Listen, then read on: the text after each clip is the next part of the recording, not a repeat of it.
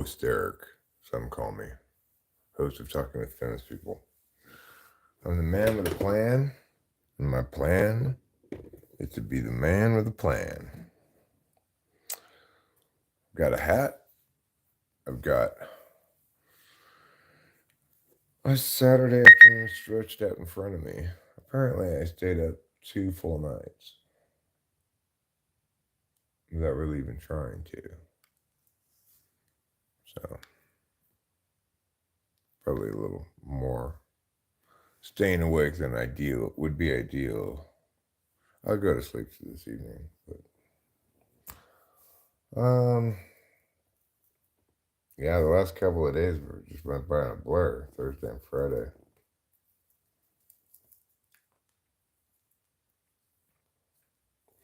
But do you have it? By which I mean that that magic something. It. You have got it. That got it. You know what I'm talking about? Are you a do you dance, sing, act, do comedy, and what's the other thing that they could do? I'm not sure. Live stream. I'm gonna pull it up on the old screenaroo here. So what do we really have in store for today's live stream? Hello, Popovich. I'm going to tell you what we have in store for today's live stream. A few possible things. Number one possible thing. The USC basketball game comes on at noon. There's also a couple of playoff football games on today. And I'm envisioning kind of watching those while maybe doing a little bit of cleaning up and stuff. But the other possible thing is I might go back over to the other house and get more painting done. I got a lot of painting done last night. It's not so much skill as it is taking too much thwack in the first couple of days. Once you start running a sleep deficit, it no longer thwacks you out quite so much. But I know what you're talking about. How would you describe NI? It's knowing without your experience.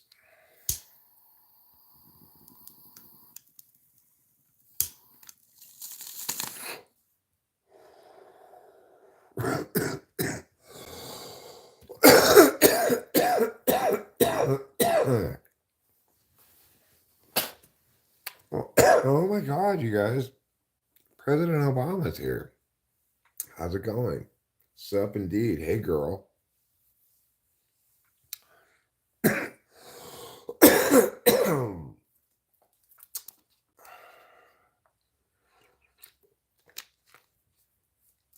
NI can be as simple as this. You're driving down the street. Off in the distance, you see some shapes. You think there's a group of people over there. But then as you drive closer, you realize, oh, it's just trash cans. In both those instances, it's NI. You go, there's some people over there. That's NI. It's wrong NI, but it's NI. And then it's NI again when you go, oh, never mind. Those are just trash cans. Because it's not based on your experience, right? It's based on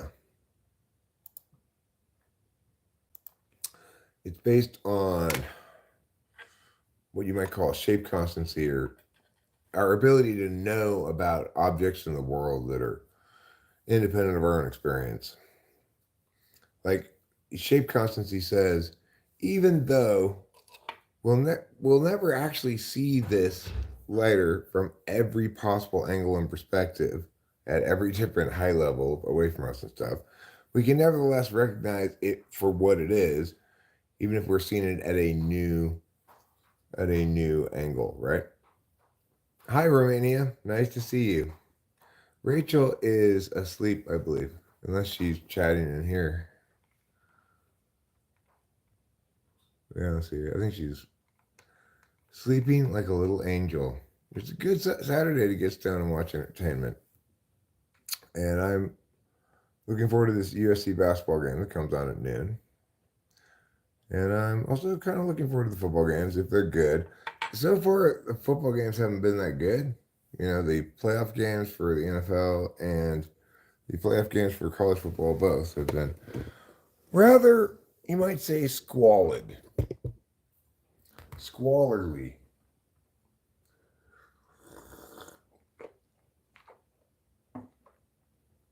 I wonder what makes somebody like Tim Tool the way he is. Like, he's got this desperate need to come in here and condemn me and, you know, delegitimize what I'm saying and dismiss it without any actual justifications or anything. Like, what makes somebody need to feel the need to do that? It's obviously ridiculous because you can't delegitimize somebody without actual justifications. Certainly not by making libelous and false claims about somebody. What do I think of Dave Ramsey? Who's Dave Ramsey? I don't know who that is. BBC fiend. Is Dave Ramsey a BBC fiend? It was here, on these rocky shores, that the Anasazi people first visited the Western Hemisphere. With little more to survive on than these small snails, pebbles, and tiny edible twigs. Because he's miserable inside, huh? Oh. He talks about money and how to manage it. Who that guy ahead does? Pim Tool does? Well, you know, I get it that some people are kind of constitutionally unable to handle meaningful, or I guess you'd say, any kind of rigorous thinking, you know. Oh, that old dude that talks about money is a big Trump conservative.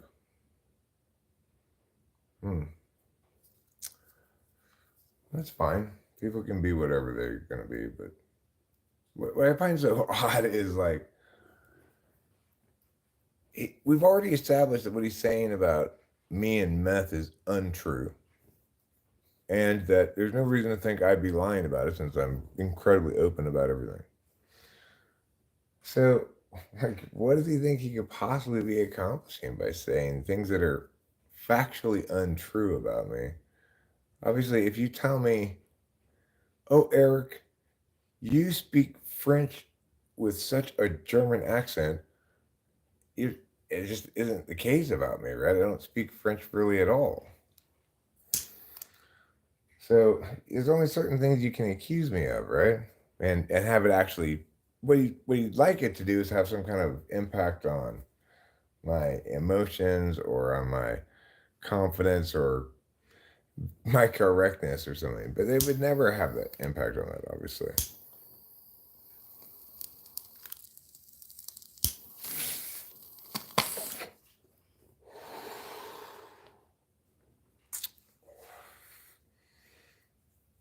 Why would he even care in the first place?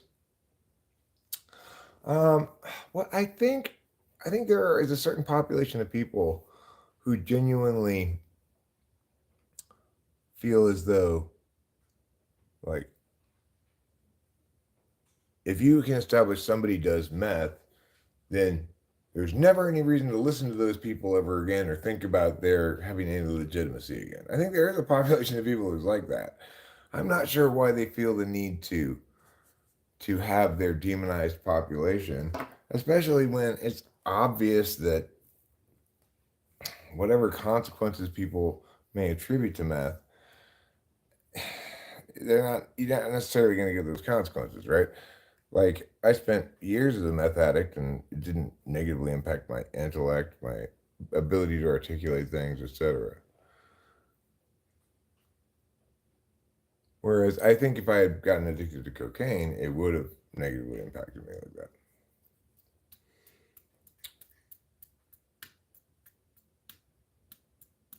Hit the like button, you silly billies. Josh Koscheck, UFC. Hello. Josh Koscheck, UFC. I'm Eric Strauss, USA.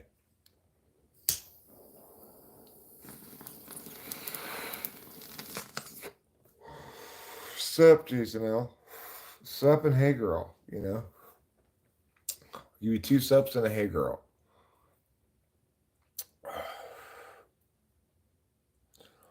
As well as a what you doing. Hi, David. Unk. That was my Inuit name, actually. I was born a small Inuit child on the back of a baleen whale surfacing in the Arctic Circle. I rode the whale to shore, saving not only myself, but my birth mother and her second husband. My father had already fallen off the whale and died, and she had already remarried while on the whale. Why do you lift your elbow so much to drink? Well, because this cup is rather full, you know. I mean, because this is the mannerly way to do it, David. You're drinking like a barbarian. No. Only Viscounts and below drink like that. Real imperious royalty like me, we drink elbow up. We make this face a lot.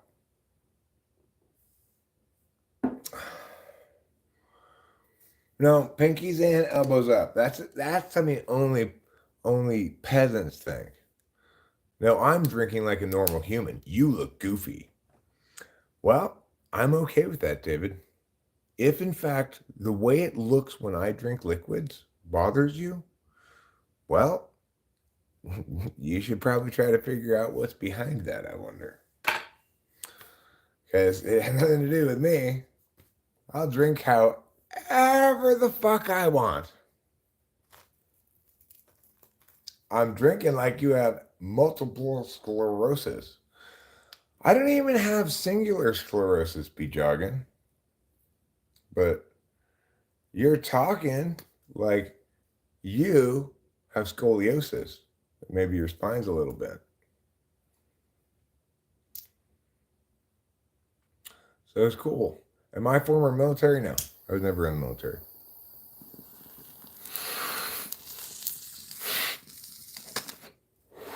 I'm a former debate coach, competition flow debate coach. I owned a debate school for a while. I was the director of somebody else's debate school for a while. You're responding like you have irritable bowel syndrome. Be jogging. I am glad that you're not a medical professional because the things that you link to the things that you link them to, the linkage doesn't exist. What am I smoking? I'm smoking Jack Herrera at the moment. The Northern Lights started to get a little harsh in my throat. So I switched over to this Northern Lights.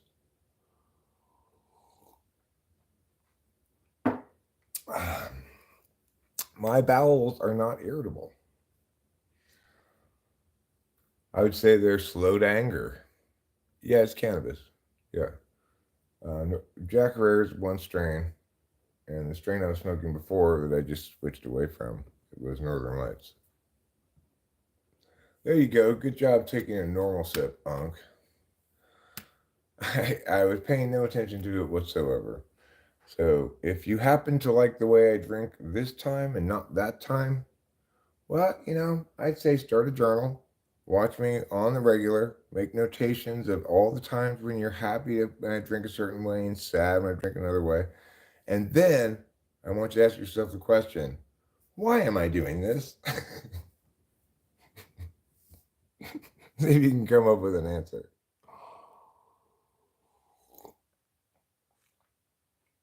I'm sure I did spend more time with my mom than my dad did. 9 months, I don't think my parents humped that much. He spent a full 9 months with his penis in her vagina. I'm waiting to get off work so I can get crossfaded. Study the physics of elbow angle and cup weight. Suggested nobody ever.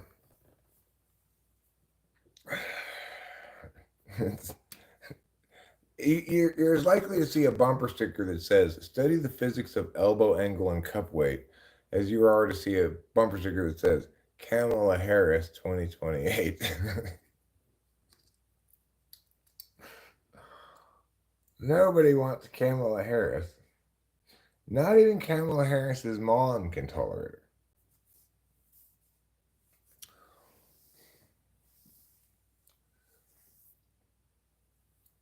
Study the physics. Yeah, I don't like to study physics. I enjoy, instead of like studying physics and stuff like that, I enjoy schooling David. I think it's kind of adorable.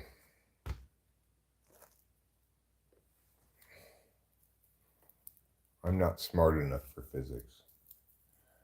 Well, okay. I think it's fair to say almost everybody knows some physics. After all, physics is simply the explanation of how the physical world works. Which is why metaphysics is the logic of how physics work. So regular physics is the logic of the physical world, but metaphysics is the logic of how different kinds of epistemological frames can be used to understand the world. I get it, David.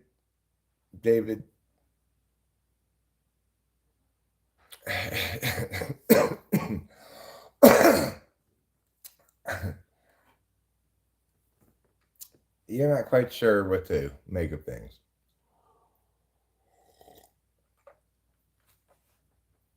Life is a simulation played over and over again with the same souls. Not mine. My soul is actually brand new when I was born. I checked the label right when I was born. It was straight off the lot, never driven before. Epistemological is a good word. It just means like how we know and decide things, right? Ontological means how we understand and think about our identity. Logical just means internally consistent. We also have mythological, which is ways of understanding human experience through holistic frames.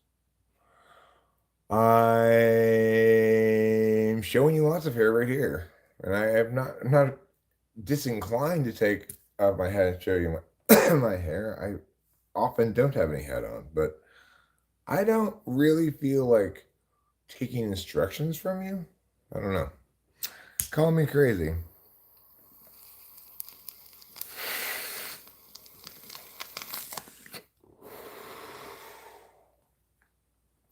OMG. Hi. Says therapy sounds fun. TTV Inklol1, you're kind of cute. I'm a little cute. I'm a little bit country, a little bit rock and roll, a little bit cute, a little bit hideous, a little bit of everything. C. Dot, that's crazy you said that. I look like 90s movie paleontologists. Oh, well, actually, when I first skimmed and read that, I thought you said 90s era phrenologist. Now I see it says paleontologist. That's a little bit different. It's only because of the hat, right? If I don't have the hat on, then I just look like some random guy. If I could have a different hat on, I'd look like a totally different kind of guy. Nick, what I am smoking is Jack Herrera. It's a sativa strain. Also have Northern Lights, which is another sativa strain. When am I going to get? Oh yeah, we have to go very quietly and go get a hat. Hold on.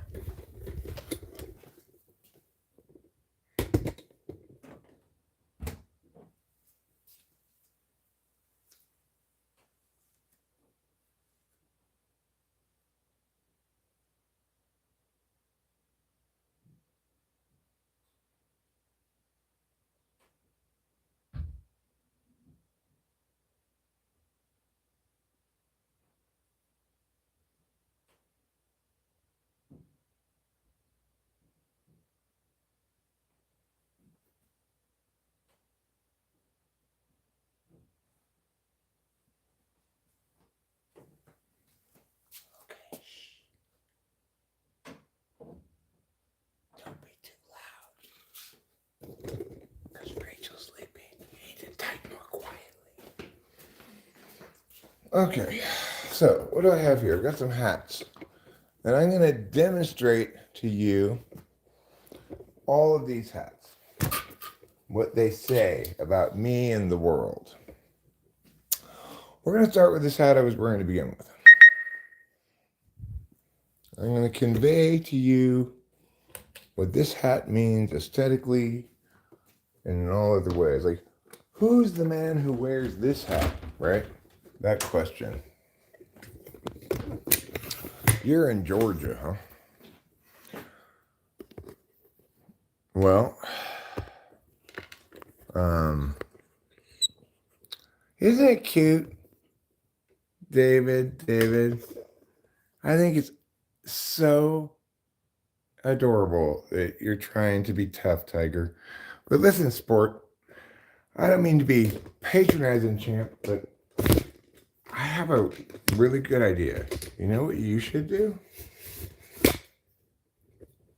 It rhymes with muck yourself. That's right, you should go fuck yourself. And while you're doing so, please be sure to include some kind of jagged, rusty thing in the objects that you fuck yourself with. I want you to do that for a long, long time. Come back later and say, okay, this is what I took away from that. Streams were great. We had a great time. I mean, it was the biggest live stream I've ever had in the history of YouTube for me. There were on Rachel's 40th Let's Party live stream, which was like 2 nights ago. The totals on it at the end, 76,000 views. I've never had anything like that before. All right, so I'm going to explain each of these hats. This hat's like, hey there, no nonsense reporter Joe here. You want to talk to me about your experience of the recent tornadoes? It's kind of a reporter hat, but it could also be like a more of a swinging jazz hat, like, hey, you want a martini? Here I come. It could be like that kind of hat. It depends what you're wearing with it, right? Now, let's look at this hat.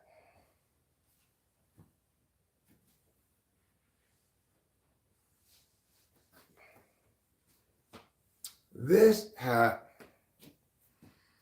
is kind of like,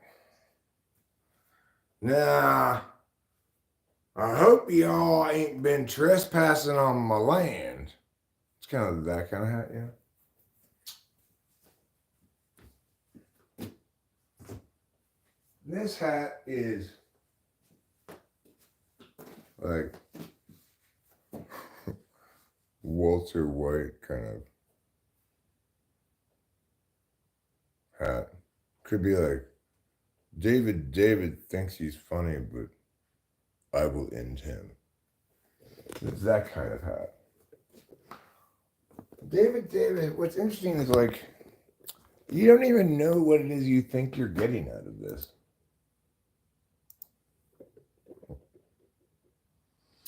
Yeah, this is the Heidenberg hat here. So we're doing great. She's crashed out because we didn't sleep like for 2 nights, basically. So this is the don't fuck with air cat. You know, I don't wear it in that capacity, but one can see it worn in that capacity. Now this hat is, why, it sure is good to see all you here on the 4th of July parade. That's this hat.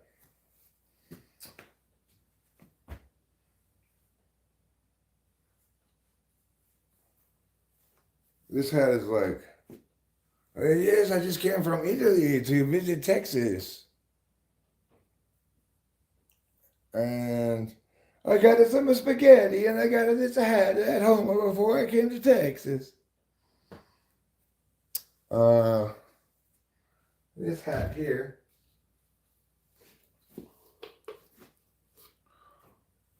All right, we're gonna need 2 7/8 Langstons brought in. I want them 9 gauge. Yeah, bring me at least 3 guys. I don't want anybody getting hurt. Safety first. Why are you not wearing a hard hat, young man? Who's responsible for this guy? I'm sorry, I just got. Go see Doug in the trailer 4. That's this hat. Hey, there's 50 people watching now. Wow. That's, nice when you get a few days where shit pops after myriad days of it not popping at all.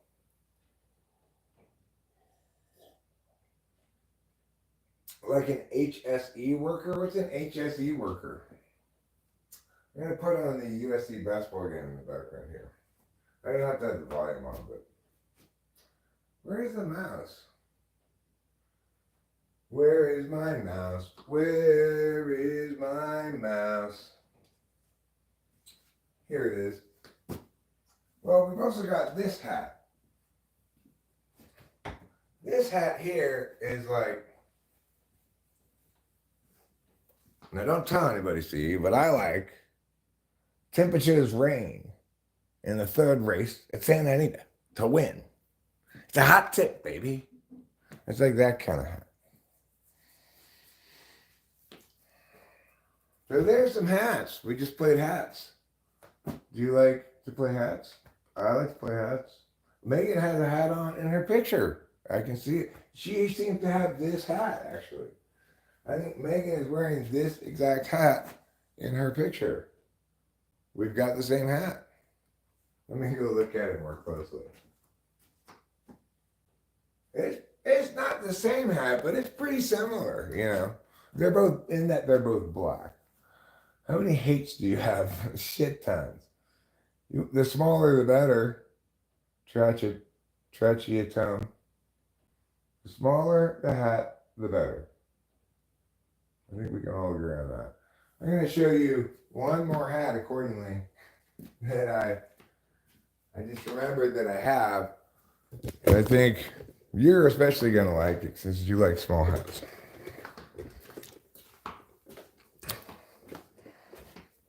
Let me find it. It is right here. Here we go. So now you're going to see me switch to my smallest hat. What do you think? Well, you don't think I look good in white hats? Is that what you're saying? Anyway, I think this hat's pretty great. It says, I'm distinguished, but also kind of fun. I've got a jaunty fez. This isn't really a hat. It's a circle thing.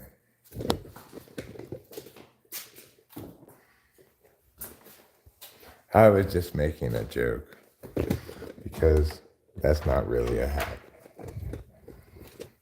I do have this hat though too. Do you want to go in with mommy? Do you want to go with mommy? Or do you want to go outside?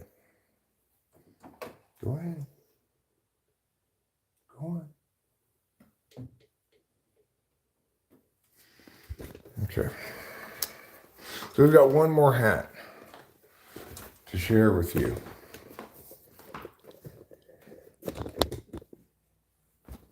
This is the last hat, and I think you'll recognize this person in a second.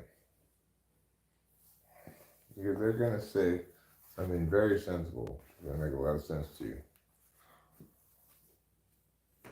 Oh my God, I cannot believe how many fucking bugs are out here. Girls love this hat. If you want to drop panties, go around with this hat on. Hey, guess who doesn't have any mosquitoes on him? This guy. That's right. You know what, babe? I think there might be room in this hat for you too. Sup, girl? You want to get some of this hat action? You getting some bugs on you right now? Yeah, I can see the flies landing all over your face. There are not any flies landing on my face. Oh, there are not any flies landing on my face. I've got this hat. But as for you, I mean, not a bee hat. This is actually it's because during certain times of year, we get these little teeny face fly net things around here. And other people in the neighborhood wear these during that time of year so they don't get those little bugs on them. But this also is a hat that you can wear just to kind of give the world a misty, mysterious hue. Like everything's kind of shrouded in secret. You can be very coquettish behind your hat. Wait, don't look at me. Don't look at me too directly. That's why I need to wear this hat. I keep my face covered with, it looks like a beard almost. Anyway,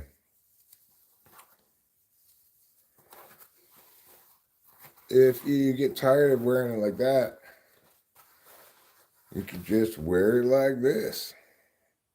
Pretty great looking hat. Hey, everybody. What's that stuff? Oh, I'm wearing my hat up today. Yeah. Because there aren't that many bugs.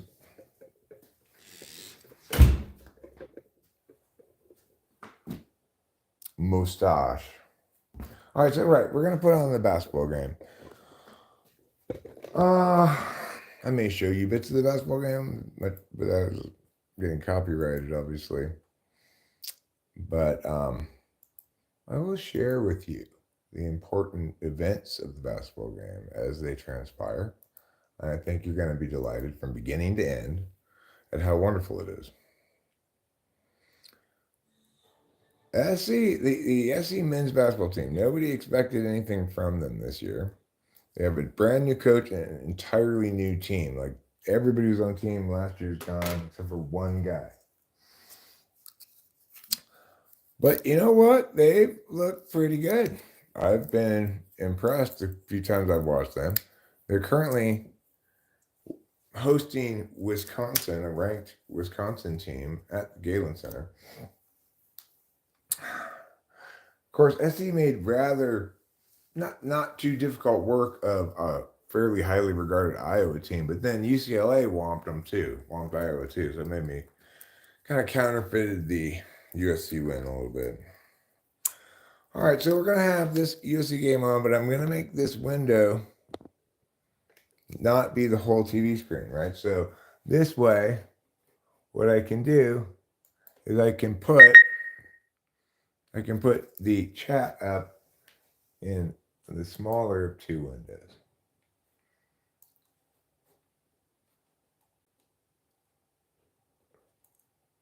I'm satisfied and I can't deny it.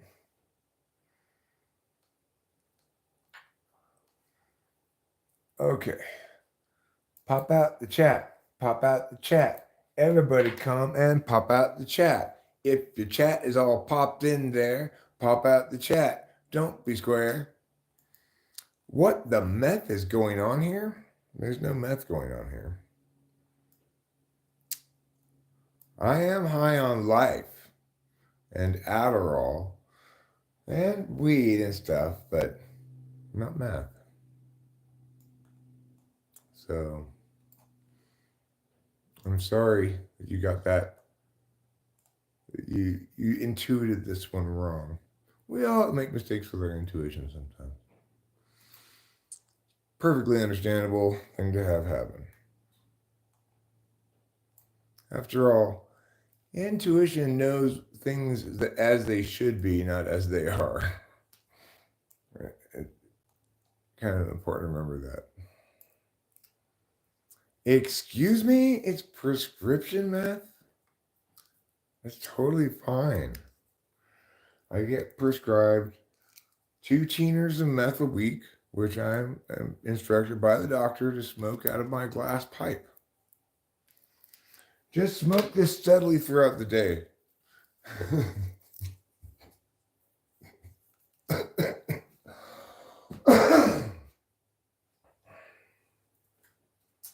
No, I don't do that anymore. It gets a little bit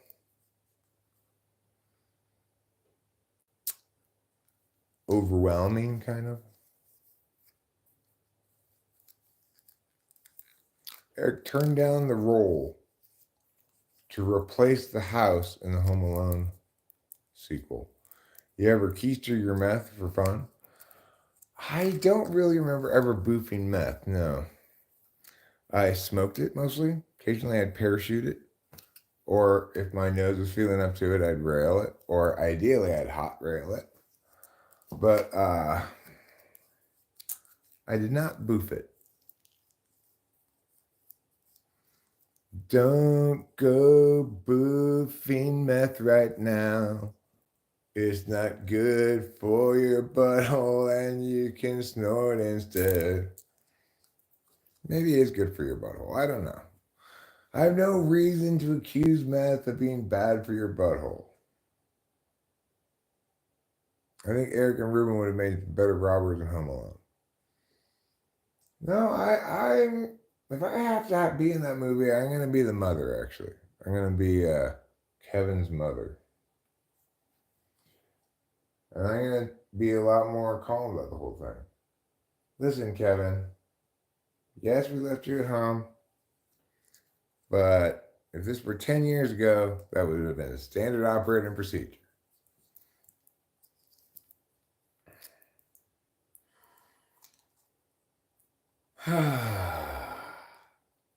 Right, the basketball game. I keep getting sidetracked what I'm doing. Kind of tired. All right, it's on. It's on and better than ever. The score is 0-0. There's already almost 2 minutes expired in the first half, but nobody scored yet. Oh, nice shot. Again, Desmond, this guy Claude Desmond. Oh, that's Yates. I'm sorry. That's William Yates the third. But we've got some really good players on our team that was cobbled together by Eric Musselman of transfers and stuff. It's actually quite an old team. It's full of graduates and seniors, but it's a brand new team to the USC. None of these players played on the team last year. No one could do better than Joe Pesci in Home Alone. Well, I mean acting like he was falling down or something? Nice shot. Beautiful shot. I'm watching the USC basketball game. The Big Ten conference game between Wisconsin and USC. The other night, USC beat Iowa, but then UCLA beat Iowa too, and it made me kind of counterfeit the win, in my mind. SC is not expected to be good this year, and was definitely not expected to make the tournament. And I would still say, it's probably less. We're probably more likely to miss the tournament than to make it, but it's a lot more likely seeming now than it was a couple months ago. Traveling. That's why you get sat on the bench all the time, Cohen. Cohen's the official starter, but Musselman's always putting him on the bench and putting Agby in there. So, hi, Toby Craig. What is up? Well, I'm rapping Eric. You can hear me rhyme when I'm rapping. Yes, I rhyme. I'm rapping Eric. Someone just asked me if I ever thought about being on Naked and Afraid, so I asked her if she's going to be on it too.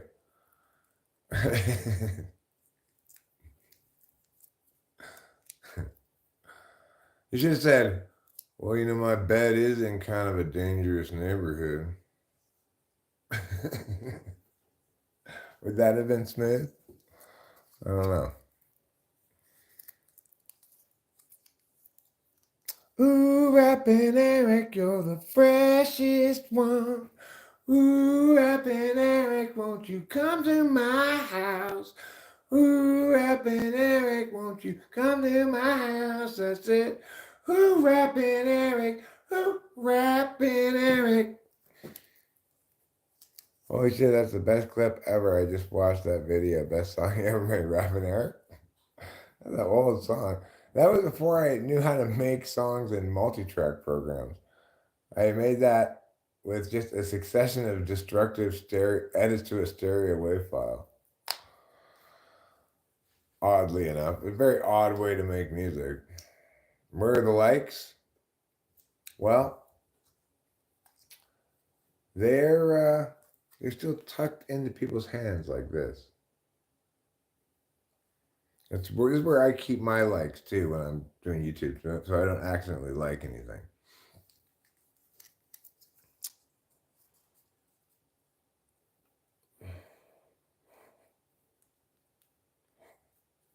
Rapid Air is pretty funny song. With Corey being a hype man in the background. Oh my God, it's Rapid Air!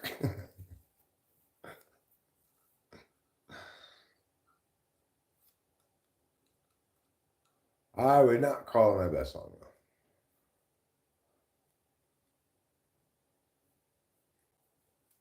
though. And as far as things that are kind of like Rapid Air in some sense, I prefer Visalia, which is mostly not me on the vocals. If you've never heard Visalia, I mean, I think you're really missing out. Maybe I'll put it on for us right now, in fact. She's from Visalia. She's from Visalia. She's from Visalia.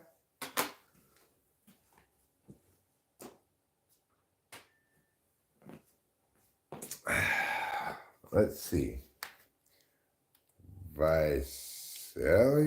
Is that how you spell it? Yes. It is.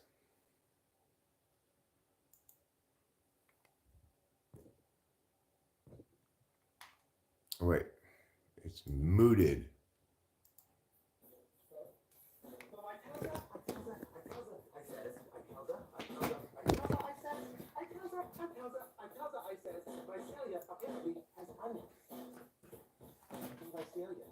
And she just takes this little fucking synthesizer out of her purse and she goes,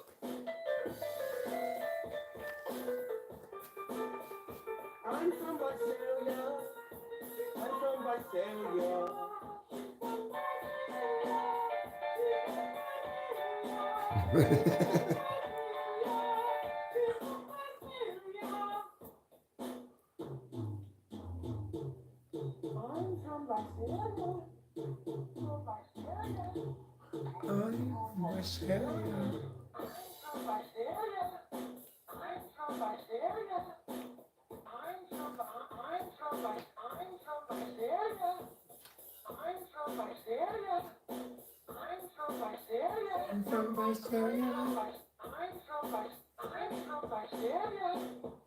Yeah, you're from Visalia. I understand that. You don't have to say that anymore. I was confused. She, I think, was just naturally confused. And she wanted to just keep repeating that she was from Visalia. So I had no choice but to say, I tells you, I tells you, I tells you, I says, I tells you, I tells you, I tells you, I says, I tells you, I tells you, I tells you, I tells you, I. Shut up with your Visalia shit. I got enough of your Visalia shit. How much can I stand of your Visalia shit? I wouldn't know how to make it to Visalia. You gave me a compass that had an arrow on it that had the word Visalia on it. That pointed me there. I still wouldn't know how to get there. I wouldn't even want to get there because you sure are, bitch. Get the fuck out of here. Because, no. I tells her, I tells her, I tells her, I says, I tells her, I tells her, I tells her, I says, I tells her, I tells her, I tells her, I says, I tells her, I tells her, Visalia says. Pretty good song, huh? That's called Visalia. I think it's a song that everybody should memorize. I tells her, I tells her, I tells her, I says, I tells her, I tells her, I tells her, I says, I tells her, I tells her, I tells her, I says, you are from Visalia, I says.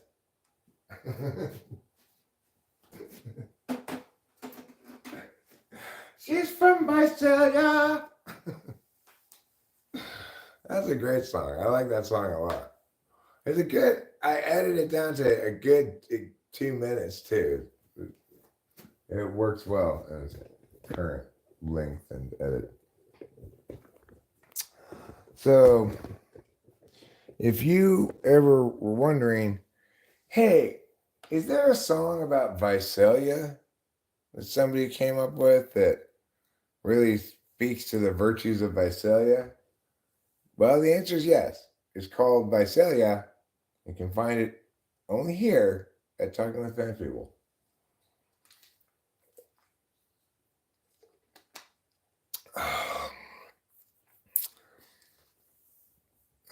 It's better than Vidalia? What's Vidalia? Is that near Visalia?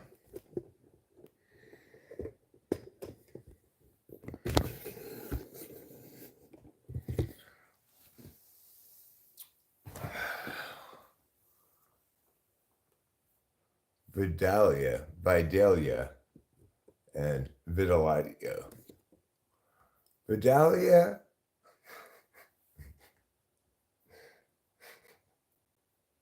I can't keep the words separate even. Visalia, Vidalia, and Vitalalia. Those are the 3 towns in the county of Vidalia. A trade war with Canada is bad. Nobody says the trade war is good. Nobody thinks the trade war is a good idea. I mean, I certainly don't. Only somebody who isn't thinking about it at all would think that. You're going to name your daughter Me again instead of Megan. That's not a bad idea.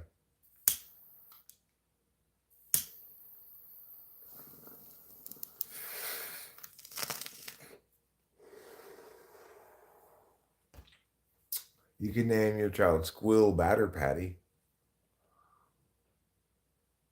You're preaching to the choir, Green Gordon. I love Canadian uranium. I go through about a pound of it a day, just a pinch between the cheek and gum, you know. Like the onion. What's the onion? What is like the onion? Is the answer an onion? All right, here's your family feud topic. I want people to come up with answers for it. Things that are tubes. Things that are tubes. Top 5 answers on the board. Things that are tubes. Oh, Vidalia onions, not from Visalia. See, I'm the one who told Corey, I think they have onions in Visalia. I was thinking of Vidalia. Vidalia? I don't know how you say that. Georgia, this damn, she's driving me nuts. Georgia, this damn, she's driving me nuts. I don't know what that means.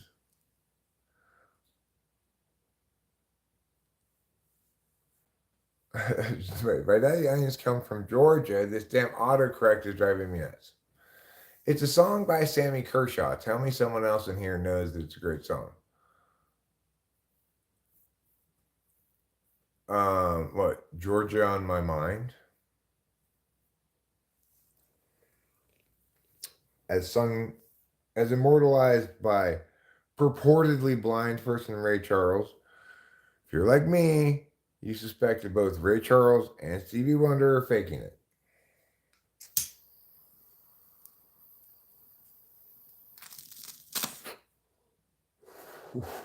Am I a Muslim? No. No, I'm not a Muslim. Are you a Muslim? If so, you better cover yourself up, whore. Just kidding. I actually am not a huge believer in burqas. But if you are, more power to you. You burqa your ass up as much as you want. or as much as your husband insists. Burker me this, burglar. Okay, so I'm doing a pretty good job playing ball riffs, but I'm forgetting to watch the basketball game. I don't know how I lost the basketball game again. Oh, because I put on Visalia, that's why. How foolish of me.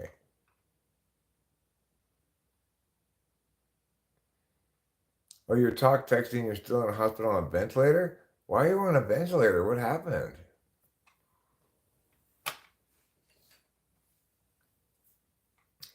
Did you realize that you'd had the windows closed and your lungs had not been getting properly ventilated? ventilated? You mean cunt? That's Megan, all women have one of those. That's not why you're on a ventilator. And that's really a crass way to put it. I'd appreciate it if you didn't use that kind of bad language around here. No, I get it. You are talking about a different C. You're talking about an astrology sign. It's a crab. A C-section, yeah. Well, it's because Megan wanted to do a little bit of body transformation, and she asked the doctors to put her fallopian tubes into her lungs. And something went wrong. And that's what she's recovering from.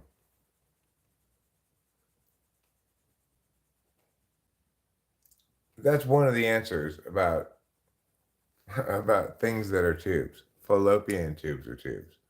The British subway is a tube. It's called the tube. TV used to be called the tube.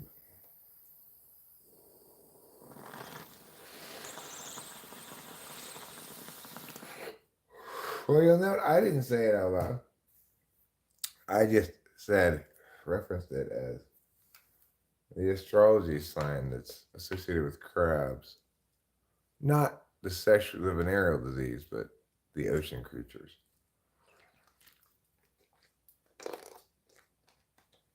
Well, USC, unfortunately, at the moment is down by 8 points, getting off to not nearly as good a start as we did the other night. It looks as though Wisconsin is shooting quite well. They just hit a 3. Now it's an 11-point game. But I believe in Crystal Light, so I believe in USC. Obviously, I'm sorry to hear about your health problems, Megan. It must be scary and terrible.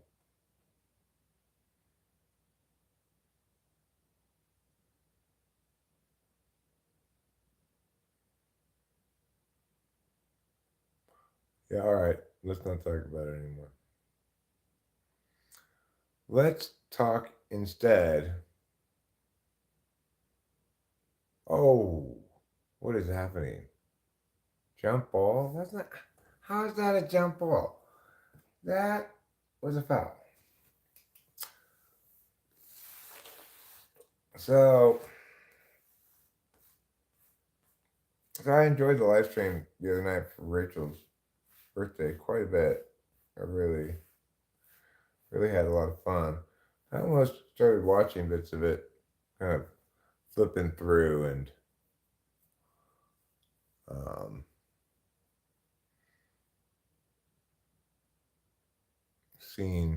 reminding myself of what the kind of arc of it was. I remember having good times, laughing during parts of it. I remember having parts of it that were kind of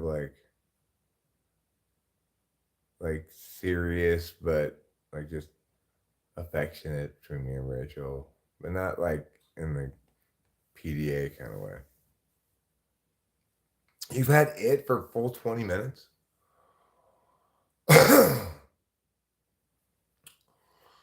Oh no, Megan.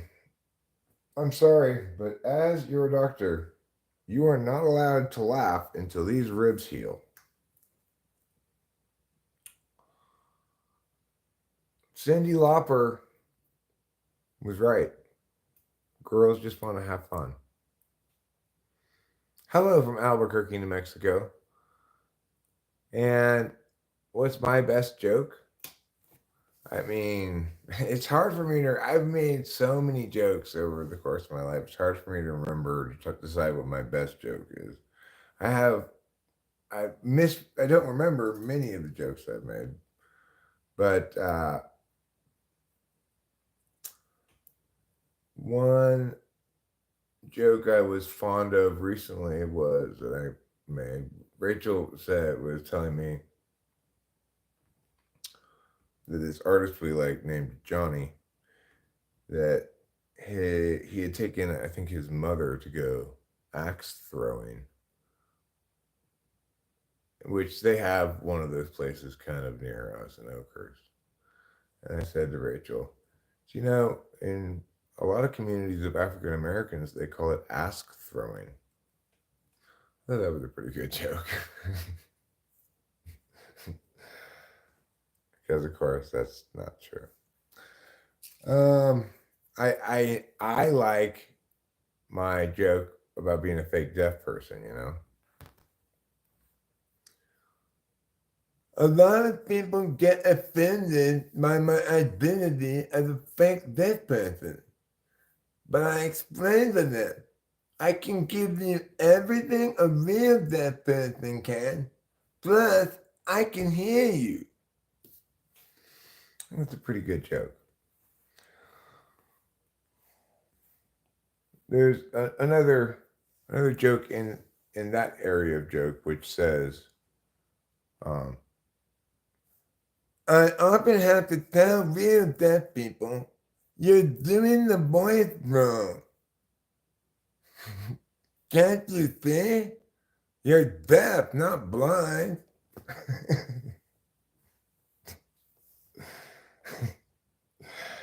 It's a pretty good joke, I think. Here's my joke that I made up, which is kind of like a formula joke or classic kind of joke, which is, what do you call Helen Keller juggling 6 dead babies? Impressive.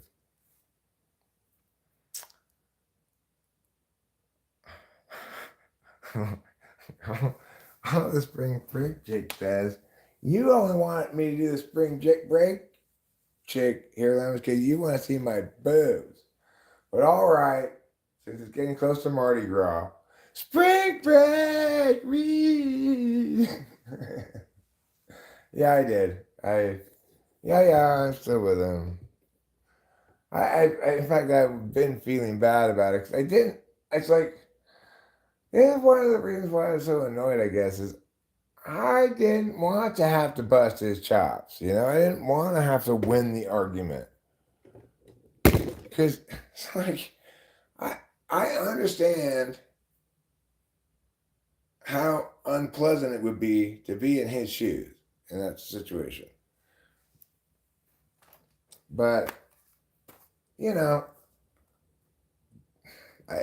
I was as nice as I could be, I guess, while needing to vent all the things I had to say. So he apologized. He acknowledged the gist of what I was saying was correct. And that was fine. That's all I needed from him. He even said I was kind of going through some personal stuff during that time period. So I was like, okay, if you're going to be that accountable and say those things, then we're cool. I don't care. The reason I was upset was because I didn't expect you to be so wrong. I heard some joke about these chicks once. It was like, so what do you do? Or what's your talent in life? And the chick was like, people want to fuck me. That's not a talent, sweetie. I mean, I'm not saying like it is an activity.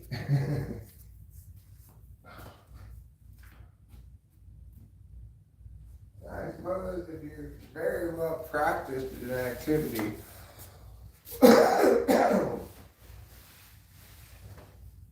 oh, nice shot. Nice shot, Captain Mustache. Is his name Slabheart?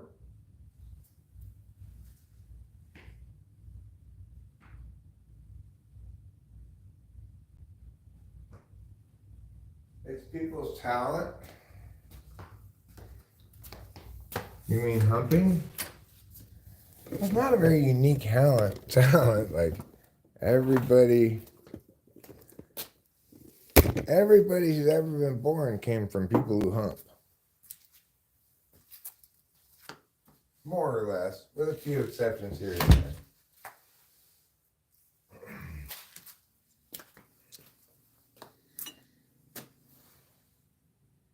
I am actually a descendant of a long line of people who humped.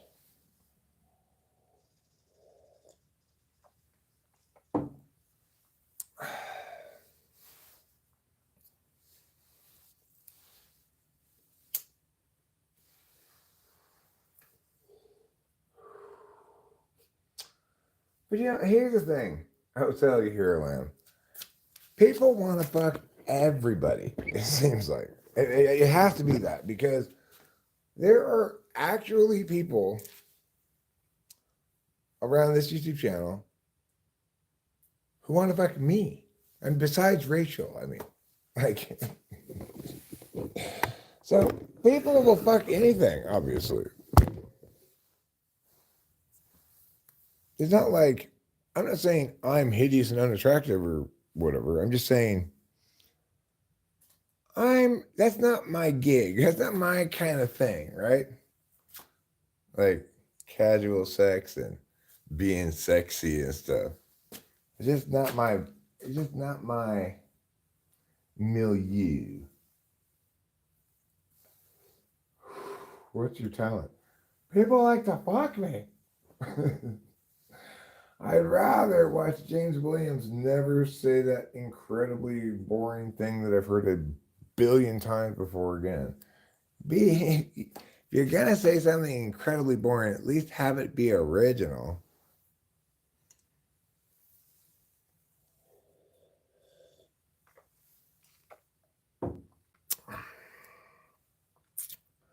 Yeah, I mean, there's this comedian lady who basically, part of her set anyway, is she seems to think that being able to take it up the butt really well is her talent. She makes a joke about showing up for a day, like a match.com date, wearing a shirt that says, I do anal.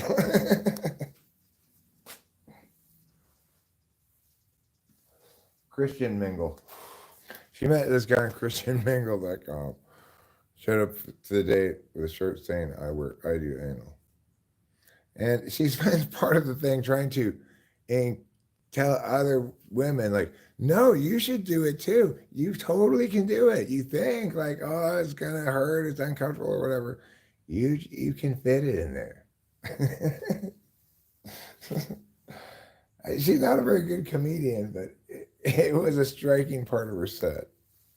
She's very much a censor.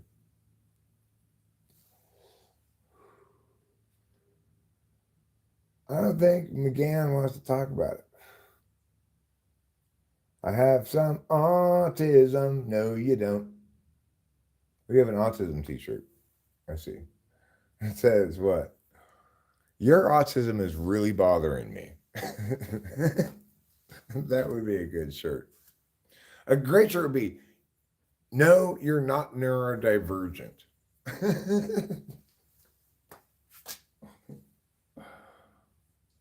That doesn't mean anything.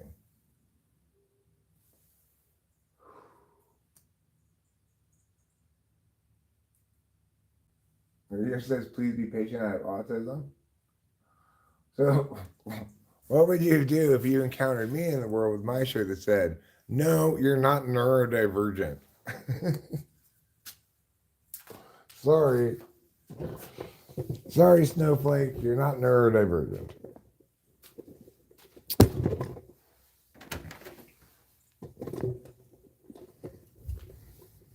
Bow, bow, bow, bow, bow. I wore it to a job interview once. That's a pretty autistic thing to do. But in the colloquial sense, not actual autism. Real autism always comes along with mental retardation. People who have attentional deficits in social stuff, they might have something that looks kind of similar in terms of their relationship with social, picking up social cues and stuff. But that does not mean it's the same thing. It's like my foot will hurt if I have a broken foot or if I step on a bee, right? That doesn't mean that whenever my foot hurts, I've both stepped on a bee and broken it.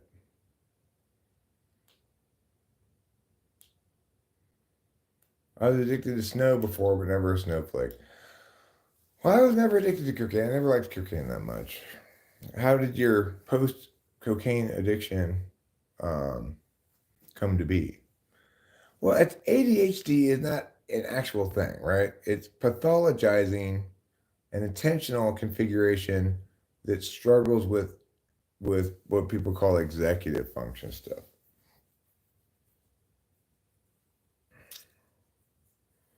All right, I'll ignore that. When the nurses come back, you tell them, hey, Eric says, fucking Wisconsin's hitting 3 after 3. Eric says you better not do that again. It's basically mutant gene buildup. Autism and all kinds of conditions usually get bundled together. Autism, listen, you're not understanding what I'm saying. There are real mental illnesses, like, say, schizophrenia and bipolar mania, okay? And there are real behavioral disorders, like borderline personality disorder, antisocial disorder, and narcissistic personality disorder, and stuff like that. Those things are basically all expressions of the same mechanism of problem, which is accountability avoidance disorder, you might call it, right? So there are real behavioral disorders, and you can determine that they're real because they always coincide with toxic, specific kinds of behaviors that are toxic. And you can determine, like, this behavior is always toxic. If you're saying demeaning things to your partner, that's always toxic, for example, right? So those are real things because you can articulate concrete criteria that determine the matter definitively. Autism is real because it always comes with mental retardation. I worked with special ed population for a while early in my career, and I worked with plenty of autistic people.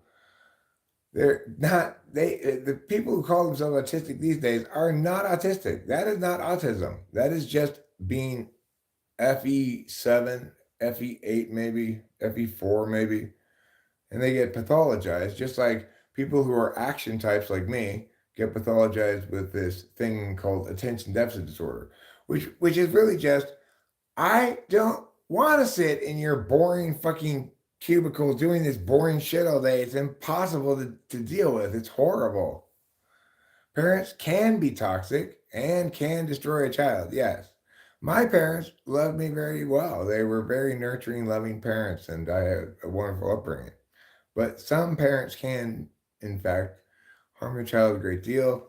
My ex-girlfriend who had BPD was abused as a child, and she was incredibly toxic because of it.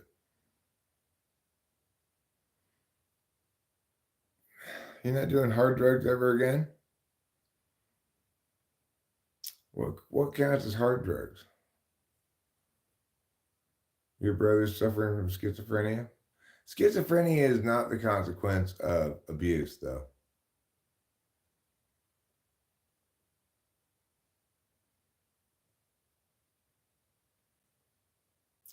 I mean, I my rule is I don't want to do bad drugs. So I don't know what you consider a hard drug, right? Like, do you consider ketamine a hard drug? Do you consider Adderall a hard drug? Do you consider LSD a hard drug? DMT? Living the dream, making gains in my 50s. Gains in your 50s in what regard? Yeah, I should have read that as living the dream. I should have realized that was a typo. I did after I read it, but I didn't correct myself. A highly toxic environment can lead to schizophrenia. It may correlate with it, but like Rachel has bipolar mania, so I've um I went through the process. When Rachel and I first got together, she had been receiving ongoing ineffective treatment for what's a genuine mental illness that with the right combination of drugs goes into complete remission, and she's not crazy at all anymore. But for the first few months, she was poorly treated by the wrong combination of drugs because this Mercy Medical Center that she was contracted out with by her mom's health insurance, they just wanted to keep milking her as a cash cow, you know.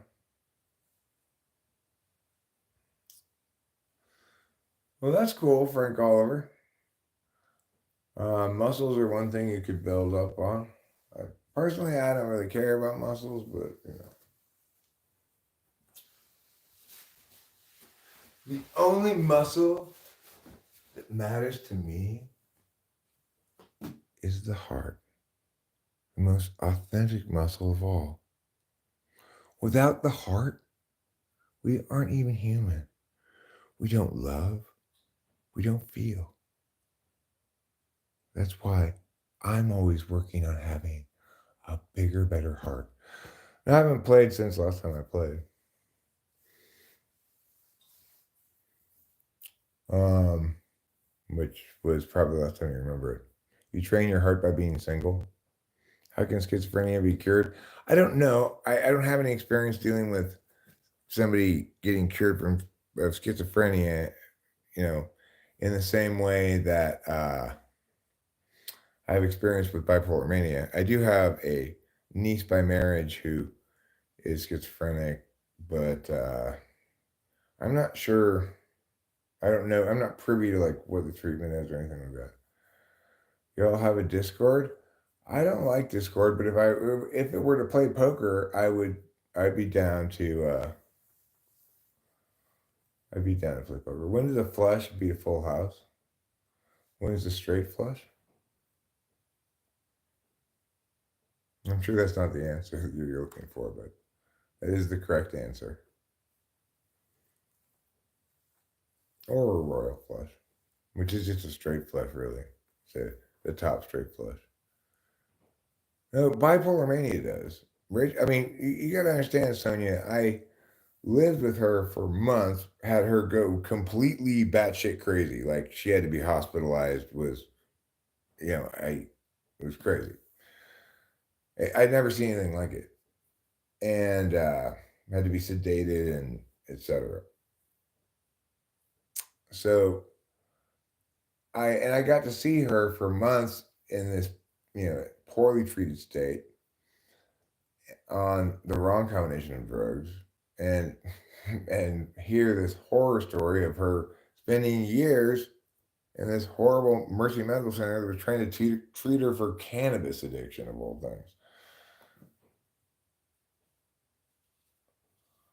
Do I think we will develop HIV solution?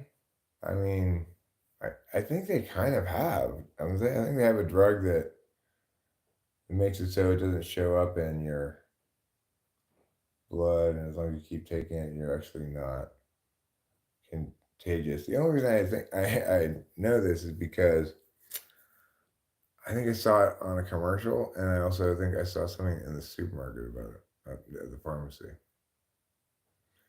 I don't care because I don't have it. Rachel doesn't have it, and we're not going to have sex with anybody else besides each other. So, unfortunately, though, Sonia, I want you to brace yourself for this news.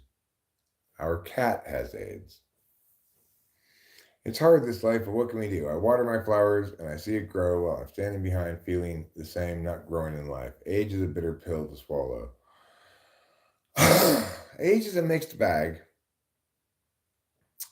Um, Big dog, I think the scientific name is cat AIDS. Now, my cat actually does have AIDS, though. He does. And I think he got it by a combination of unprotected gay sex and intravenous drug use. Apparently, the actual way that cats get cat AIDS is usually they get a big wound in a fight. Chiefs or Texans, huh? I mean, I think you got to go with the Chiefs over the Texans. I don't know if the Chiefs who they're going to face after the Texans. I think they're going to whoever they face after the Texans will be uh, a harder test.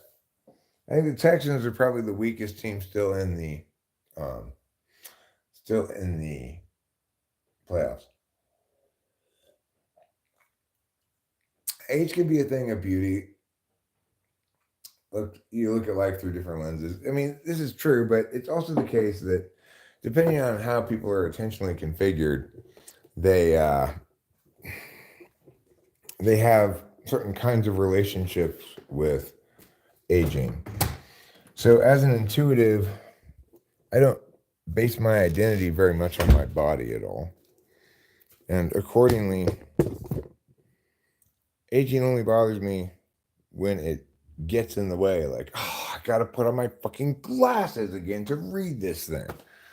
Like, then I get mad at getting older, right?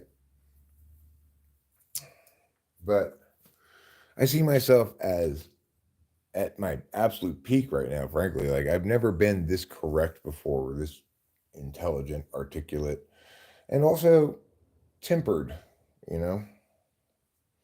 Like, tempered by more sensitivity and understanding of people's emotions and stuff than I used to have, too.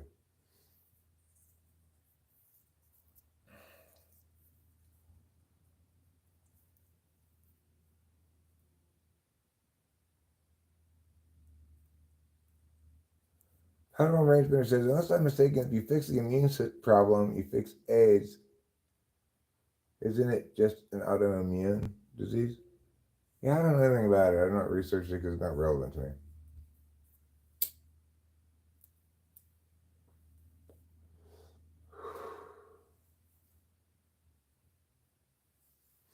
Well, I mean, how you understand your change over time also is going to depend on your attentional configuration. So I have a fairly weak relationship with the past in terms of the details of stuff, or especially like when this happened versus when that happened, like what came before or after. And if it's a while back, I don't remember. But for somebody who's got, say, highly superior autobiographical memory, like that lady from Taxi, or this lady I watched a YouTube video about the other day, they remember every detail of every day of their life, which means, of course, they do no work on a criterion of relevance. They don't distinguish between things that are relevant and things that aren't to remember. What's your favorite book, Eric? You're reading 100 books this year. My favorite book? I don't know if I have a favorite book, but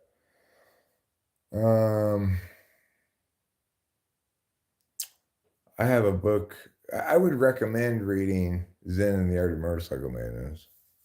I haven't read it in ages, but it influenced my thinking a lot when I was a teenager. Do you ever see the twins that remember everything? Twins that remember everything? I'm not familiar with that one. Big Dog's on vacation. Sonia, you have such deep, huge questions. Wild, too deep for me. What was Sonia's question? Everything is new to you as an infant, and then everything becomes new to you as an elderly person looking at how times have changed. Well, uh, Not necessarily.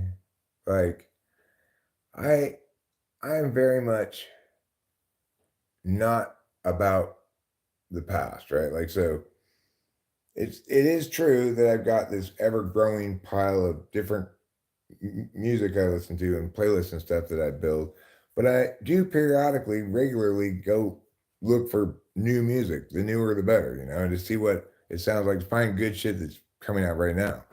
Do I believe in angels? I believe in Rachel. She's an angel. Ancient verses whisper through time, their ink shaping empires, their weight bending hearts, yet the source remains unseen, a river flowing beneath the sands. Richard Dawkins and Christopher Hitchens have some good books. I mean, they don't have good books. Those two of those atheist guys, they're not good thinkers. They just aren't. Because, of course, you can't adjudicate a faith based paradigm, which is a magical thinking frame of reference, against a rationalist metric and pretend like you aren't you aren't evaluating football by the rules of basketball. It's just silly. They're just silly. Like they the people they're fighting against are idiots. The problem isn't that they're Christians or religious; it's that they're idiots. If you oh no, it's about an INTP. I think almost for sure. Yes, he does motorcycle stuff in it, but for everything he does working on a motorcycle, he has myriad pages of what might of like explanation of what might one might glean from that.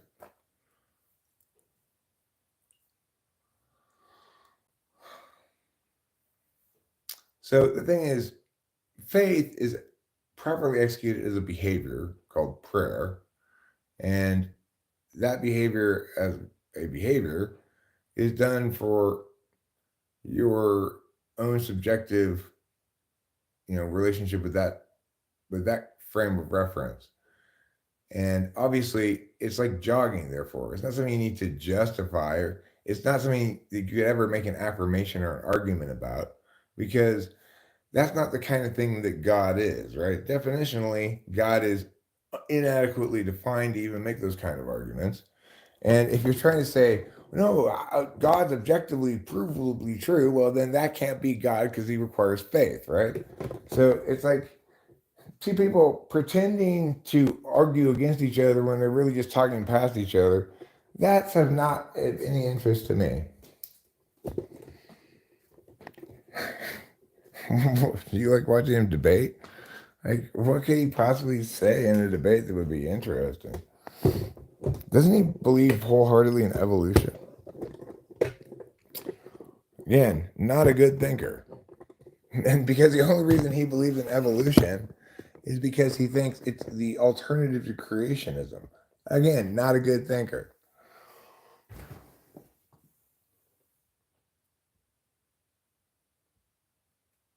The reason so many people are so attached to the idea of evolution is precisely because it's been positioned for decades, even maybe more than a century, um, as a competition between religion and science. Thing is,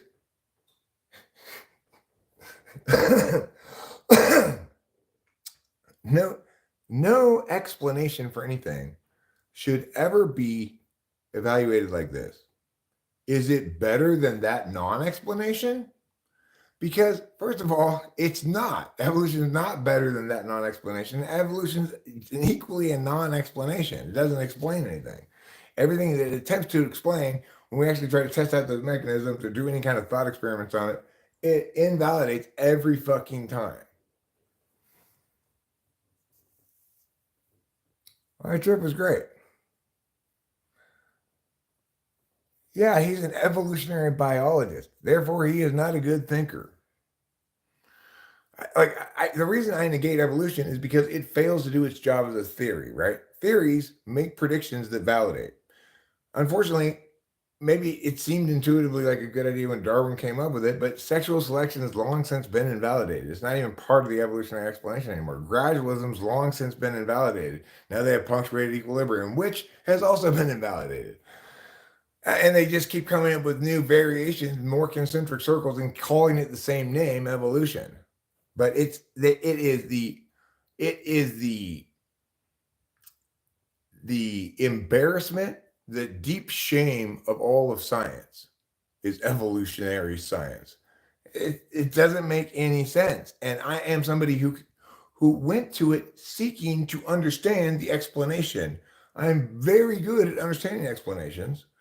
I've researched it extensively, more than anybody who ever argues with me about it. And I can tell you, as a debate coach, as somebody who knows whether something has made its case or not, evolution is a clusterfuck of contradictions and buttfuckery.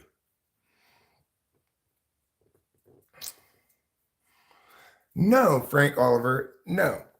Listen, I'm not saying evolution should be held to a standard that's different than, say, relativity. I'm saying it should be held to the same kind of standard. I mean, don't even get me started on the myriad reasons why nobody should think we have an explanation right now for where species come from. First of all, definitionally, species make others of their same kind, right? And as soon as the population gets to any size whatsoever, it's obvious that minor variations in the genetics of things are not going to change the genome. We have every example we ever see. We have a genomic signature for a specific species that never changes, no matter how much phenotypically we see changes. We've spent 70,000 generations trying to evolve fruit flies. Guess what they still are? An equivalent of 1.2 million years of human evolution. Guess what they still all are? Fruit flies.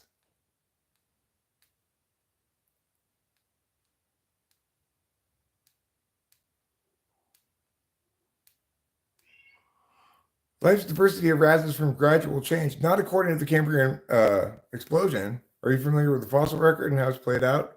The reason, in fact, that they had to get rid of gradualism and come up with punctuated equilibrium is because the fossil record doesn't support gradualism. You had a shit ton of species all emerging within about 10 million years, from minor species, like simple species, to very complex organisms, all emerging in very rapid succession of each other, some in just a million years or two. But we can see with the fruit fly experiment, even when we purposely try to breed these things to become different species, for 70,000 generations, we can't even get them to stop being fruit flies fundamentally. They still interbreed. Just like no matter how hard we push on dogs to be different breeds, they can still breed with wolves and produce reproductively viable offspring because they're still the same fucking species. And nothing could possibly try to differentiate or speciate as well as humans' purposeful, intentional breeding of things into different breeds, right? And yet still, we cannot, never have, and never will create a new species that way. That's just how it is. If evolution was a theory that made sense, it wouldn't have 7 different explanations, such as the original Darwinian explanation of sexual selection and gradualism, followed by punctuated equilibrium, then the acknowledgement that there aren't really any positive mutations, so the neutral theory, followed by the nearly neutral theory, as they acknowledged that there weren't really any neutral mutations either, and that clearly differentiation didn't occur through mutation. So it's like if you have a population of moths, right, that changes color with the trees, you've probably heard of that one. What didn't change? Their genetics. They had black and gray as possible colors within them to begin with. And they just expressed their genome. None of them speciated at all. None of their genetics changed, and it wasn't the result of mutations. Even if we think about the obviously bullshit bottleneck and founder's effect idea that has been presented as explaining evolution, namely that no, we get that the population numbers make it mathematically impossible. That's why What must happen is you must have an isolation of just two members, bottleneck in the genetic history of the species, and then they're isolated, and then they become a new species. And that's how it must happen. Except that doesn't make any sense because the two individuals that got isolated, right, have the same genomic signature as their parents and all the other species who didn't get isolated. You can imagine a population of bears, for example, on an island where there's not that much food. The population selects the smallest individuals in that bear's genomic range. But again, those aren't mutations. I'm not tall because of mutation. This is within the natural range of being a human being. Sure, jacked me off. Science has layers of evidence. Evolution's many explanations shows its depth, not weakness. Okay, you've not answered anything I said, Frank Oliver. If you wanted to feel confident that you understood why evolution is a correct explanation, you would know all these things I'm talking about, and you'd have an answer for something that I'm saying.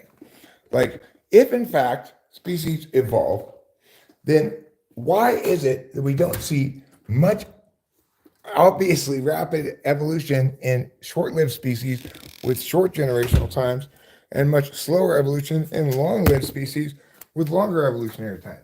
If evolution is an actual explanation, why can't evolutionary scientists produce a genetic clock that can tell us how long it took something to evolve from this to that?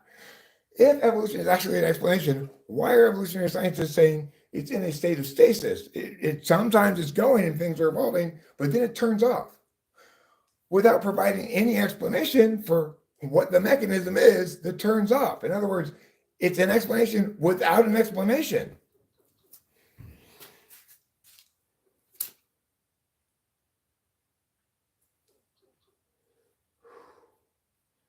Genetic analyses show commonalities between the genetic signatures of distinct species, right? So it's true that chimpanzees have genomic signatures that are absolutely distinct from every other species and unique to chimpanzees and that never change and that have commonalities with the genetic signatures of other species. But that is not evidence of evolution, nor is it evidence of a common ancestor. That's how it's been framed because evolution has become a dominant paradigm when it never should have, because it doesn't hold intellectual muster. Contrast it with relativity, which we can understand, explain, test, validate, have intellectual thought experiments that validate, that has proved itself over the years as new technology came out to test the empirics and to validate or falsify Einstein's predictions. They're all been validated. Contrast that with evolution, which they all get falsified, it never gets acknowledged, and they just change the explanation. That's not how any good thinking works, science or philosophy or any good thinking.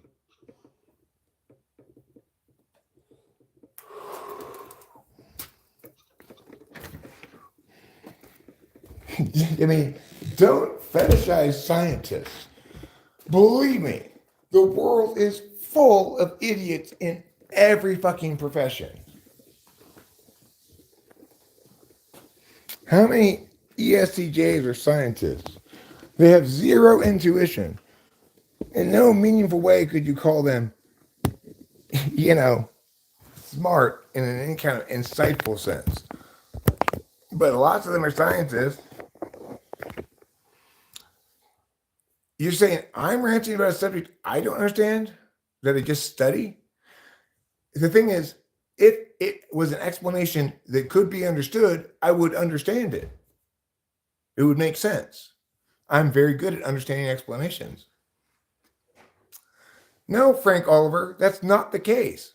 Think about relativity, right? Relativity has not changed. It's still E equals mc squared. It still explains why things can't travel at the speed of light. It explains first with a thought experiment. And it's validated all of his predictions. None of it has changed. It's all been validated.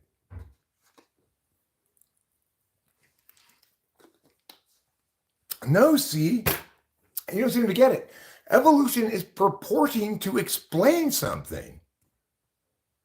Like, if I say, here, I'll explain to you how the air conditioner works. And then I tell you, so what you see is sometimes things are hot and sometimes things are cold. And the air conditioner works because it goes outside and gets cold things and it brings them inside to your house. Wait, how does it do that? What? Look, we're still evolving the explanation. No, it's not the correct explanation. As Einstein himself pointed out, things tend to have exactly one correct explanation, and there's no necessarily reason why that should be inherently, right? Yet it tends to prove itself to be that way time and time again.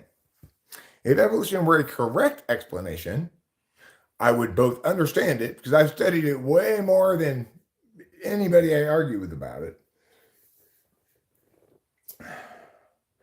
I am a professional debate coach by trade. I spent my career making and negating cases for things. I understand what the burdens things need to meet in order to withstand scrutiny, or depending on what they're doing, right? And I get it. You want to trust scientists without understanding it. But that's not what you're supposed to be doing with an explanation. Explanations are supposed to explain things.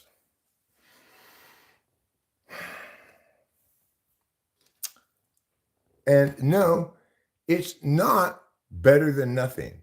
So with the heliocentric solar system that the church mandated, the scientists had to come up with all these different concentric circles to try to keep the perfect spheres that they had to have as an assumption. The exact same thing is happening with evolution. So what you don't want to do is say, no, a heliocentric model of the solar system is better than nothing. No, it's way worse than nothing, because it's wrong.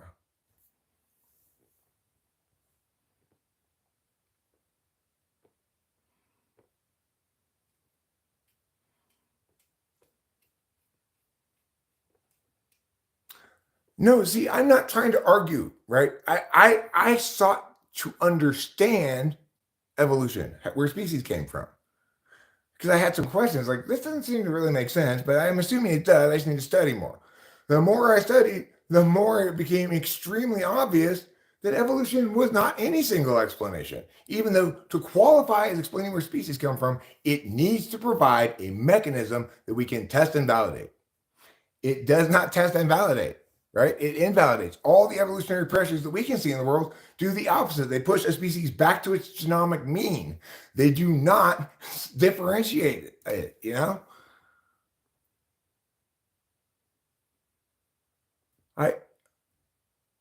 I'm not arguing, right? I'm not arguing with anybody about this. I'm explaining to people the truth about it. They may not want to believe me. They may not want to understand it as deeply as they need to feel convinced or something, and that's fine. But I'm not arguing with anybody. I've already won this argument 100 million times over.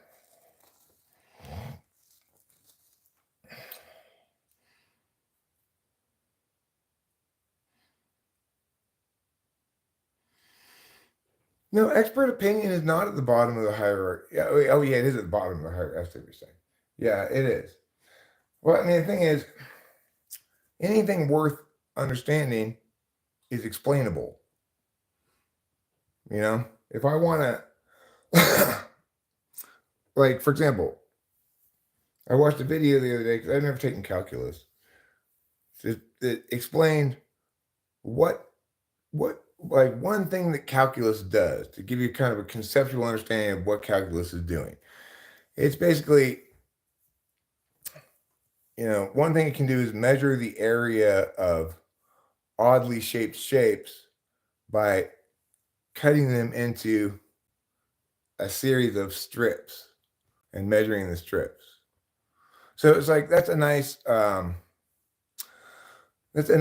way to kind of segue into understanding why calculus is at all. Or here's a great explanation I heard about relativity from a YouTube video.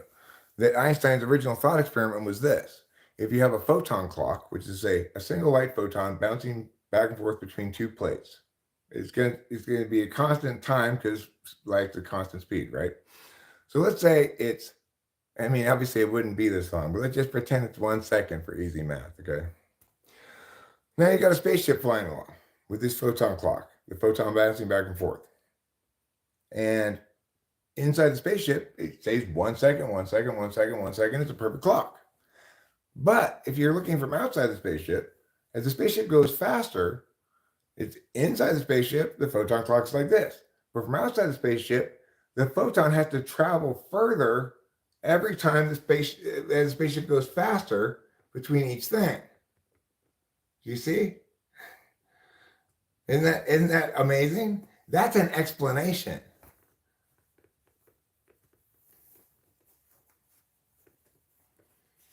Well, the point is, Coneman, that the reason we know something cannot travel at the speed of light is because it would take it would take longer for it to travel that extra distance, and we have to maintain the same clock thing.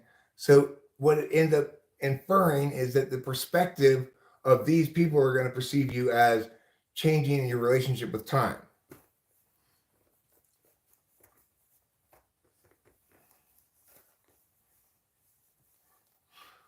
The thing is, of course, it's a ridiculous statement to say everything slows down at high speed. High speed is defined as the opposite of slow. What does happen is that if you're traveling at close to the speed of light, then you're making your photon clock, even though it's going 1 second, 1 second, 1 second inside the spaceship at all times, your time perception doesn't change. It's going a longer and longer distance. And other people are perceiving it as that longer and longer distance. And so that's why they'll perceive each other as operating on different time frames. A sperm fertilizes an egg, forming a zygote that grows into a fetus in the uterus. After 9 months, the baby's born. That's true, Stiffy Jacobs. Thank you for sharing with us the birds and the bees.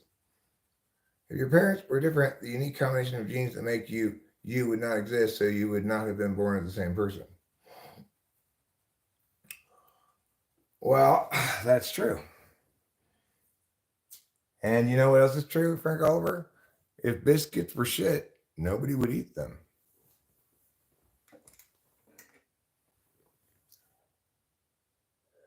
Mm-hmm. Yeah, I'm married. My wife's asleep right now because we stayed up like all night, last night and the night before, for this extended 40th birthday party for Rachel.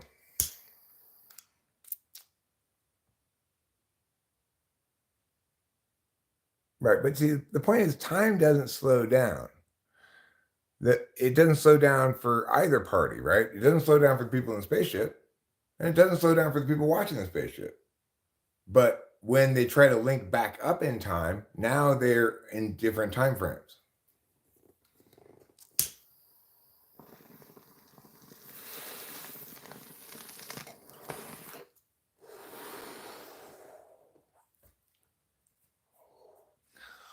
There's the wife. There's the wife named Rachel. There's the wife named Blue. Well, yeah, it is relative. That's why it's called the theory of relativity. But the main point about it being relative is that the light represents an absolute limit for our ability to perceive now. In other words,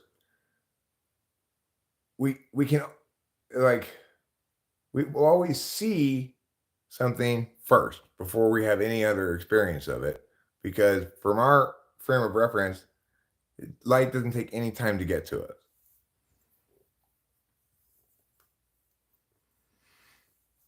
The Ninja Turtles are an expansion of the human mind. I'm pretty sure they're just a quite dumb children's cartoon.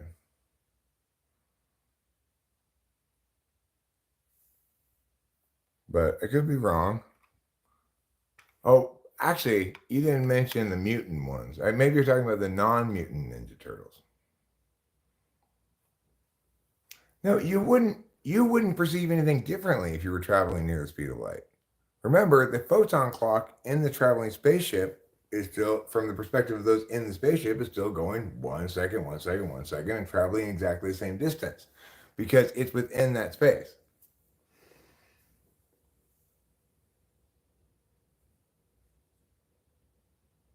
When we think about 1 light year away, does it mean we're seeing the past? Well, sure, it is the case that with the distances in space, oh, we got to hit that. Within the distances in space, at that point, light no longer is instantaneous from our perspective. Exactly. At least we can understand that what we're seeing took a while to get here. But it's always the case that the light takes a while to get to you. It's just a very, very short while. Like on Earth, for example. Like if I stand on a hill or across the way from you and you're on another hill and I flash a light at you at night, you're going to see it from our perspective right away. Because there's no way of, it's the fastest way to perceive, right? Is visually, because light's the fastest thing carrying information. All right, 6 point game. All right, fuck yeah. We're going to turn on the sound now a bit because I'm excited about these USC men's basketball team.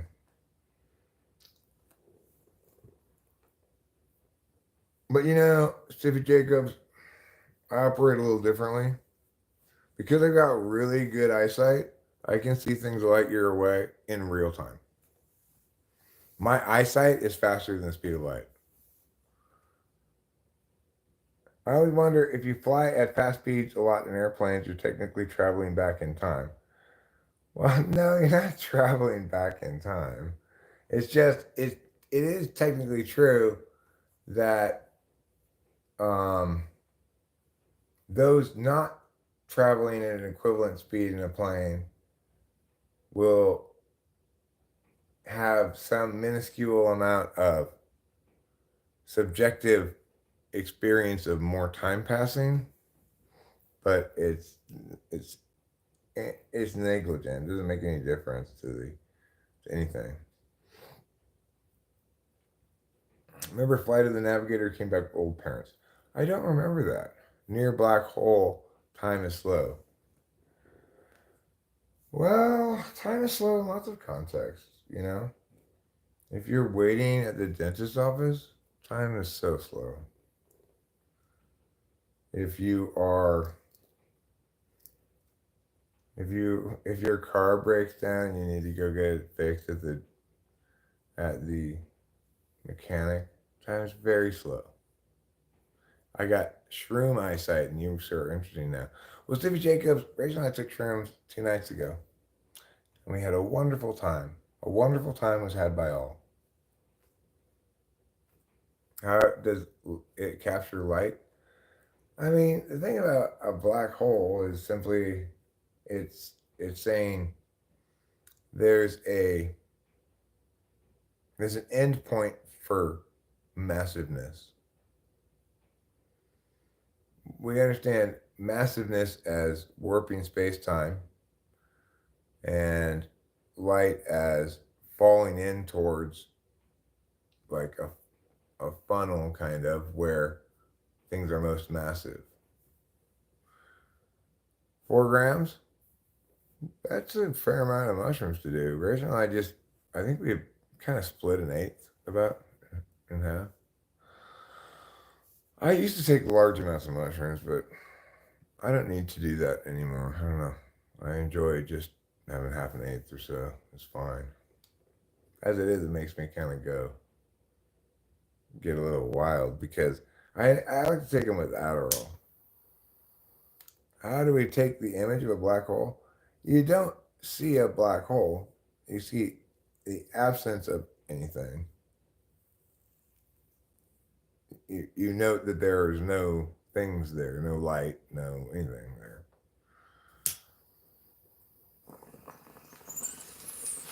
But you can measure its presence by seeing how and if it warps the orbits of things nearby. Like the extent to which things are moving toward it, right?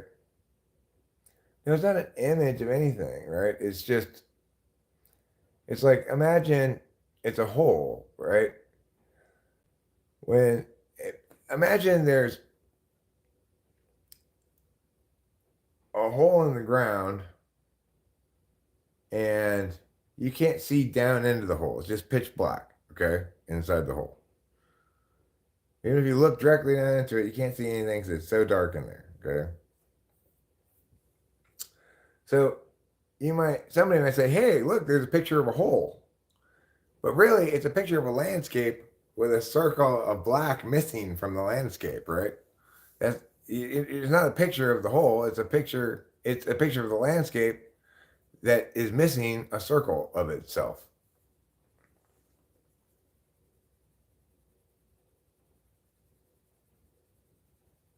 Will do. I will put on some The Cure or some post-rock. It's best for me to go now. Goodbye, good people. Goodbye, Stippy Jacobs. I like your name. I like the cut of your jib.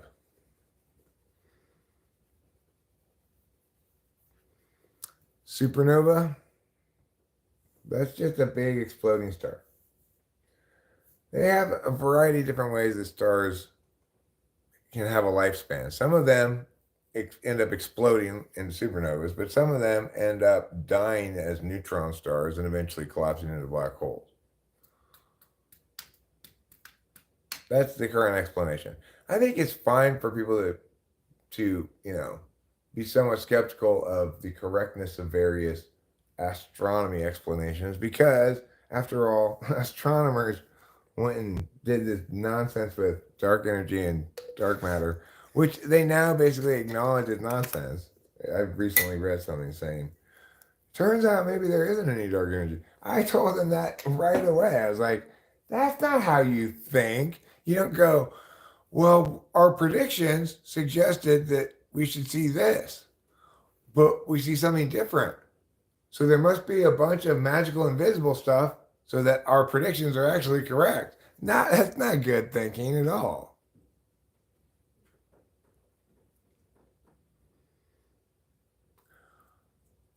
I don't want to make my electrons go into a black hole. All right? My electrons can stay perfectly fine right out here in the non-black hole area. Trouble? Are you... This fucking cat. Look what he's doing. He's sitting right there next to the PO on her box. Trouble. Because he wants to make her feel like, hey, your space is my space. My space is also my space. Trouble, can you please move? Move along, please. Move along, sociopath. Sorry, Capio. I've got a supernova in my black hole. I got a neutron star inside of my butt. I got a neutron star inside of my supernova black hole time tonight. That's my song about supernovas and black holes. Hope you enjoyed it. All right, come on, SC. We're only down by 8 points. Richard Z says this is rotting your brain. Okay, well, I got some bad news for you, Richard Z. If in fact your brain is rotting, that's most likely an indication that you're dead. And you need to check, see if you have a pulse. If any part of you is rotting, best case scenario in a lot of situations, you're going to need to get something amputated. And if it's your brain, well, it's kind of hard to amputate your brain and for you to be okay,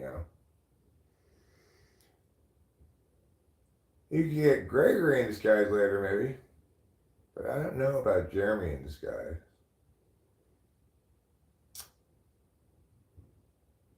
Alpha is king. I learned from the best. Andrew Tate and Jordan Peterson. King of what? What is Alpha king of? I mean, I don't feel like any alpha males are king of me. I kind of find them a little silly.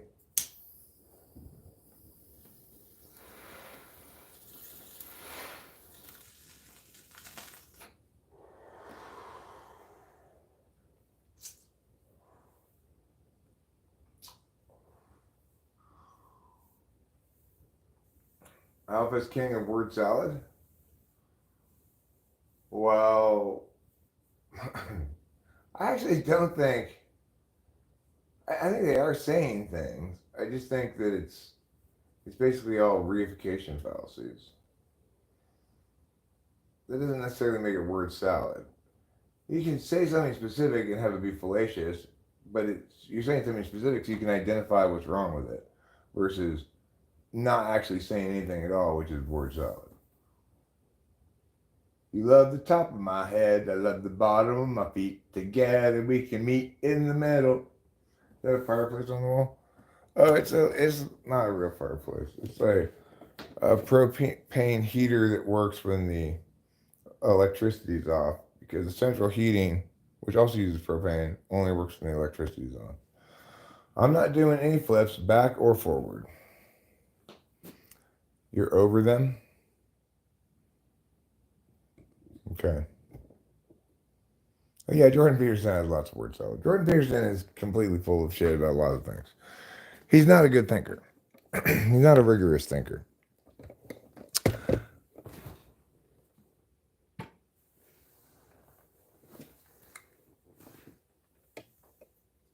Where is Woods? Where is he? Where? Who's Woods? Yeah. Jordan Peterson. If you're going to tell me to clean my room, I'm going to tell you. Here's an idea. Why don't you clean my room, motherfucker? You're the one who wants it clean.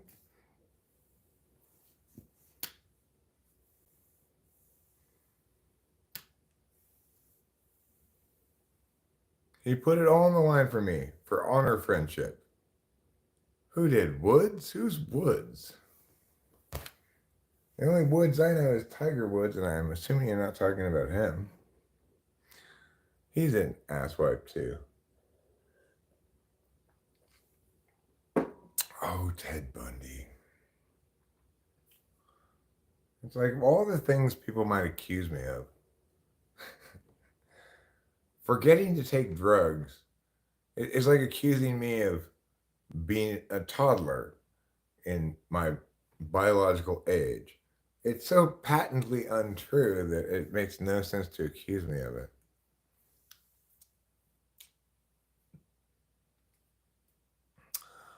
I seem like a guy who doesn't take any shit. Well, I mean, I take shit when I deserve to take shit, you know? I try to be accountable and correct. And when I'm wrong, I try to be accountable for being wrong. Try to acknowledge it, correct myself. But accordingly, I'm the wrong person to try to BS, that's for sure. I had to take my doctor to task just the other day. He was very much like, can this be over now at the end of it? Did I compose any new songs? You know, I haven't been composing at all, really. It's the only, the newest song that I've composed is unfinished still. It goes like, I'll sing it a cappella because I don't really, I have to remember the guitar, but it goes like this part that's done. Sign holders, be safe and wear your hard hats. Bright green safety vest and modesty pants. Your sign says slow, but you wave me fast as my wife and I confusedly drive past. Meow, meow, meow, meow. Meow, meow, meow, meow. No, might doesn't make right, of course, because, I mean, that's why they're different words. Might makes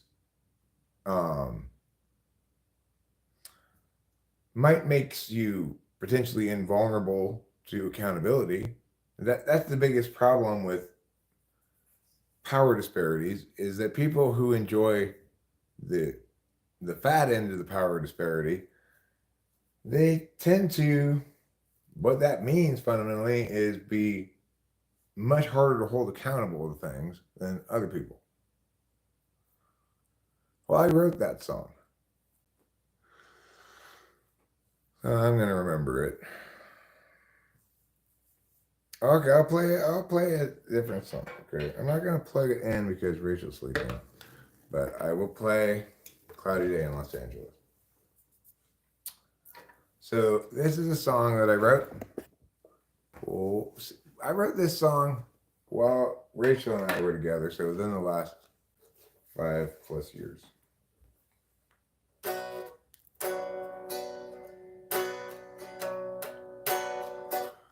It's a very cloudy day in Los Angeles, and today we run out of time. Struggles past, troubles still to come. The day is nearly done. Will someone buy us some more time?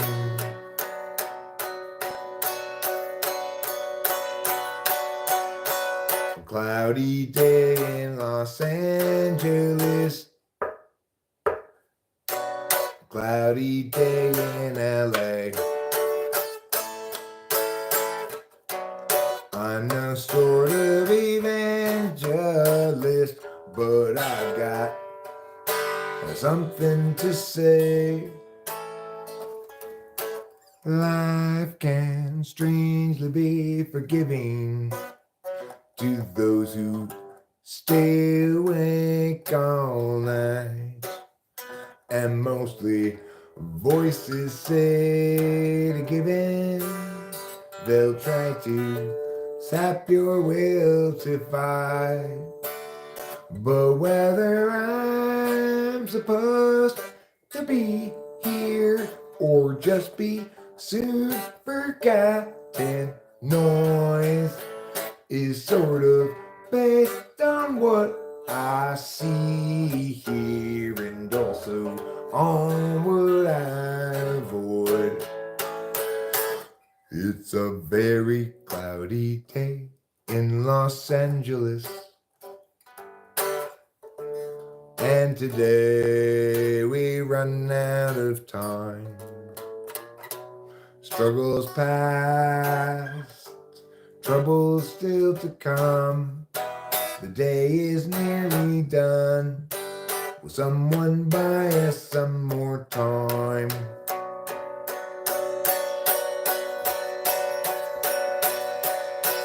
Cloudy day in Los Angeles. Cloudy day in LA.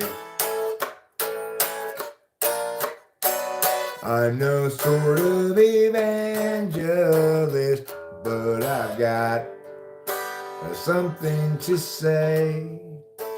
Something to say.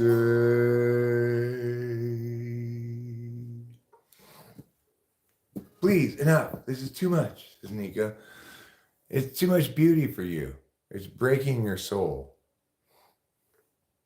No, this is no cap. This is absolutely no cap.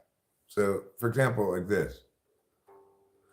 Nika don't know what the word cap means, 'cause it seems she mistakes wonderful good stuff for bullshit, and that's wrong. That's why Nika don't know what cap means. I wouldn't oil up for you if I had nothing else to oil up for except for a bowl of stew. So Nika, go fuck yourself in the ass, as you should. Yes, find something sharp and rusty and stick it up your ass. And when it's all bloody, then come back and say, I see now, sir, you taught me my lesson and my place. That's your song. No, I did take my medication, Nika. I am on drugs. That's why I'm so much fun. You obviously are not. That's why you suck so much ass. Lessons learned today, huh? You want me to do a cover? I'll do a cover for you. Here we go. Oh, you might call me a rambling man, 'cause I do a lot of thumbing and a kicking canes, but it won't do an ounce of good to call me names. My daddy was a well-there Woodrow. I was born and raised in no ghetto, just a white boy looking for a place to do my thing. I'm gonna find me a wealthy woman in a line of work that don't take no diploma, cause I ain't got much to lose but lost to gain. You might call me a good time fella. I ain't black and I ain't yellow, just a white boy looking for a place to do my thing. I don't want no handout living, don't want any part of anything they giving. I'm proud and white and got a song to sing. Well, I said a few things and I'll admit it. If you want to get ahead, you gotta hump and get it. Just a white boy looking for a place to do my thing.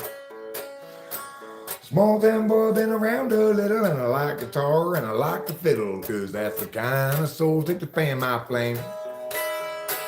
Blue-eyed Billy, feared and ready, I got to work just to be somebody, just a white boy looking for a place to do my thing. I don't want no handout living, don't want any part of anything they giving. I'm proud and white and got a song to sing. Well, I said a few things and I'll admit it. If you want to get ahead, you gotta hump and get it. Just a white boy looking for a place to do my thing. Well, I said a few things and I'll admit it. If you want to get ahead, you gotta hump and get it. Just a white boy looking for a place to do my thing. Well, I said a few things and I'll admit it. If you want to get ahead, you gotta hump and get it. Just a white boy looking for a place to do my thing.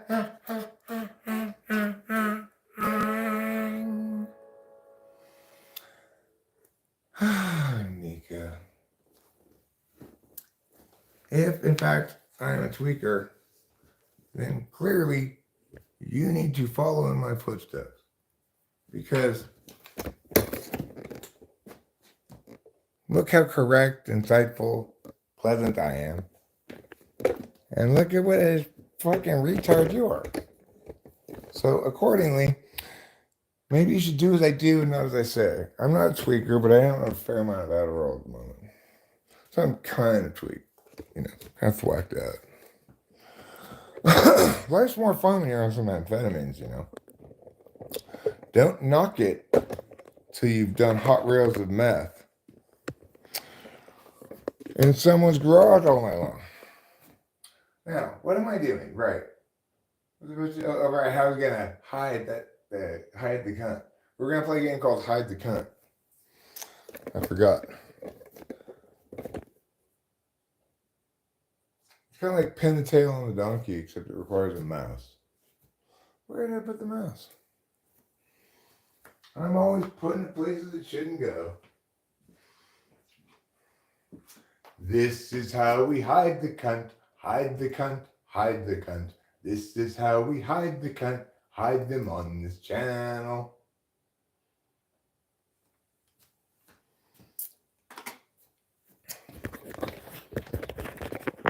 I was inspired by Leslie Krauss with that song.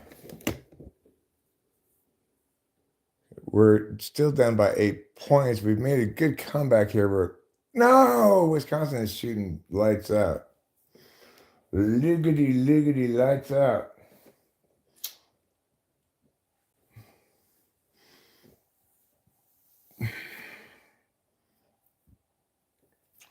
What I think is Nika's going to remember for the rest of today and every day, for hopefully years, she's going to remember this song and think that it's about her. This is how we hide the cunt, hide the cunt, hide the cunt. This is how we hide the cunt here on this YouTube channel. Every time she hears that melody, she's going to remember, like, oh God, that guy sang that song. This is how we hide the cunt. Who is cunt? Me. Fuck, I should never have tried to fuck with that guy. Now I have to deal with that for the rest of my life. Like every time I hear that melody from now on, I'm going to think about you. I'm not going to remember your name because I already forgot it. What is it? Nika. I'm going to think, oh yeah, remember that time that cunt that I hid and I sang that song? And I think about that every time I hear that song. That melody from now on. So you are forever and hereafter linked to being that cunt. you know? You probably didn't anticipate that was going to be the consequence of your country, but it is.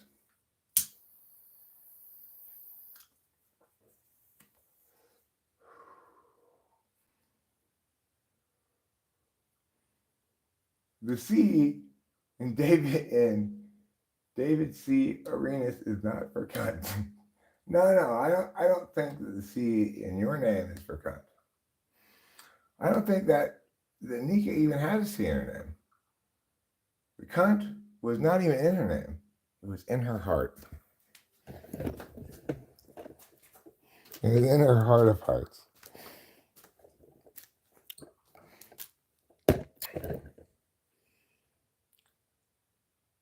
Maybe she's even aware of it. Maybe she got this dream, burst into tears, and said, "Oh my God, I couldn't help it. I was a cunt again.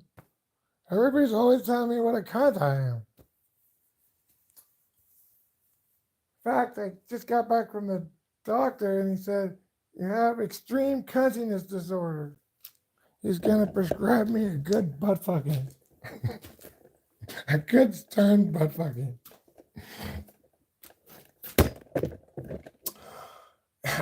Am I smoking crack? Why do people always ask me that? Why would I be smoking crack of all things?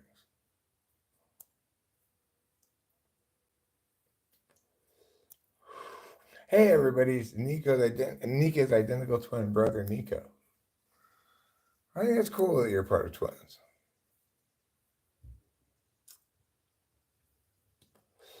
Oh, you're not judging me? Okay. Maybe I was premature in calling you a cunt. Maybe you're actually a coont. Counts are somewhere between counts, like the count in Sesame Street, and cunts. They're counts. Get away from me, bug. Get away. Get away from me. Get away. What are you even? It's a bee. Get away.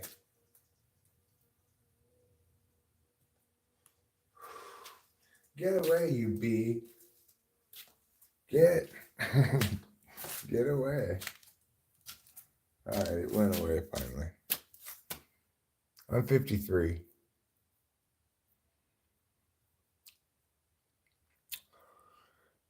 Well, I guess it's fair. Like most people, I don't like it when other people tell me to relax. But probably you don't like it when other people call you a cunt. So fair enough. We'll call it a wash. I'm 53 in dog years, which means I'm between 7 and 8 years old in human years. I've got that old man disease that makes you look like an old man when you're a little kid.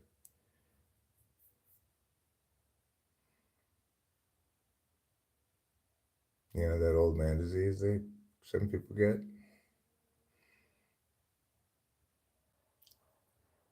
I wonder what it's called. It's probably not called that old man disease. You said, not judging, relax. That is telling me to relax. For example, if I say to you, stand, it's called a command. But that's fine. Listen, when I was in China and I got a massage from this Chinese masseuse guy who like bent me into all his weird shapes and stuff and crazy. But anyway, he didn't speak any English. He just kept saying to me, relagus, because he thought that was English, the English word relax. No, it wasn't that kind of massage. They have a lot of just normal massages in China. They take the job very seriously. Like, if you go to a massage place in China, you order the level of masseuse you want, like based on their experience and what like certificates and shit they have. They have a lot of they put a lot into it. Like, they think it's important, you know. You know what else Chinese people are really into and do well. Shanghai is full of bakeries that sell just slices of different kinds of cake, and it's quite cheap. You get it for $1.50 or something. What do you got on your chin? Oh, there, I see. I ate so much cake when I was in Shanghai. I ate more cake than the cake man.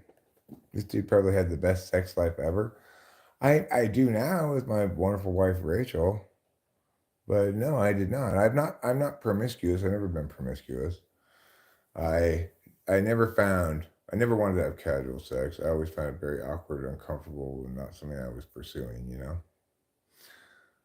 I was always been at push shy, until I have two ex-wives. I'm not that push shy, but you know, I'm not a player at all.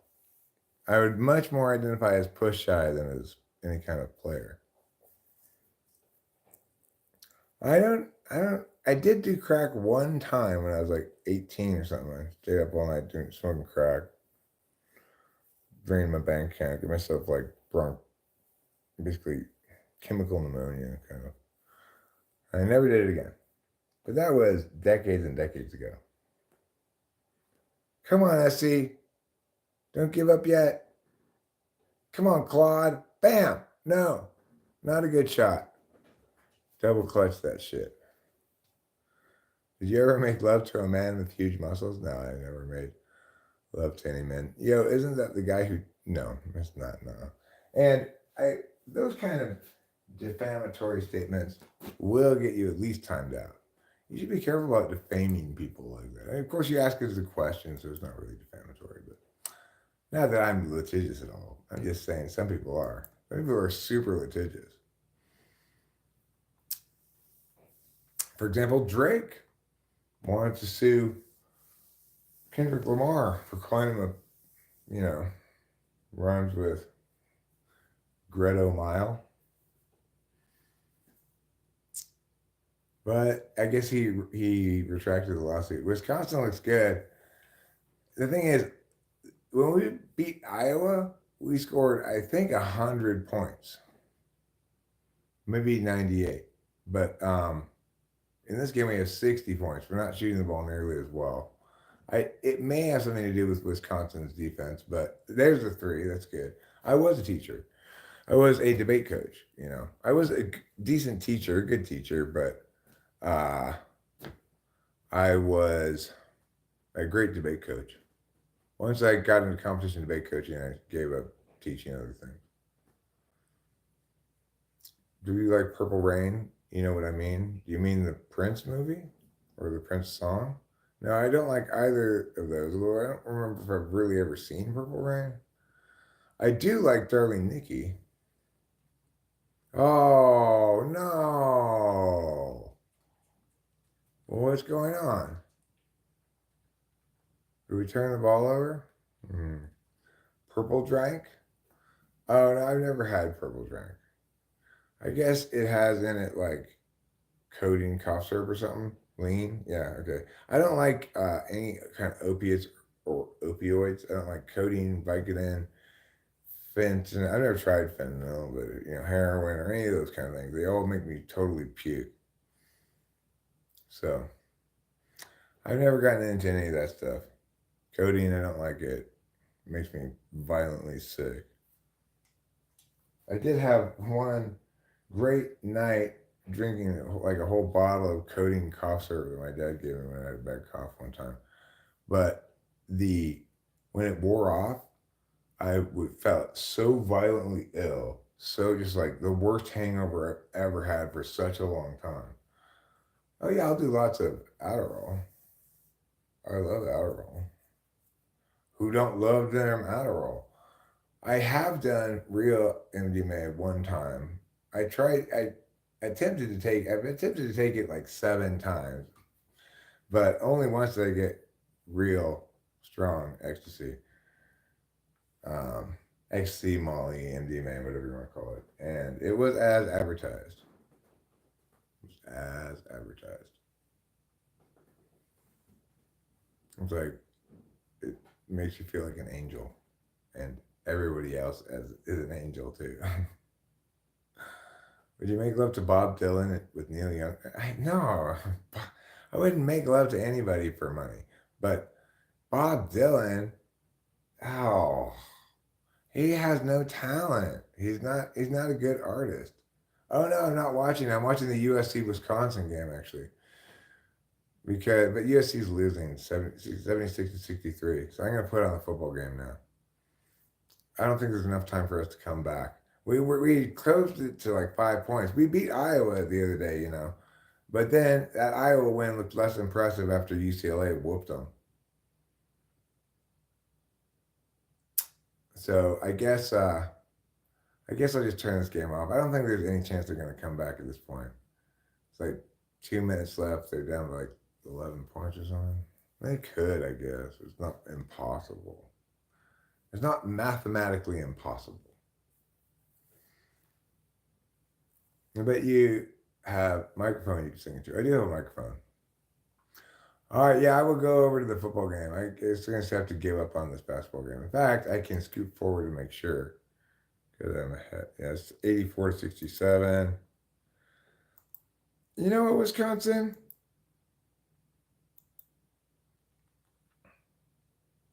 Suck it. I'm sorry I had to speak to you like that, but suck it, Wisconsin. All right, let's see this football game. I'm excited to see what's going to happen. I forgot about it. I was so interested in watching the USC game.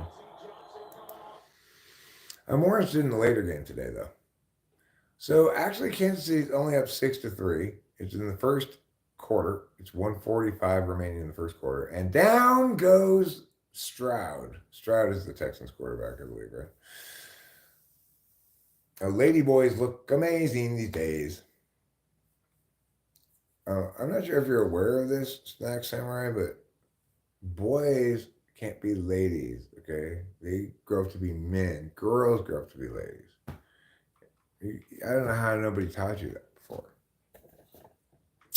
All right, so Stroud just went down, was sacked by number 95 from the Kansas City Chiefs, who's celebrating with his teammates. The punter for the Texans is standing on his own 28-yard line. And the Chiefs are in a return punt formation, not so much a block formation. They're not really going after it. And it looks like a high punt. It is received at the 10-yard line, and the returner returns it to about the 20-yard line. So might as well have gone into the end zone. Yes, I am watching and providing commentary / play-by-play of the football game. And right now, we're going to commercial. The score is 6-3 in favor of the Kansas City Chiefs. I don't know how it got to be that. It could be 2 field goals to 1 field goal. It could be they missed an extra point. It could be 3 safeties to 1 field goal. I don't know. I wasn't watching it until I was watching the USC basketball game. Because I'm a USC fan, you know, first and foremost. The USC women's team this year. That boy Klaus, if you want a good sports bet to bet right now for USC to win the national championship in the women's, because they're not actually the favorites right now, but they should be. USC has the best women's basketball team in the country. I know Notre Dame beat them, but we beat UConn and we beat Maryland, both of them on the road. And Notre Dame's our only loss, and that was earlier in the season, but Juju Watkins is a fucking beast. She's so good. Yeah, she's on the women's team. Yeah, I have as my computer backdrop, I have the women's basketball team. These 4 girls anyway. So this lady's name is Marshall. This is Van Ohoffen. There's Juju Watkins. And this is Irifin, Kiki Irifin. She's a transfer from Stanford. So we got some good people coming. We also got this freshman called Heckle. She was one of the number 1 freshmen coming into this recruiting class.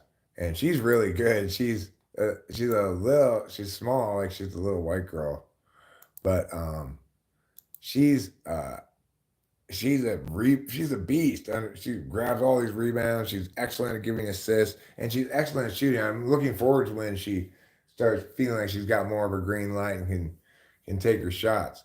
We've got so many options on this team. Kiki Arifan, it was the number one sought after transfer coming out of Stanford in the country. So I would really suggest that USC is primed to win the national championship and is more likely to do so than any other women's team. Now the football game is back on. Having punted the ball to the Kansas City Chiefs, Mahomes stands in the shotgun. The ball is hiked from his own 20-yard line. He tries to get it to Kelsey across the middle, but the defender, a linebacker, pokes his hand in there and says, "Not today, Satan. Not today." It was,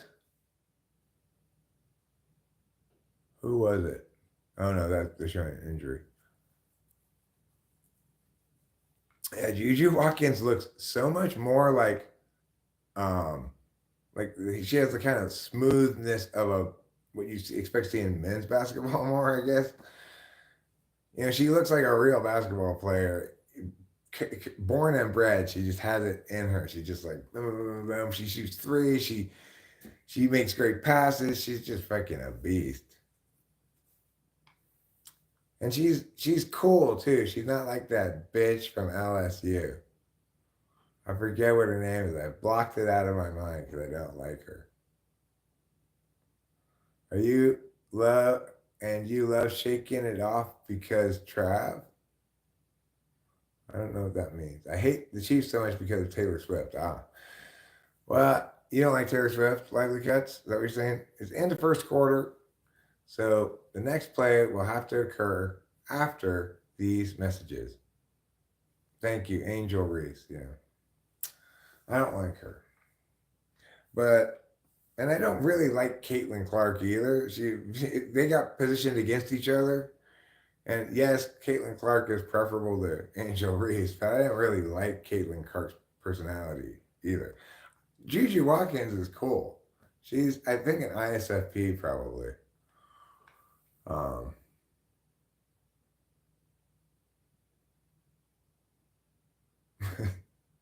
Man of the Great Machete. That's a vivid image you're creating there. Elon Musk is a lady boy. Is he a lady boy?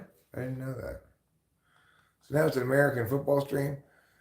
Yeah, well, I did plan to when I started streaming. It was just kind of killing time till the games came on. I'm going to probably end this stream maybe at halftime of the football game or something because I kind of want to settle in and watch the game uh, with the sound on and stuff. I mean, you can put it on and you're not going to necessarily get copyrighted if you just have the voices of the announcers kind of half-assedly in the background.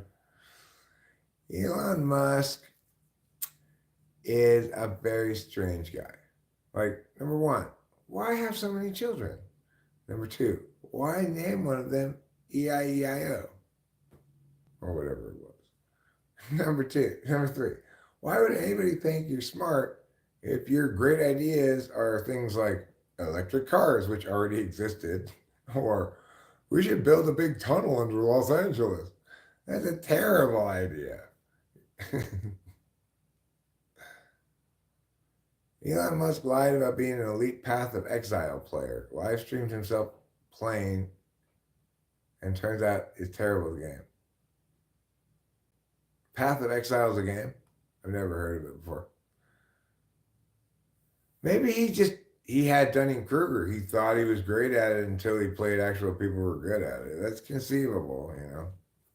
He might not have lied. Like, he might have been, oh yeah, I'm great at this game. Like I play NCAA football. So far, I've played only against the computer. So I might confusedly think, oh, I'm good at this game, but I never actually play a human being. But I don't. I know better. The Chiefs drop back to pass. Mahomes, he scrambles out of trouble. He's past the line of scrimmage now and past the first down marker and run himself out of bounds with a brand new set of downs.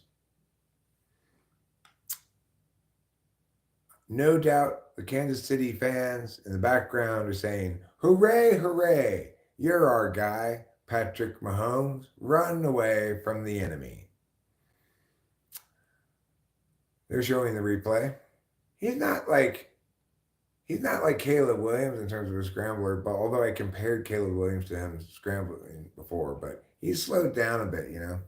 He used to be quicker than he is now. All right, so Mahomes with first and 10 in the single back throws a screen that picks up a first down to number one. Receiver number one is named, I can't see the back of his jersey. But anyway, he's the running back, or he was a back coming out of the backfield.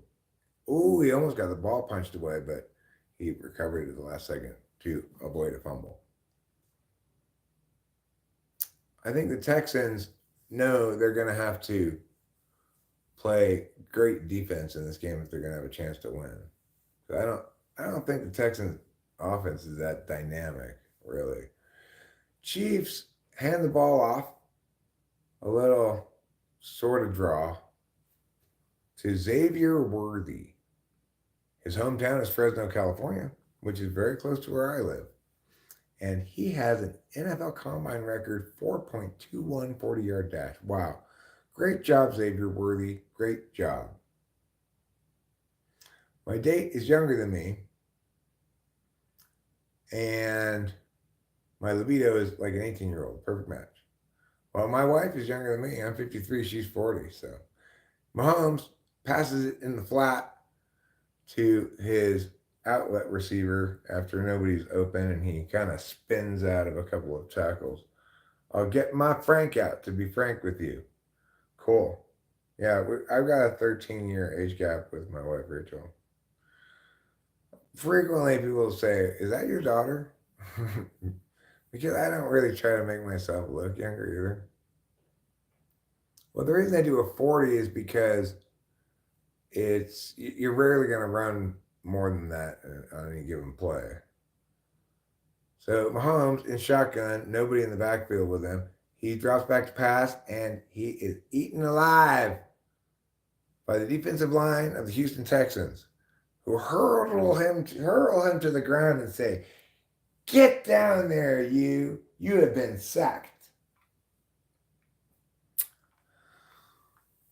But I don't really know why they use a 40 in football. They just always have, you know. Mahomes didn't scramble away from that one, although he was initially pulled down on top of somebody and tried to get back up. But no, he was not going to be allowed to do that by the Texans. Now, the Chiefs are going to punt the ball.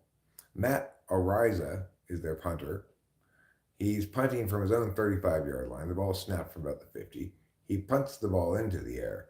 It's a high, booming punt. It bounces about the 15-yard line. Go get it, you dumbass. Oh, my God. Oh, my God. I get it whenever I want it, you know? Every couple of days, every few days. Sometimes I go longer without wanting it. You know, Rachel's, you know, couldn't be more available for me, you know.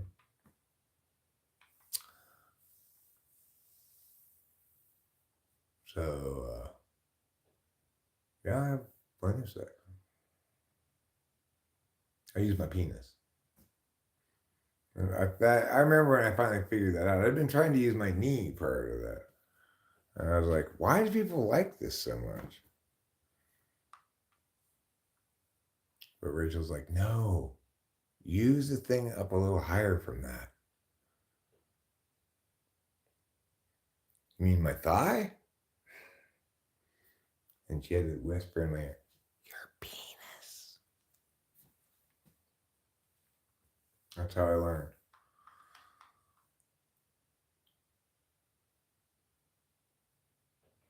Well, I mean, I think, uh, you know, Rachel and I have kind of old fashioned relationship. Like, I'm usually the one who's going to initiate sex. And if she does it, it'll be indirectly. Uh, but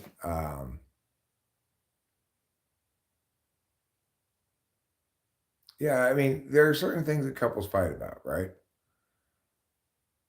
Money, sex, and kids. Rachel and I don't fight over any of those things because we don't have a kid.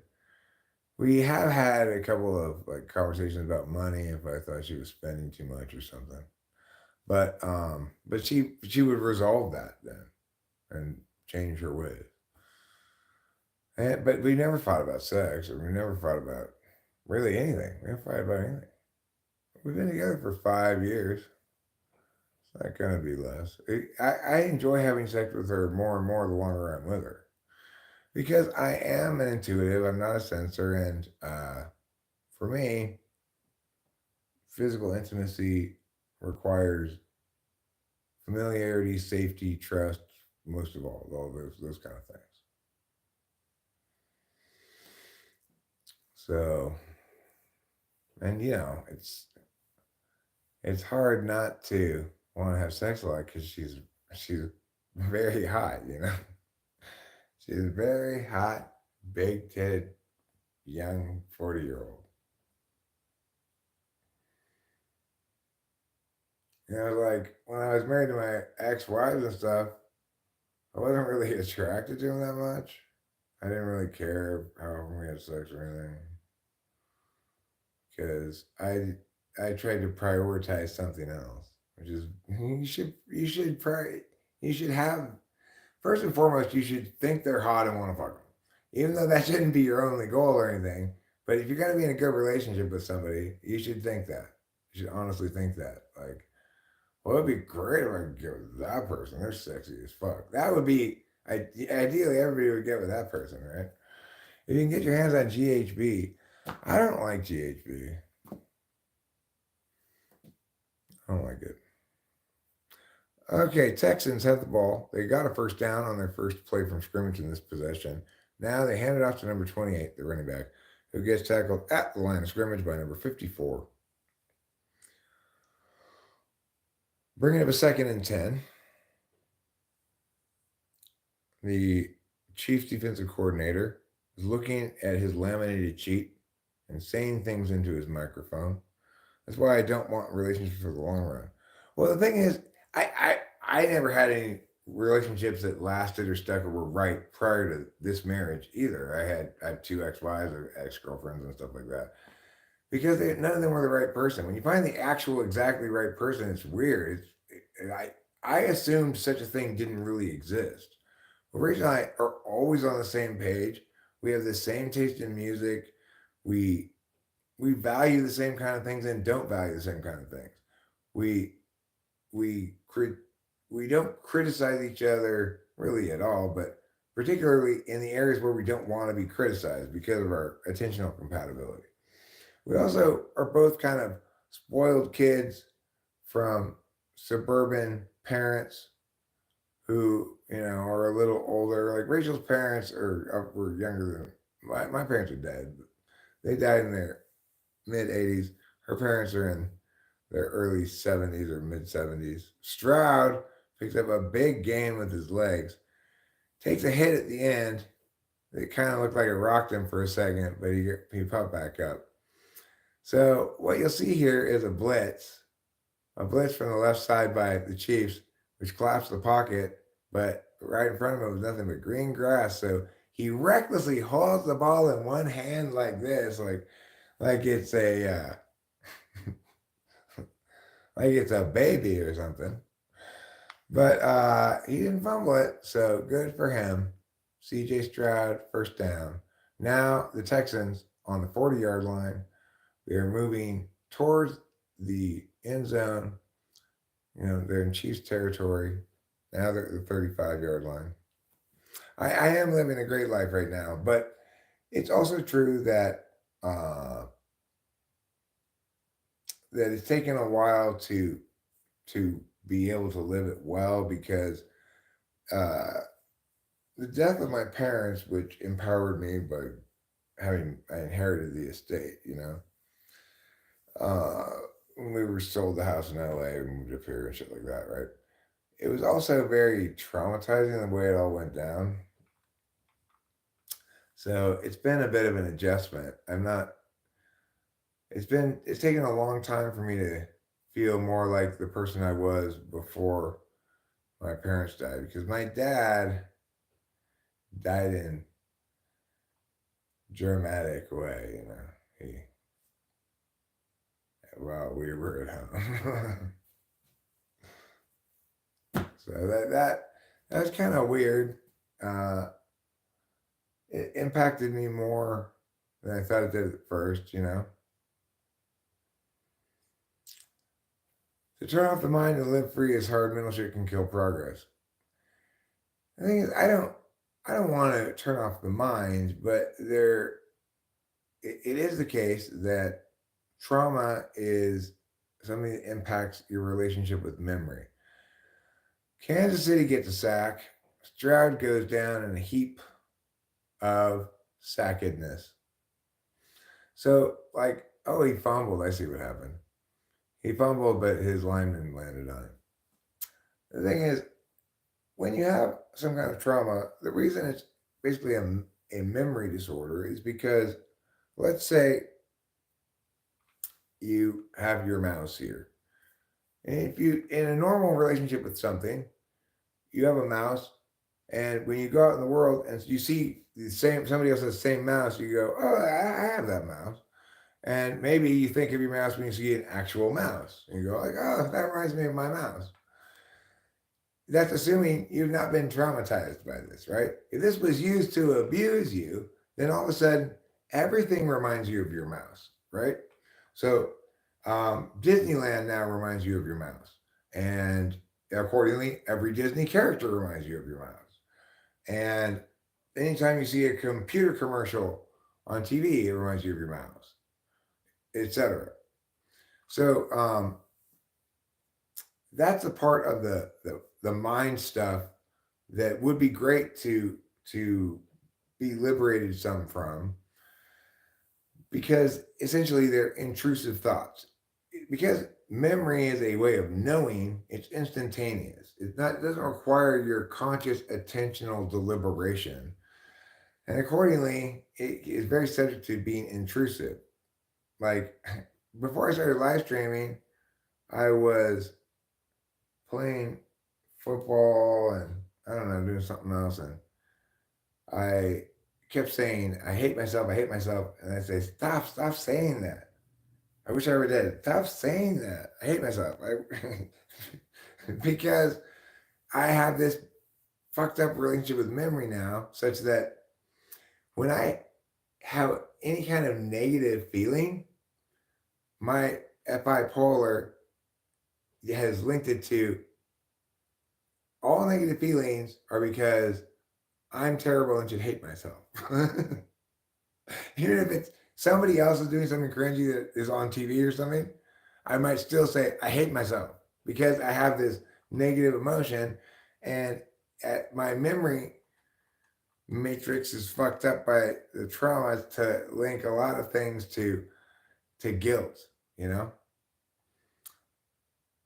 Thoughts, that's the slow progress.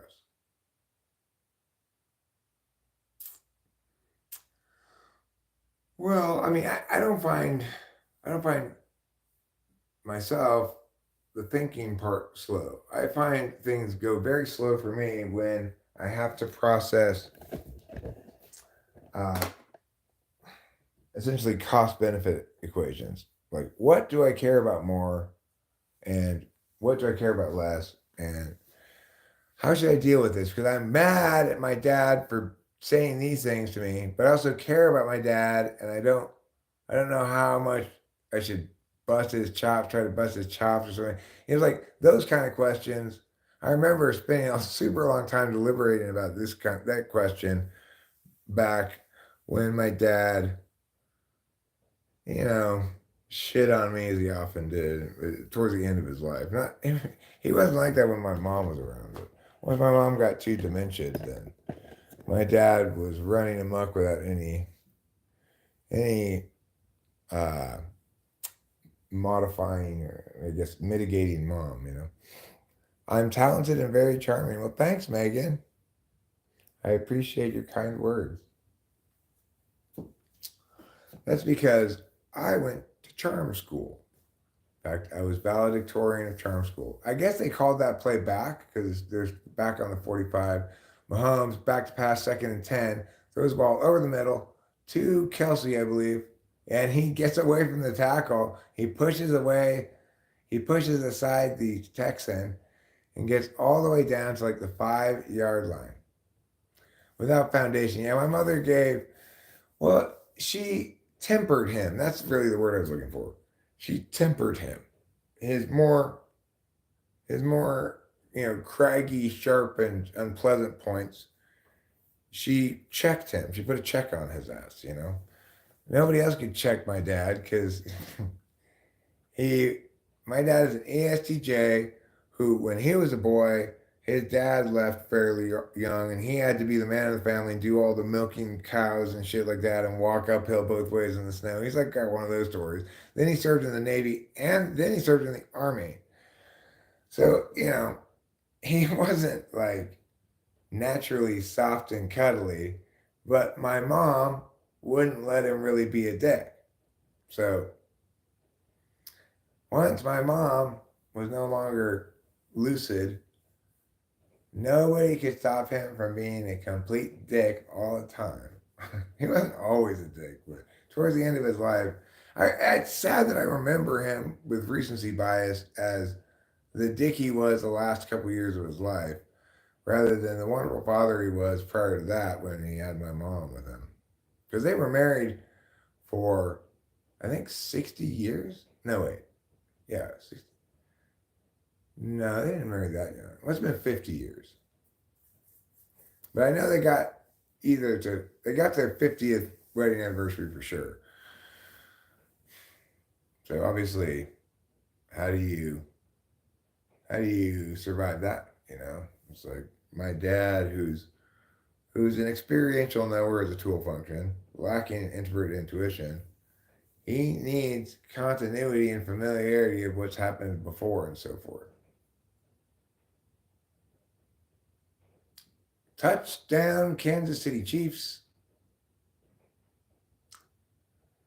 The ball has been run into the end zone by running back number 26. Yeah, they didn't have me until they'd been married for quite a while. For most of their early part of their marriage, they were in Europe together. They met at an army base in Europe. My dad was serving with the army, but also had been tasked with coaching wrestling on the army base.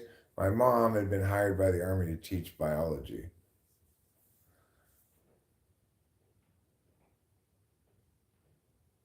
She wants you to put down the phone. You do what you gotta do, Frank. You gotta say, you gotta let me know where you're going or what you're doing. I understand people come and go like the winds into live streams. Goodbye. Adieu, farewell, konnichiwa, and sayonara.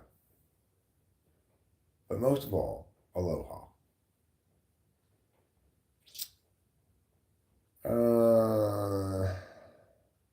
Yeah.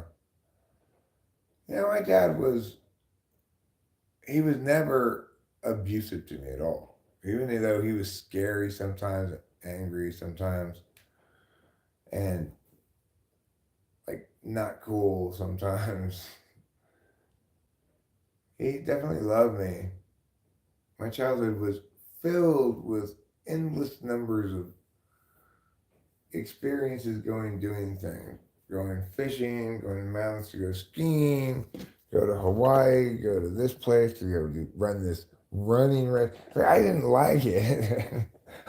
I'm not a censor. I don't want to go do a bunch of shit. I wanted to stay home and play with my friends, But I can't even. It's insane to think of how much stuff we did. Like, because I also have to go work on the rental properties, paint them with my parents, stuff like that, on plenty of weekends. So Seems like there wasn't a single day off that my dad didn't have scheduled.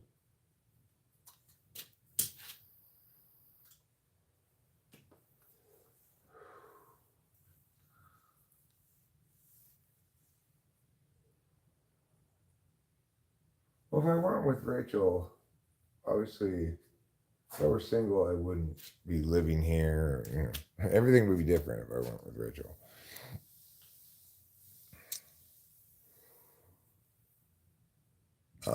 Like I could conceive of a world where I'd have a different and still happy life where I never met Rachel, but I can't conceive of a world without Rachel now that I have been with her and met her.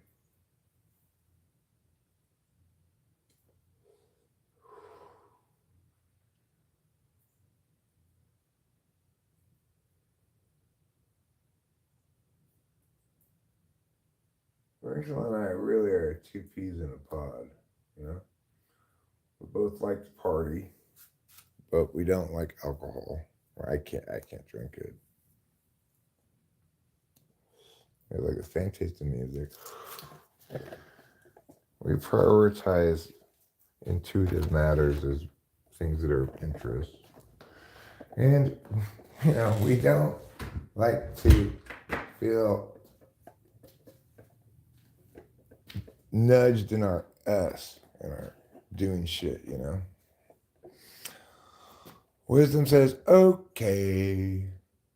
And I say, okay, right back to you. In fact, I'm going to say A-okay to you. That adds a syllable and makes it sound a little more snappy.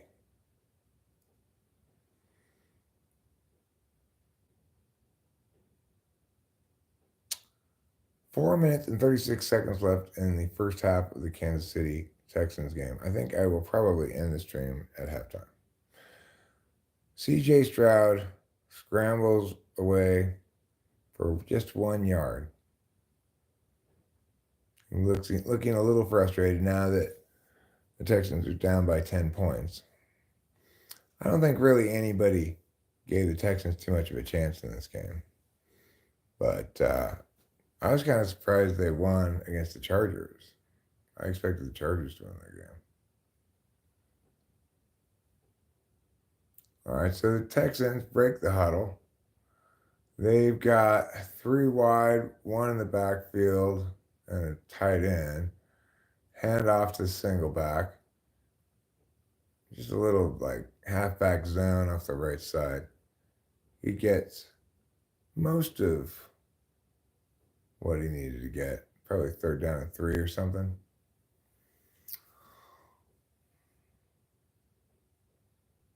I'm on the Texans plus 8.5. You like a Joe Mixon touchdown. Okay, cool. Well, I don't have any emotional horse in this race, so I'm going to root for the Texans on your behalf.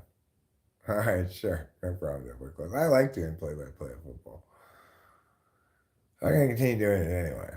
Or at least commenting on things that happen. CJ Stroud from the shotgun throws across the middle, finds his outlet receiver, Mitchie, and no problem, slugger.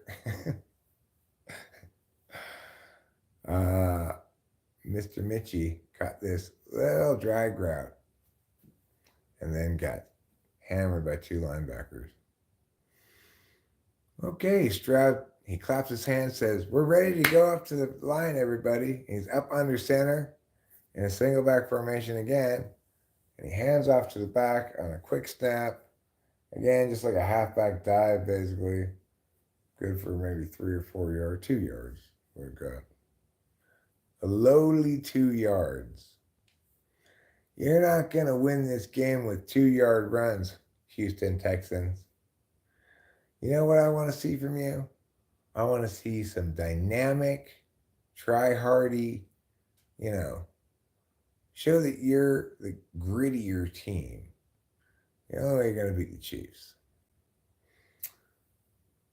But hopefully they can at least close the gap to, say, 8 points. That would be nice.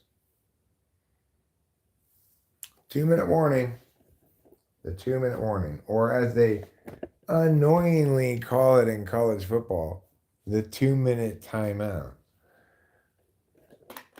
You just picture these college people with the rules about what they're going to name it, going, well, we don't want to use the word warning. That's got a lot of really negative connotations.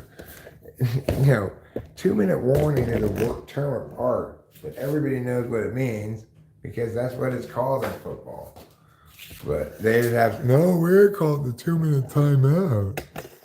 Just shut up, college people who made that rule. Just shut up about that.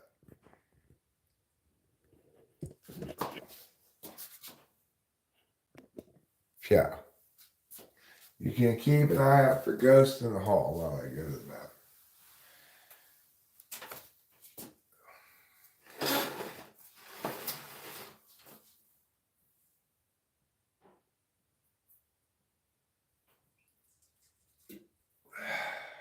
Every time some poo leaves my body, I get a freshness, a fresh and emptiness feeling that it's like, finally, I don't have any poo in me.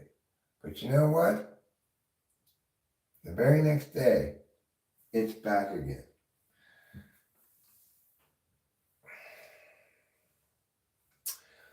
I've tried to explain to my body that it needs to just eat all the food I give it and not turn some of it into poop. But my body doesn't quite get the idea. It's like, what I do is I eat the food, most of it, and I turn some of it into shit. But why? Well, that's the rules, right? Well, it's how you do it, but you could just eat all of the food. Eat all the food? Yeah, instead of turning some of it into poop. Oh, I don't know. The manual says I gotta turn it into poop. So the problem is my digestive system is not very bright. Have you guys thought about that? Like, why is it that my body doesn't just eat all of the food?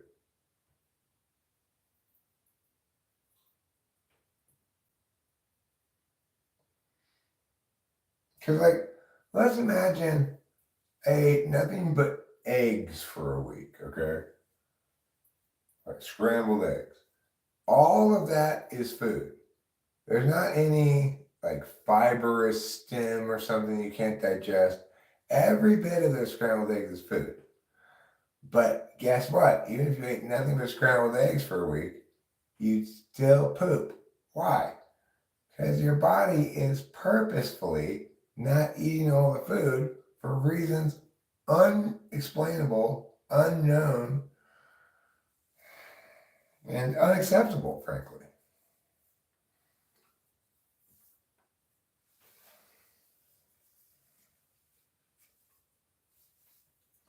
And it's not like I can make a deal with my body where I go, okay, well, if you're saying this is too much food, and that's why you have to make some of it into poop, like you're full, then I'll just, what's the exact amount of food I should eat so that you'll be able to eat it all and you won't have leftovers? No, my body won't work like that. It's like, no, I'm always going to have leftovers. Even if I just eat one carrot, I gotta poop out, 1/16 of the carrot. But why? Because otherwise you wouldn't have any poop. So I really think somebody needs to look into this more. Why don't we just eat all of the food?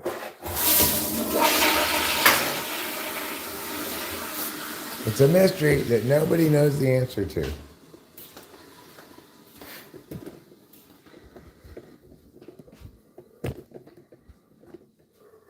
Throw a hot dog down the hallway. Throw a hot dog in your bed. Throw a hot dog on the ceiling fan and make it spin until you're dead. I appreciate your poem, Akhenaten. Okay, 33 seconds left in the half, and I'm going to end the stream. Currently, the Texans are trying to eke out a few points here at the end. They're within field goal range. It is 3rd and 13. He doesn't want to get sacked there. He's going to be out of field goal range. And now he's taking off, using his feet to get almost to the first down marker. But a flag has marred the field of play with its yellowness, suggesting to me that perhaps some Texan was holding. Indeed, a Texan was holding. They were holding, but they didn't share it with me. That's why I'm mad at them.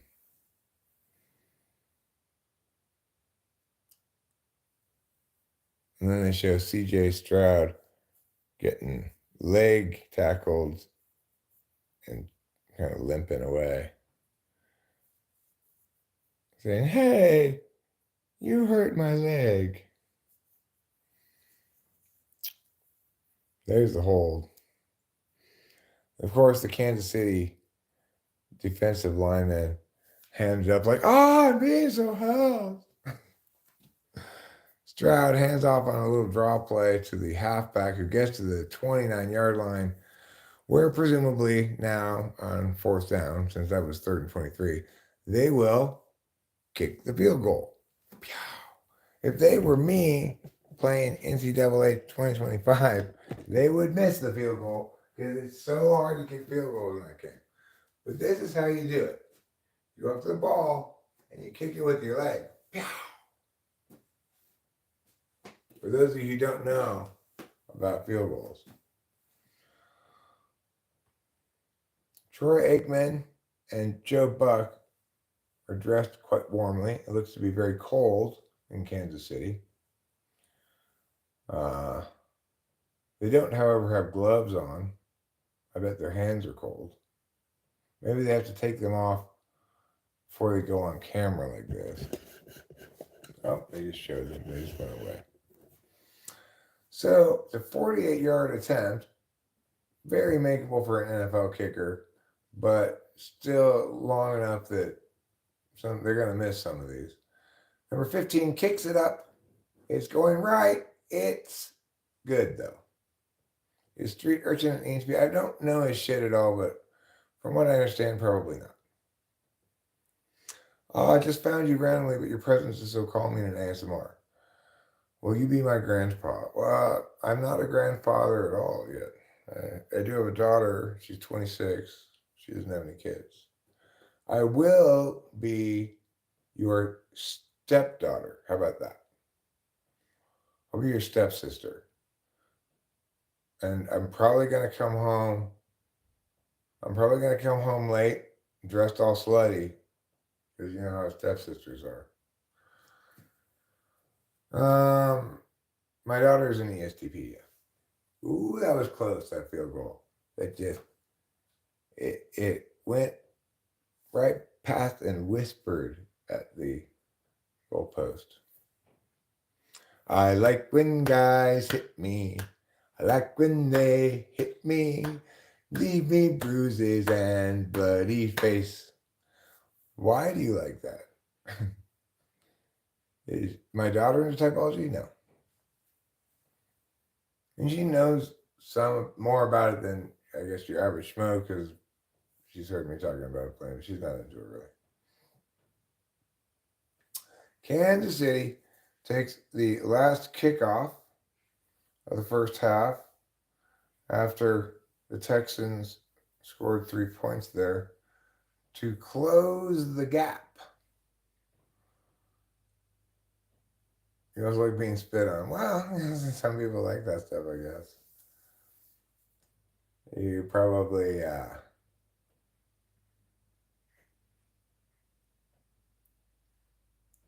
you know, might just leave it at that. Might just leave it at that. Some people like that stuff.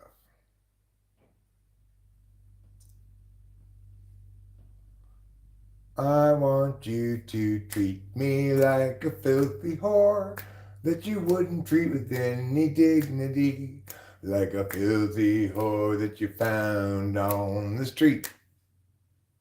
Some people like that. I personally do not want anybody to spit on me. I don't like spit, you know. I obviously there's one part of me that gets spit on it a lot, but I actually say, you know, like, ups to daisy, I gotta wipe that off. You like cuddling? Cuddling just sounds like something preventing me from falling asleep. I do play guitar, yes. Would you like me to play a song on the guitar? Let's go outside, I'll play a song on the guitar.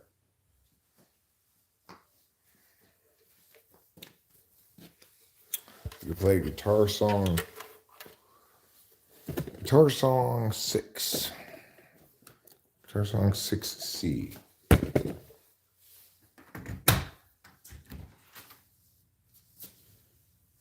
No, I don't actually know guitar song 6C. No such thing exists as far as I know. What do I want to play? Let's see.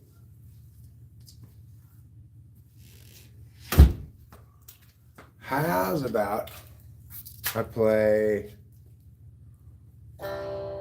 Satchel of Helpful Goods?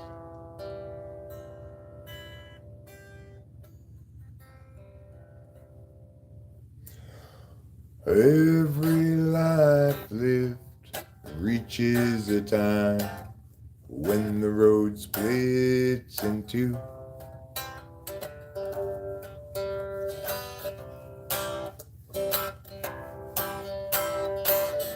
There are times, dark times, times of despair, times when it's hard to feel good.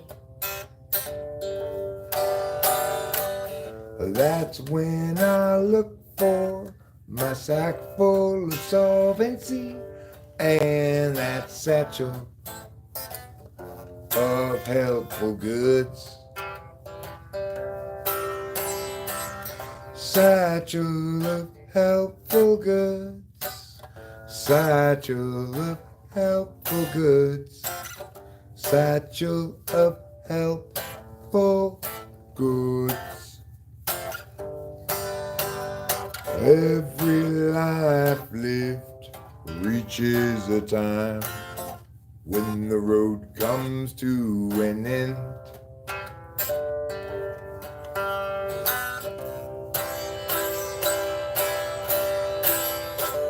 When I'm there, will there be anybody else around? Or will I travel all alone? That's when I look for my sack full of solvency and that satchel. Now nothing but bones. Yeah, that satchel filled up with home. Satchel of helpful goods. Satchel of helpful goods. Satchel of helpful goods. Satchel of helpful goods. Satchel of helpful goods. Satchel of helpful goods.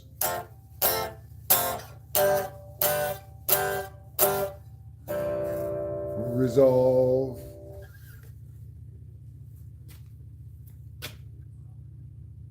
JK, I'm asexual. Thanks, Magnum. Very kind of you. I remember you. Yes, Aish sing.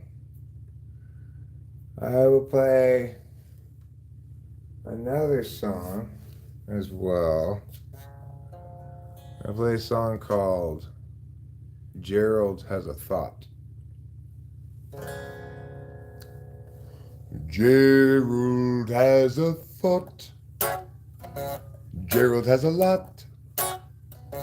Gerald has a plot to get to Marjorie's tater tots. He's got a good idea for a name-changing business, thinking now about what to call Christmas when they hire his firm to change that name.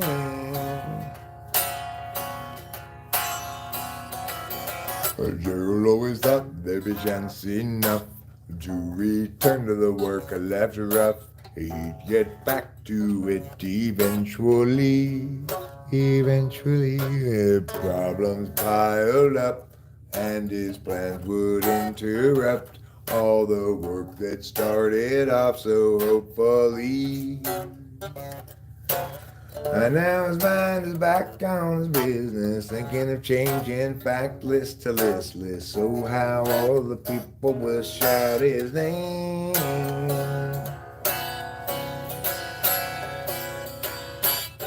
And Gerald knows he understands ever more clearly now. He won't provide explanation regarding the why or the how. He'll see you and know you from inside your heart. Exciting, delighting, Gerald plays his part. But Gerald still knew there's too much to do, and he had dropped time in the underview. Too much to read, but so where now and what? Too much time spent nitpicking the skew. Oh, with you. Now Gerald has a thought. Gerald has a lot. Gerald has a plot to get to Marjorie's tasty spots. He's got a good idea for a name-changing business, thinking now about what to call Christmas when they hire his firm to change that name. Gerald has a thought. Sleepy week's over, yeah. Sleepy week is over, for sure. For shiggities.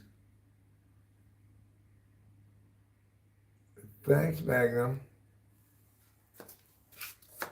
Yeah. I've been playing the guitar for a long time now. I've been playing it for nearly 2 months. I've been playing it since I was 21. 20, something like that.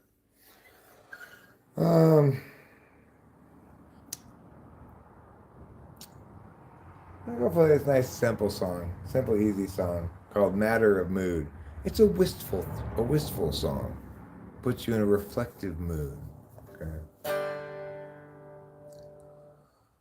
When I was younger, it seemed that everything gleamed. I don't know what happened to me, but I've lost that sense of urgency, and I don't think that I'll ever see it again. If you follow my lead, you'll discover I'm loster than you, and you'll want to know the way to get back out to wherever it was you thought you knew. And tomorrow will be just like today. I'll be lost then too.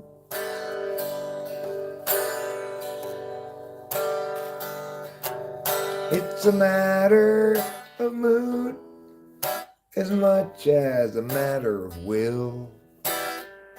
And the things I do and the direction I point to still seem a part of me, but departedly. And I wonder if I'll ever see them again. Bum-ba-dee-da, ba-da-da-da-da, bum-ba-dee-da. Bum-ba-dee-da, ba-da-da-da-da, bum-ba-dee-da, da-da-da. That's a pretty old song of mine that I wrote a long time ago.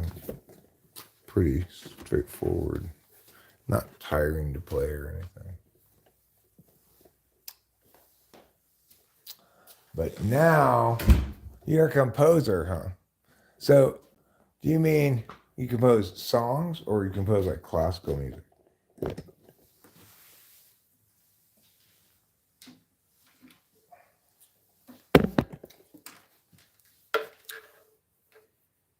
Whitey from Southie, bald, earnest, hearing away.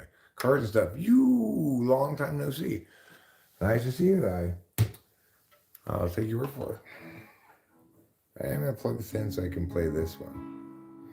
This is a song I wrote a long time ago, too. It's the second night when you start to feel strange and you're wondering if the range is on.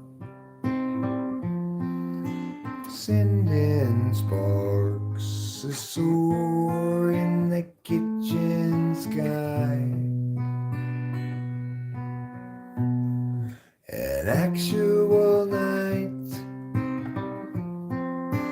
Is there no top to the dark up above the shelves?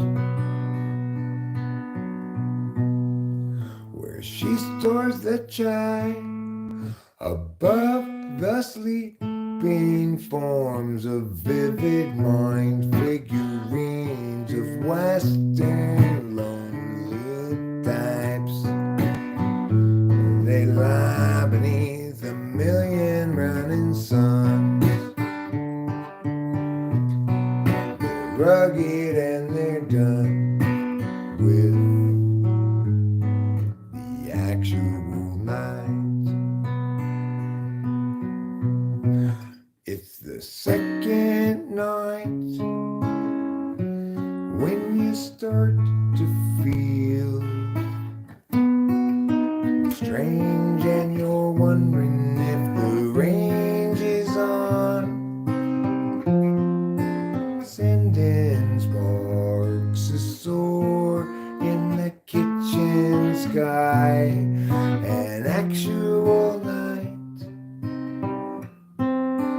Is there no top to the dark up above the shelves?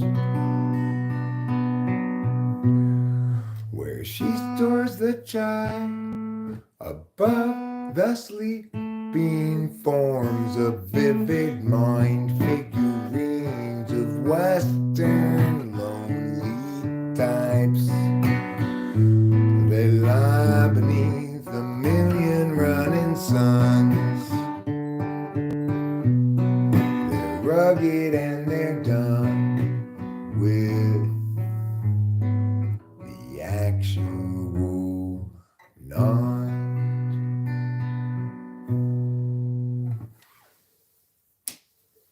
That's enough guitar.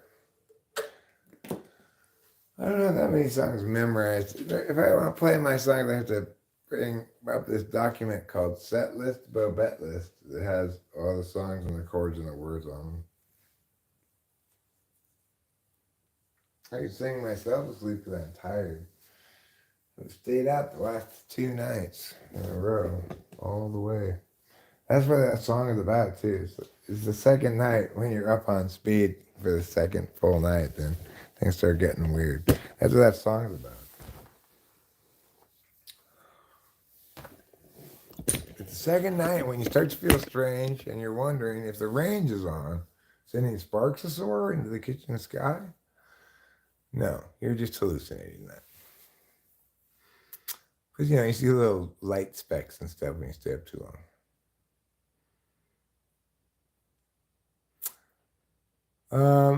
Okay. You're a musician yourself, huh? Cool. So we're lucky also to have our neighbors play music, and they came over and jammed with us one time.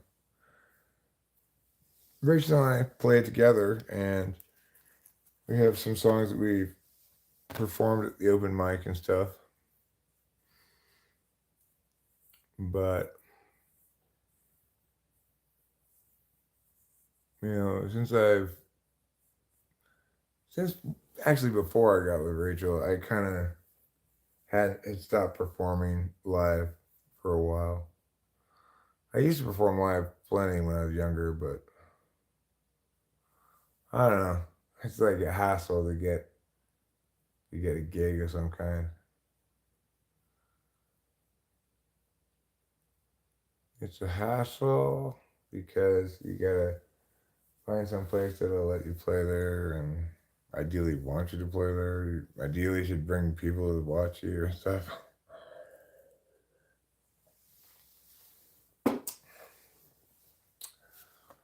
It's like, who needs all of that? I just gotta stay home and play row, row, row your boat again. What does NFL football and Bachelor have in common? Both involve a bunch of people fighting over some balls in a ring. You're not wrong. You're not wrong, Putty Cat. What are you asking that I have? COVID? Who's asking if you have what? I was asking if you have any tampons because it's my time of the month and I don't have any. If you'd be a little more discreet about it.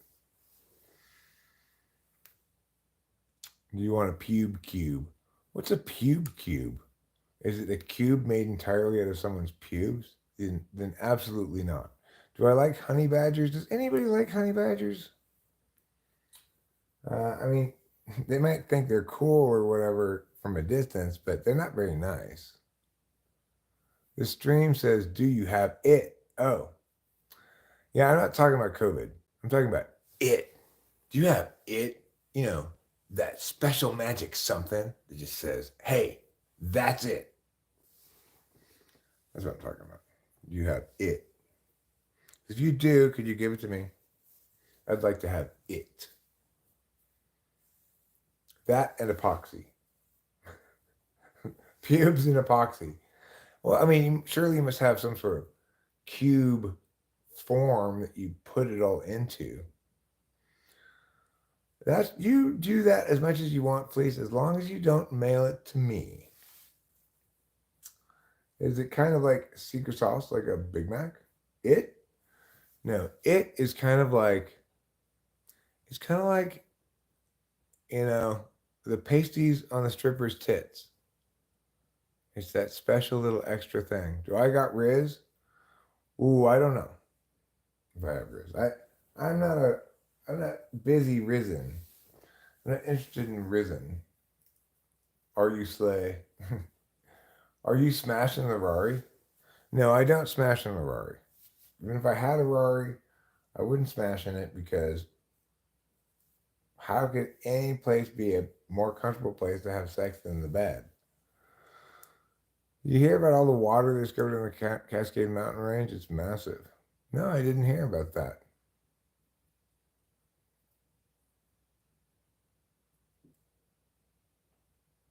Let's go swimming. You want to go swimming, Unicorn Ninja? Under the Cascade Mountains? I'm down if you are. Let's go. I've got swimming trunks.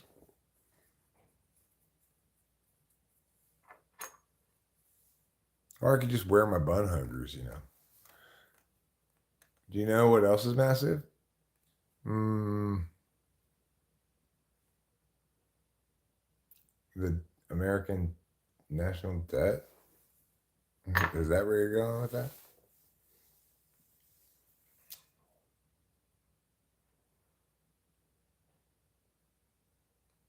They do have women refs.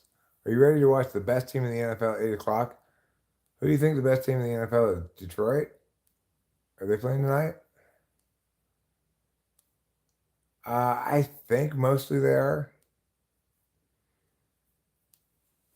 But the USC women's basketball game was postponed. It was supposed to be Wednesday, I think, and it got postponed. The Lions. Who are they playing against?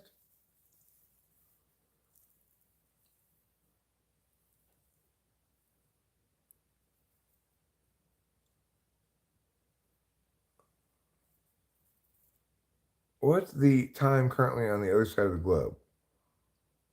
The other side from me? The current time currently on this where I am is 3:09 p.m. Presumably, the other side of the globe is, I don't know, what, 12 hours difference? 14 hours? 16 hours? I don't know how it all works. Add 12? Okay.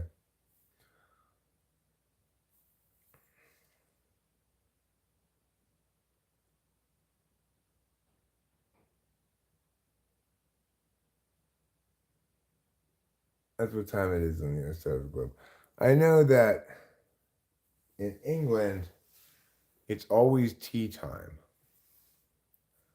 The LA mayor and Newsom and the fire chief are getting a lot of negative criticism. Well,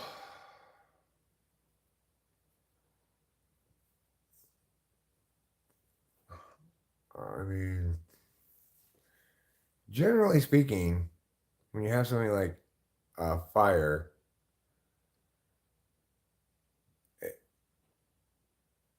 blame making is kind of playing Captain Hindsight. It's not like it's not. I'm always going to be more willing to understand when public officials don't do something. That's perfectly fine. Obviously they're supposed to put the fires out, but we can't expect to never have fires get out of control. I don't know what Newsom did. I haven't been paying any attention to it, but Newsom lost the state during COVID. He totally lost everybody in the state with his ridiculous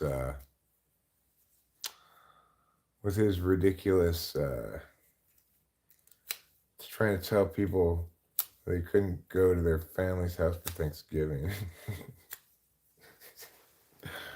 He's like, I'm gonna be Scrooge, but for Thanksgiving. Why exactly?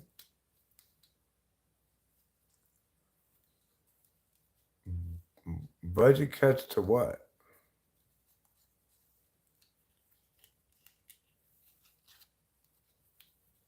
I mean, the thing is, in no sane world should we be spending as much as we're spending on fire departments and police departments anyway. They're outrageously expensive. What do you think firemen do all the time? They sit in their station and polish their poles. And it's like when they once a year have to do something, everyone's like, "Oh, our heroes." These people never have to do shit. They like show up at where some old lady falls. So not just the ambulance comes, but a big whole fire truck because some lady fell down. She's not on fire, you tards.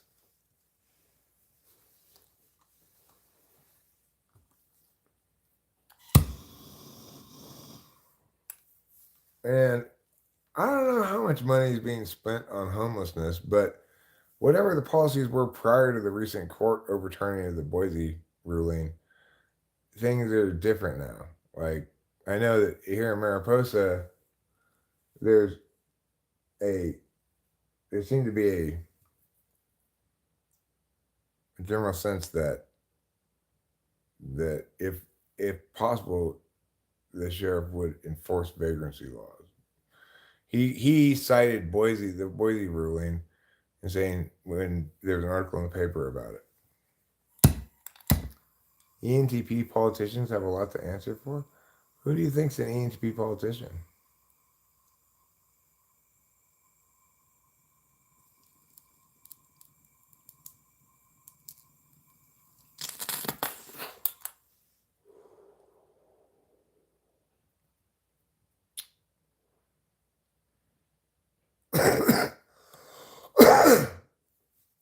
Well, can you name one?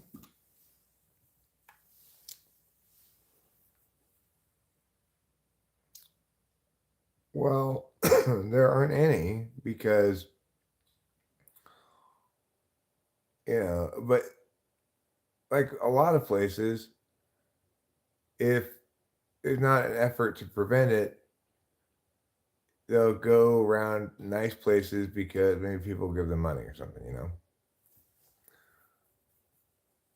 Okay, well, I mean, the thing is, it doesn't matter what type somebody is. Uh, what matters is whether or not they're correct. You know, I'm correct about things, but that doesn't mean ENTPs in general are correct.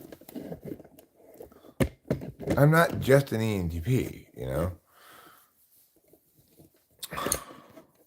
I'm an expert in being correct as a skill set. Getting around what? I'm not good at getting around people. I unfortunately keep encountering people get in my way for no reason, and then I have to take them to task. It's like it's not ENTPs are good at getting around people. It's that people are good at getting in other people's way for no fucking reason. Like my doctor getting in my way for no fucking reason.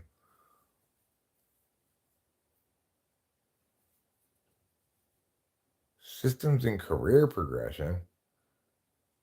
I mean that you're not talking about ENTPs, okay? I was very successful in my career as a debate coach, but it wasn't because I was working systems. It's because I understood what's correct, you know, at an extremely outlier level of correctness. So I both knew why this argument is correct and this one is wrong, and could explain it in full in every instance. Okay, well, if you disagree with their policies, then you should critique their policies. But I mean, obviously, if I were in charge of England, nobody would have any correct complaints about my decision making or America. Trump's an ESFP. If you think he's an ESTP, that's strongly indicative that you do not know what TI is, which is consistent with FI tool.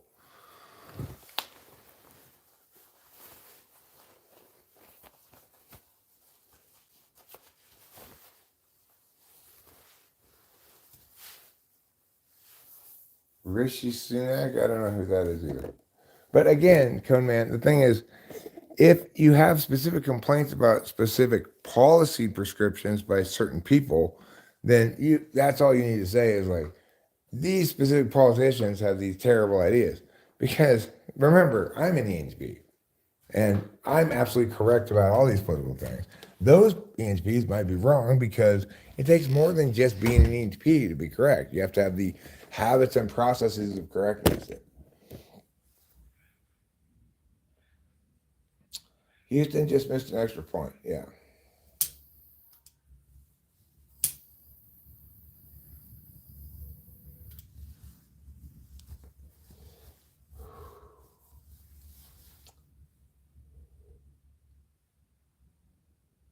I mean, ENTPs don't, there's no universal ENTPs think they're right, okay? Like, for example, I only think I'm right about things that I'm right about. When we're talking about something that I don't really know about or that I don't think it resolves into a clear matter of correct or incorrect, then I don't think I'm right. You know, I don't think I'm any more correct about, I'd say I'm much less correct about how stuff's going to play socially than, say, Rachel is. So it's a matter, it's not a matter of ENTPs think they're correct. It's the reality that almost everybody doesn't know what it means to be correct, including ENTPs. I do because I have, that's been my job my entire professional life, you know, and before that even.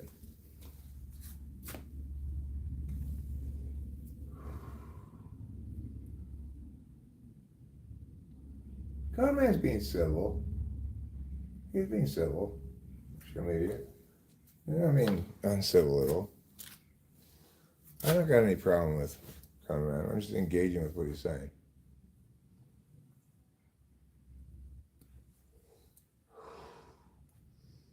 Because the thing is, I would never try to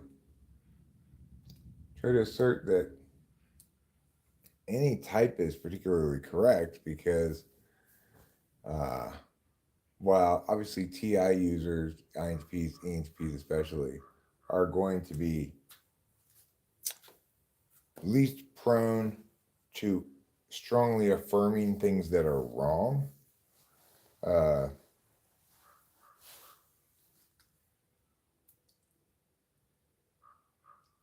Correctness requires so much. It's like you really have to understand framing and case level stuff. You really need to understand what ground arguments are. You need to understand what words do when they do work in argumentation, how that work's done, why it's done that way and not this way, or why doing it this way invalidates and that way does not. And there are perfectly good reasons for all this stuff. It all makes perfectly good sense. But it's not something you're just going to pick up, right? You pretty much have to be a policy debater and then a policy debate code.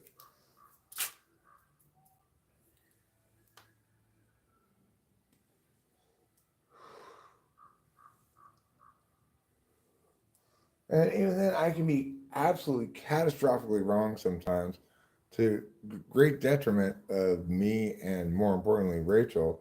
Like when I was catastrophically wrong about the linkage between whippets and uh, neuropathy. And the reason I was wrong about it is because I made the kind of mistake that everybody makes all the time, but I normally don't, which is to say, I applied the wrong frame of analysis to the wrong kind of question. Question about whether it's safe to do whippets is not the kind of question that you should critique the argumentation on a does it meet its burden to affirm standard, because obviously I don't need to have it firmly proven to me that this is going to handicap us or something. I need to have good enough reason to think, hey, we that might very much be responsible for this. We need to knock this shit off because the priority should be protecting your health, you know? So that's an example of how, in that instance, I was catastrophically wrong. And I was wrong for the same reason most people are usually wrong, because I used my normal default frame of reference, which is negate to make sure that the app meets its burden to affirm, in the kind of question that needed resolution that it wasn't appropriate to use that standard, that metric to evaluate it, right? It needed to be a more precautionary metric. Normally, the most precautionary metric is the one that negates most and requires the affirmation to meet the highest standard of support, evidentiary support or justification or whatever. But in that instance, it was the other way around. The most responsible thing to do was not to negate claims that there was a linkage there until those claims were made adequately to be substantiated. It was instead to um, to look for reasons why it very well might be true, even though they haven't proved it, so that I can know that we shouldn't do it. Right? It's not an intellectual exercise. So that's the kind of situation that is why most people are wrong most of the time. Is because they don't have a catalog of different metrics that they ought to be using in different kinds of contexts with different kinds of questions. Because remember, anytime you're arguing, you're really answering a question. That's why in parliamentary procedure, when they call for a vote on a bill, they say it's referred to as calling the previous question.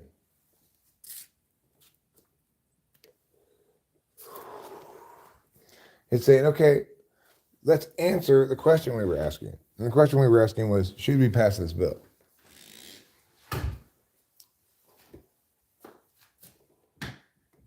Are classic cars banned in California? No. People think such weird things about California. Like California is not um, this nightmare of leftist nonsense run amok, like people seem to think it is. Although there's some of that stuff. I mean, if gays are insecure about their type, um, mm, I mean, it is true that INFJs are very subject to being convinced to doubt things about themselves by others because they don't have good relationship with their subjectivities, right? But it's not the case that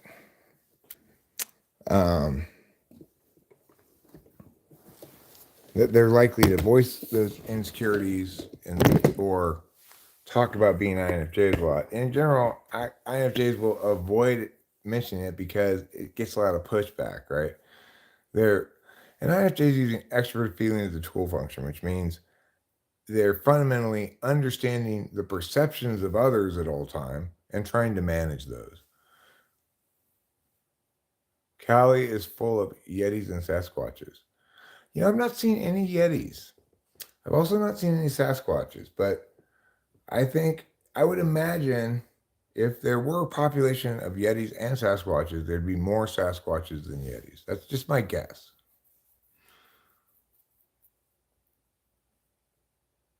I think really, if we're going to have Sasquatches and Yetis, we should have Mothmen as well. Oh, Mahomes, you sneaky little devil, you. Who's Tay-Tay? Snoop Dogg. Well, supposedly, Cone Man, Yetis are from the Himalayas. Now, it certainly is possible that somebody had a pet Yeti up in the Sierra Nevada mountains and let it go, a breeding pair, and now there's a whole community of Yetis up there. Could be. Oh, Tay-Tay is Taylor Swift. Oh. Caitlin Clark. She invited Caitlin Clark to go to the game with her? That's weird. That's kind of cool for Caitlin Clark. Kelsey just got another first down. Do Yetis eat spaghetti? Only Italian Yetis. Only Italian Yetis eat spaghetti.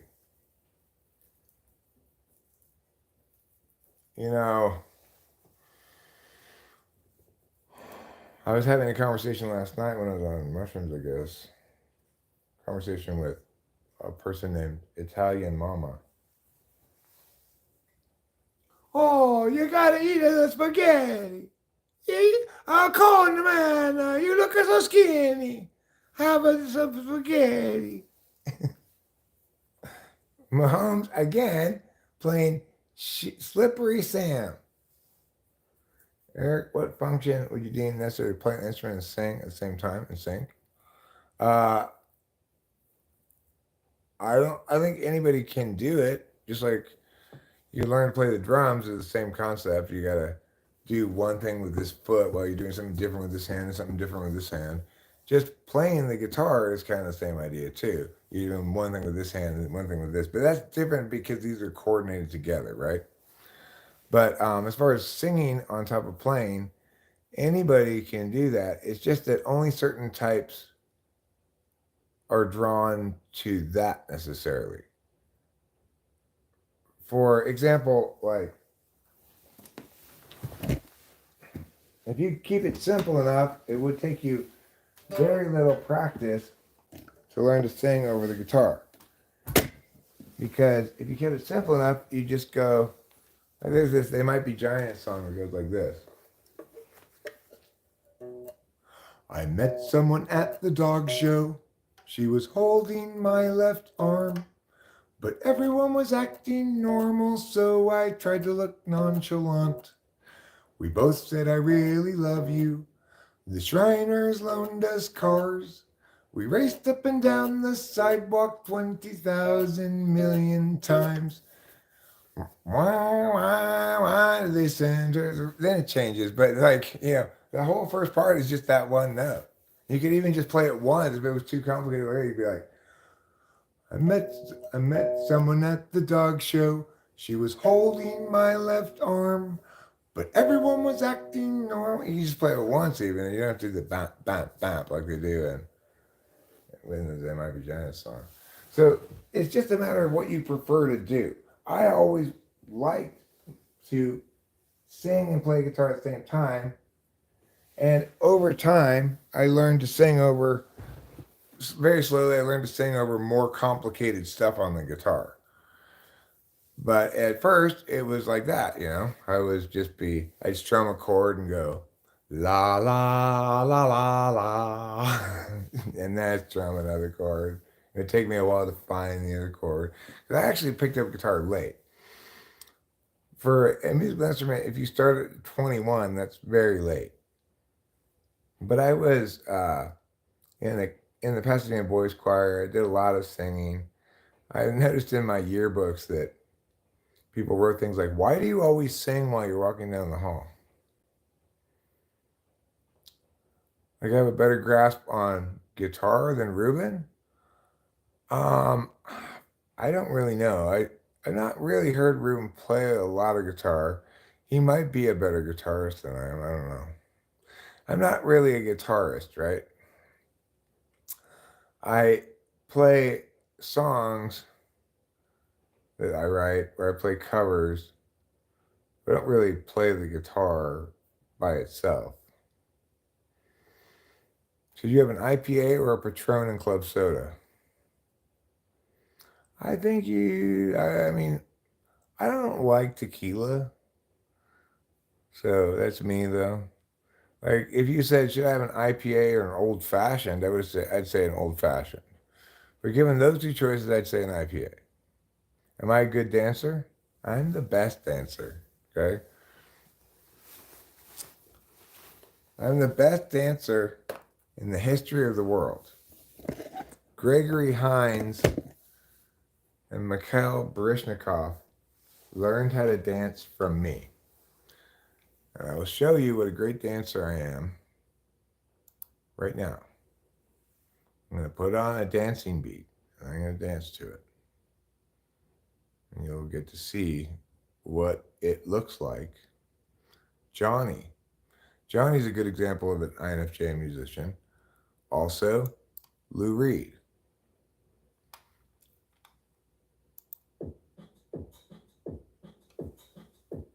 Okay, we're going to dance to this beat. Not normally the beat you expect to dance to. That's why I'm such a great dancer. I can dance to any beat.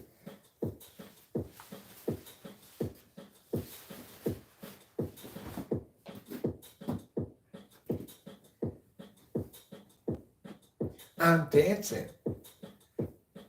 I'm dancing. Look at me. I'm dancing.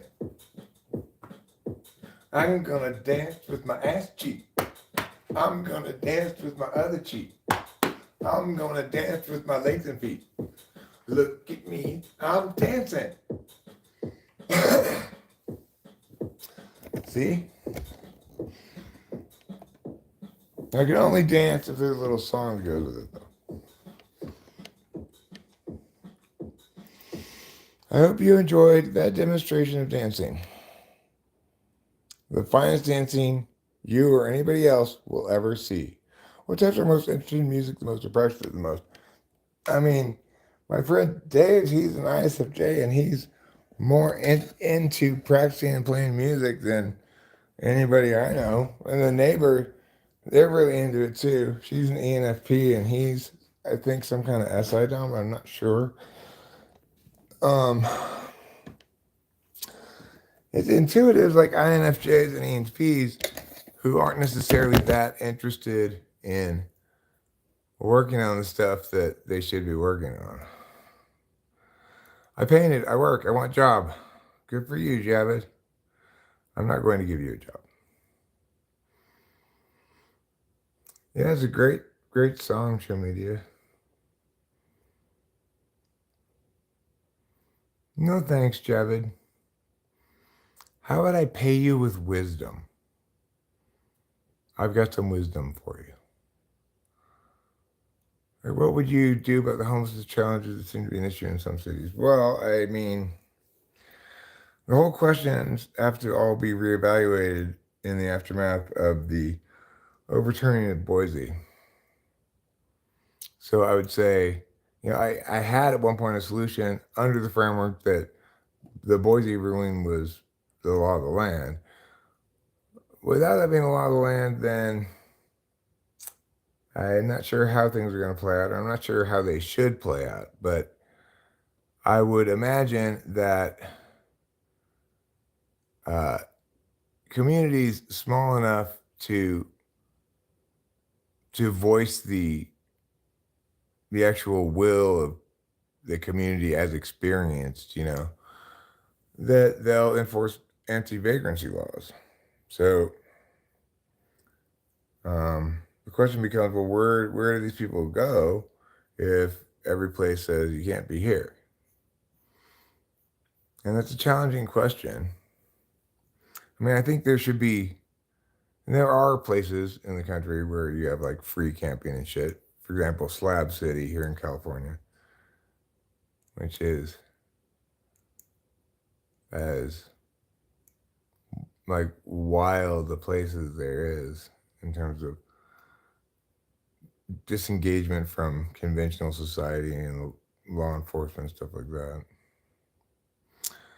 But it's tough. But the thing is, at that point, the question becomes one that evolves over time, right? The first answer to the question, what do we do about homelessness, is, well, if it's a problem where you live, you need to enforce vagrancy laws. And then people are going to say, well, then you're just relocating them all around over and over again, and nothing ever gets solved. They just move from city to city. You're not helping them at all. But the thing is about homelessness, people assume that the reason there's homelessness is because these people simply need a little bit of help if they had enough help, they would clearly embrace having a home and stuff. But concurrent with homelessness are all kinds of other problems, including addiction to drugs that aren't good to be addicted to, like fentanyl and stuff, including mental illness, and to some extent, including people wanting to live kind of a transient lifestyle. So some people who are homeless, they don't want to have to live in a house. So it's a tricky question, but the good news is now the question can be answered in a decentralized fashion. It's not a good idea to have a national policy on it. The Supreme Court tried to do this ridiculous thing of having a national policy that it's the responsibility of the municipalities to solve it according to the Supreme Court's dictates. So that's the worst of both worlds, right?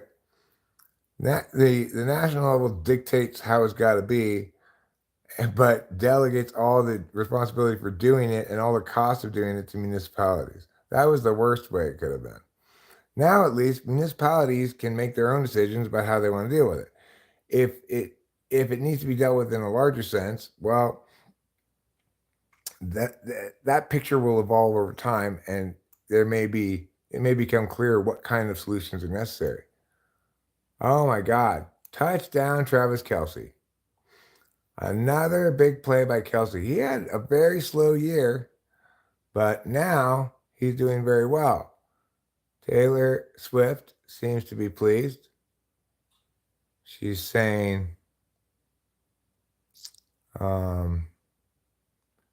we were both young when I first saw you. Travis Kelce, your boner was so large and firm. I had to get you a pube cube. Those were the original lyrics too. Taylor Swift. Caitlin Clark and Taylor Swift. Caitlin Clark seems quite poised and stuff. I don't mean to say that I don't like Caitlin Clark or dislike her at all. Are you banned? You are banned from what? I don't know. You mean like, are you banned like Hustler used to be banned before they won a court case? Just checking. I said some pretty bad riz. Oh yeah? Like he said, hey girl, sup? Sup? You know you my world. Did an angel just fall from heaven? Because I want to get in that pussy. Like that? That would be bad Riz, probably. Oh yeah, girl. Later tonight, I'm gonna be balls deep all up in that shit. That'd be crude Riz. It's like somebody came in here on Rachel's birthday, she was trimming, came in and said, um, pop a titty out, ho.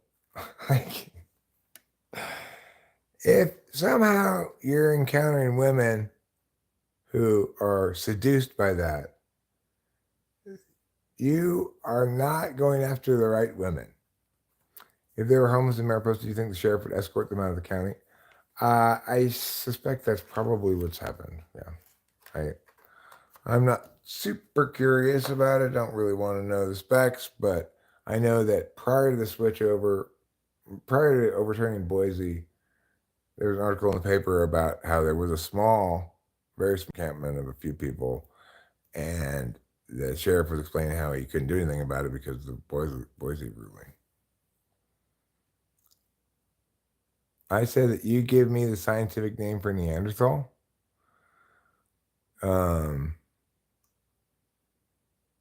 Isn't Neanderthal the scientific name for Neanderthal? I don't even know what you're talking about. If you think you said something that offended me, I have no recollection of it. You can insult me lots. I don't care. Give me a unique fact, please. All right, Sonia, I'm going to tell you a fact that I learned from a viewer here, and I found just amazing, an amazing fact. It's actually true. Capybaras ride on the back of crocodiles. They catch a ride on them. If they want to go up the river, the crocodile come over and let the capybara get on the back of the crocodile, and the crocodile take it up the river. Isn't that crazy? Capybaras must be such, they have riz. Now, capybaras have riz. Praise your beard, my master. I'm not anybody's master, okay?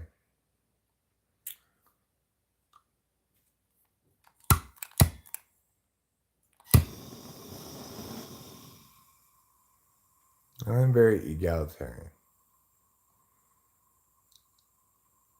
I'm one of the people who refuses to either lead, follow, or get out of the way.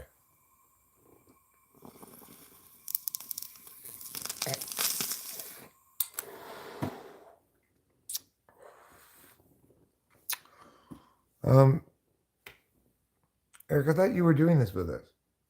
Yeah, I am. I'm sitting right here. Well, you're totally in the way. Okay. Walk around me.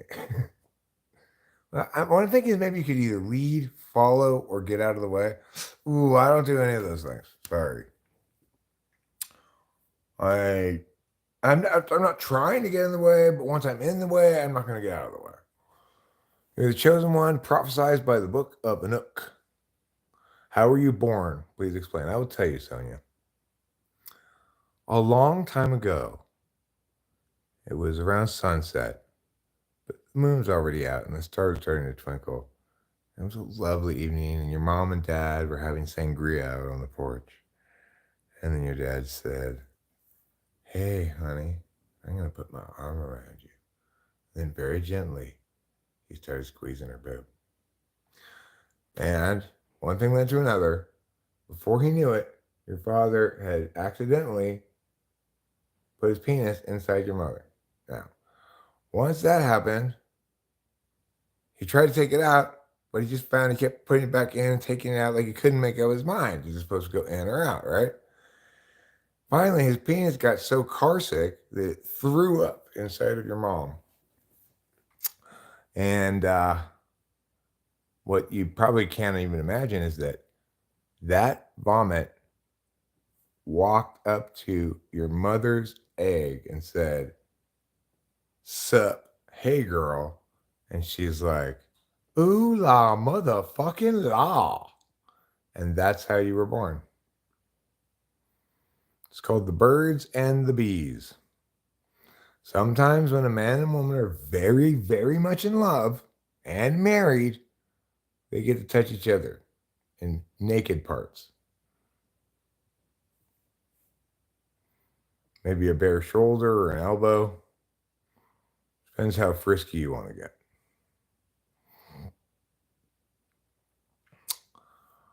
Anyway, then your parents, after 9 months, your mom was all gravid with child, and they took her to the hospital, and the doctor said, "Get out of there, Sonia.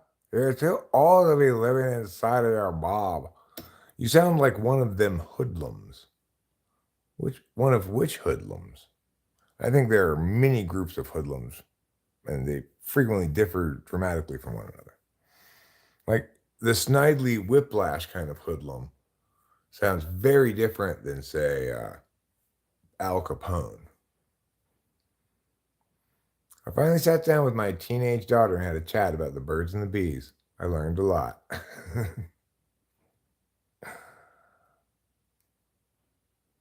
Pew goes the throw.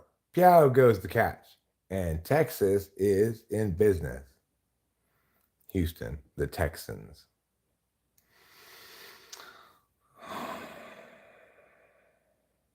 So do they have to be intimate at the fixed time? Otherwise, I wouldn't have more. Yeah, they have to have sex when your mom's ovulating and not use contraception. And then if that happens, then your mom can get pregnant. There's a few day window of ovulation. I don't know. But the thing is, women are born with the total number of eggs that they're going to have in their whole life, and they just go through them over the years until they run out of them. That's what menopause is.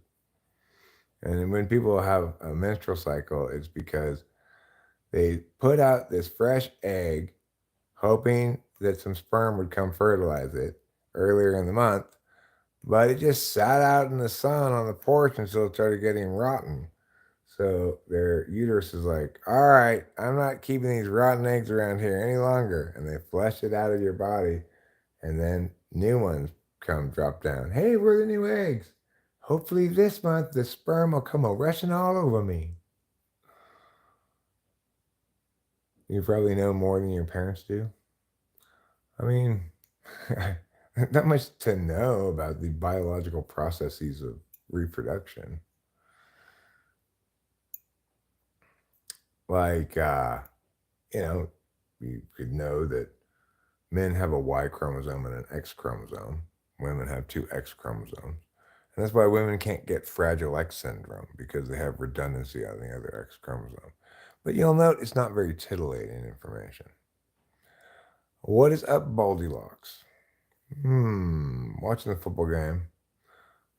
Was actually planning on ending the stream at halftime so I could focus more on the football game. It looks to be a pretty good game.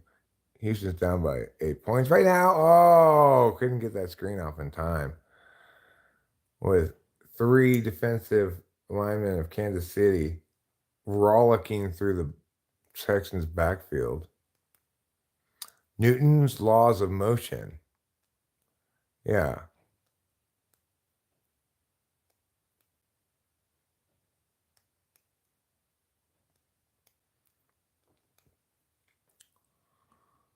That which keeps getting cummed in will remain getting cummed in until a baby starts. That was one of his laws of motion, right?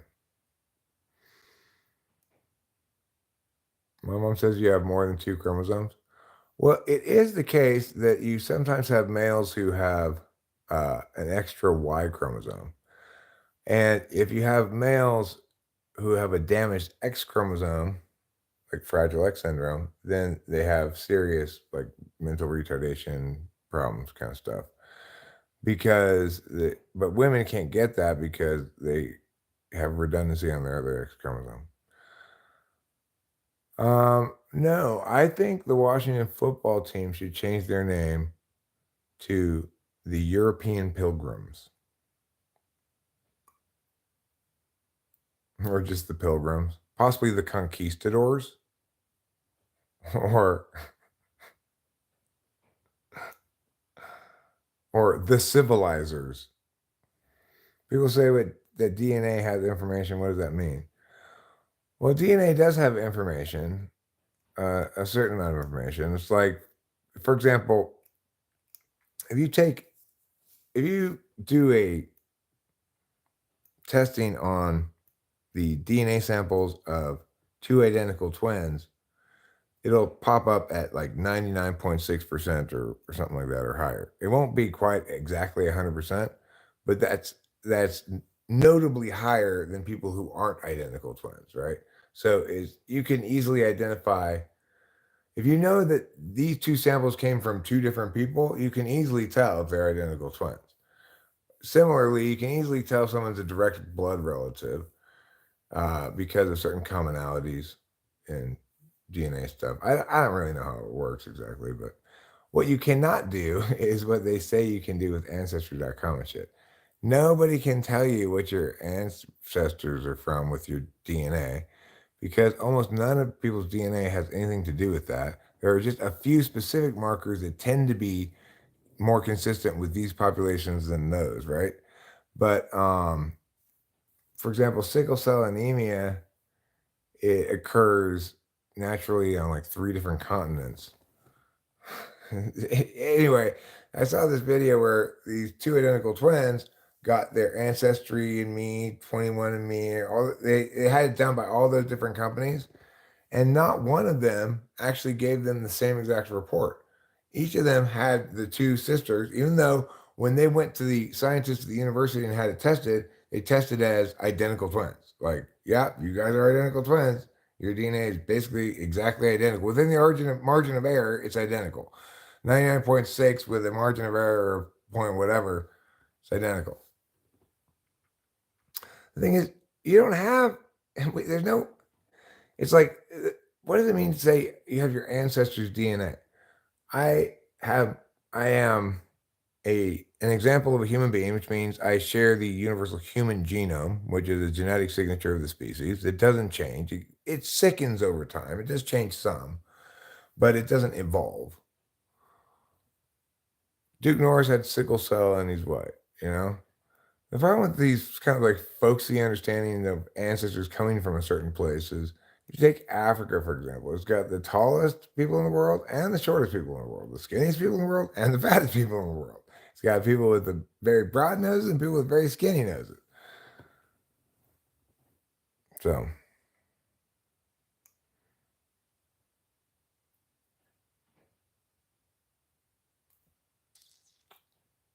where does our thought first come from? Well, thought is predicated on language. So, the reason you don't remember anything from when you were a newborn baby or very, very young is because until you learn language, you have no means to you have, there's no meaning in things, right? You have to have language to have meaning, and you have to things have to have meaning for you to remember them. Um, you have to be able to categorize them as something. You have 18,800 subscribers, and if I were one too, there would soon be only 800 799. You know what's crazy, Flo, is just a couple of days ago it was 18,600. But the last couple of days we've had crazy numbers. The on the stream that happened just yesterday, the day before, which was titled "Rachel Turns 40, Let's Party." We did stream for a long time, but that stream got 76,000 views. I have never had any kind of numbers like that before. It's crazy. I don't know what's going on, but I've had this experience before, though, where I had a brief period of time where shit picks up real quick for a little bit and then it dies back down again. YouTube algorithm taketh and giveth away. As they make little changes to it, you might go from getting a lot of traffic to none all of a sudden, you know? Are you complaining that you'd like to think that, for example, maybe your channel would have more subs? I was stuck on half that for a long ass time. And then like 6 months, I doubled and then went stagnant again until like yesterday. DNA testing, how does it work? I don't really know how it works. I know that they take your saliva and then they clean it up, which is to say they separate out the parts that have DNA from the parts that don't. and then they put those parts of DNA they separate out onto a certain kind of slide, which then gets analyzed. But they're only actually looking at certain parts of DNA that they already know are informative of certain things. But whether or not it's actually informative of those things is very much in question. Wow, first time I see a Trump voter and I can even smell it. Maybe you're smelling Sonia? I don't know. I didn't vote for Trump, that's for sure. I didn't vote for Kamala Harris either. I didn't vote at all because I believe a presidential election should offer somebody that I want to vote for, not two bags of shit and try to decide which one smells worse. Vote for the other one. That's not how I think our citizen democracy ought to operate. But part of the reason it does operate like that, Flo, is because you're so weaponized in your understanding of politics, right? So much so that you think that you can dismiss and denigrate me as I can smell a Trump voter, even though I'm totally not a Trump voter. I never voted for Trump. I don't like Trump. I think he's terrible. I think I still felt in this last election, like, well, I guess he's better than Kamala Harris, because Kamala Harris was almost shockingly, comically, like, suspiciously bad. Like, how you'd have to try to pick the worst candidate you could possibly imagine to be that bad as Kamala Harris was. And thinking about who Trump defeated, right? He defeated two of the worst candidates in American history, Hillary Clinton and Kamala Harris.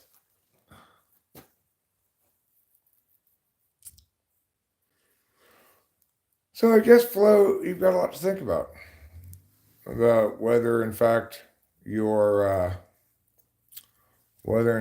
engaging about politics correctly, which is to say, dispassionately. I'm very correct about these things because I'm not attached to being on any specific emotional side or ideological side. I just correct about things. It doesn't matter if the specific policy prescription in question, if affirming it normally sides with the left or the right, it doesn't matter. Whoever's correct, I will pick that. So I'm what's called a correctist. Who's the last president you voted for? Don't make me admit it, pretty cat. I don't want to have to say this. You're going to make me feel very, very embarrassed of myself. And granted, it was just the first time. It was only the first time. Okay? But it was somebody whose name rhymes with Smush Mama.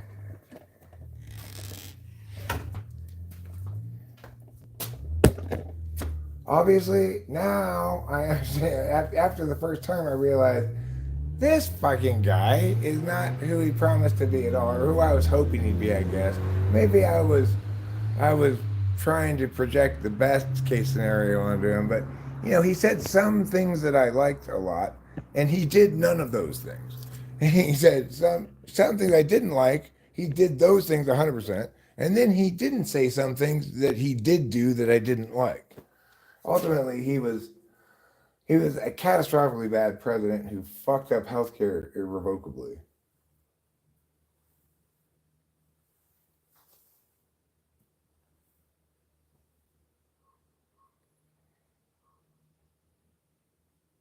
Do you think we live in a simulation? No, but I think sometimes that I simulate living in a simulation. So, for example, I'll do that right now, in fact.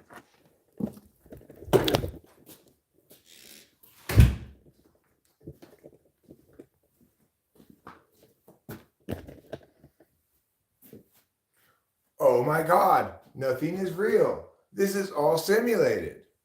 This is me simulating me living in a simulation.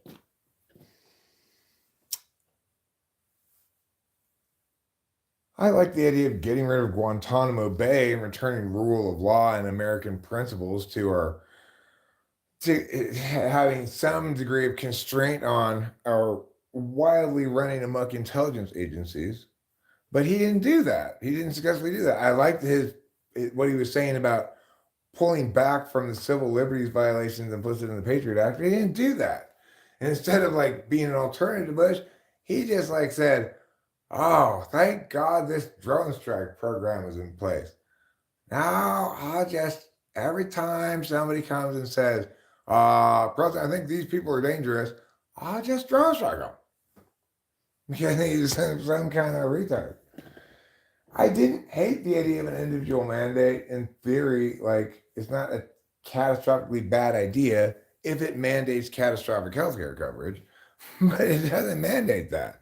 The only sensible way to have an individual mandate is for it to mandate high deductible, low premium health insurance that only covers you if you have something catastrophically wrong happen, because that's the thing that's going to solve the free riders problem, which is why the individual mandate was proposed as an idea in the first place. Of course, it should never have passed constitutional muster in front of the Supreme Court, who should have invalidated the law on the grounds that obviously Congress cannot penalize people for not getting health insurance. It's not part of the enumerated powers of the federal government. They are, after all, enumerated so we can look and see what they are. That's why John Roberts is like, oh no, that's a tax. A tax on not doing something? You can tax inaction now? And even though it is expressly intended to be a punitive incentive to compel people to get health insurance, you're still calling it a tax, even though it expressly called in the bill itself a penalty. Just because you're collecting the penalty via the IRS, which they never ended up even doing. Yeah, the Affordable Care Act was the worst thing he did. But the other thing that was terrible about him was he didn't, I mean, he was a little bitch. He was weak as fuck. I don't know what you want to call it. It's like where he should have fought the Republicans, he had no idea how to. And so they just bullied him his entire first term because he was a little bitch, Can you imagine anybody on either side of the aisle treating me like they treated Obama? I would fucking have every last shred of their dignity. I would eviscerate those fucks. I'm not saying the Republicans are more those fucks than the Democrats, but the whole partisan thing, I'd eviscerate those partisan fucks. But Obama was weak like a little girl. Biden also very weak. But that's because he had dementia, maybe. He probably would have been weak anyway, but it's hard to be strong with dementia.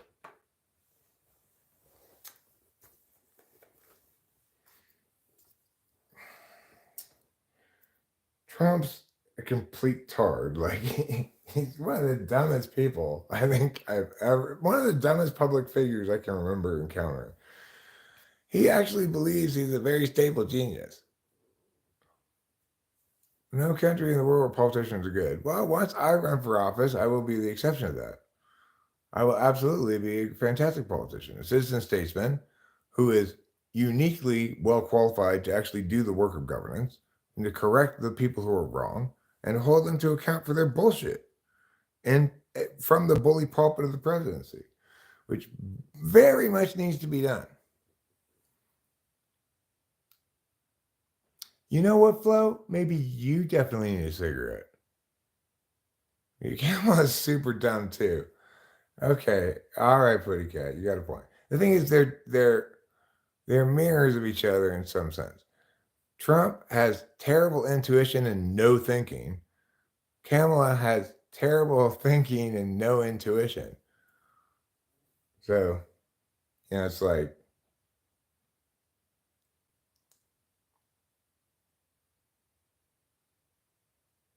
and here today, representing both of this season's forms of stupidity, we have Ni-polar and Ti-polar. Why do we get attached to everything? Well, I mean, because the thing is, the way political discourse has evolved since, say, the early 80s is it's become much more, the engine of political engagement is much more rile up the anger of your base at the other guys who are the boogeyman who are wrong about everything. The thing to note, of course, is the method they use is these wedge issue things like, well, what's this candidate's position on abortion? It doesn't matter at all. It didn't matter when Roe v. Wade was the law of the land because the Supreme Court said federal government has jurisdiction over this, and the Supreme Court has the final say on that matter, even though it was clearly wrong, right?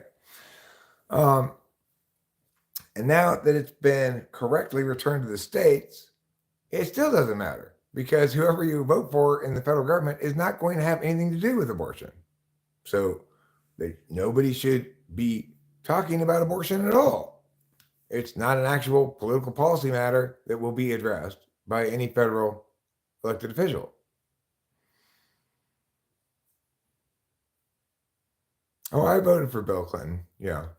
I didn't vote for GW. I may have voted for the dad Bush, the older Bush. I don't remember who I voted for in that election. I was too young to vote for Reagan. Right. And so people also have various other wedge issues like transgender stuff.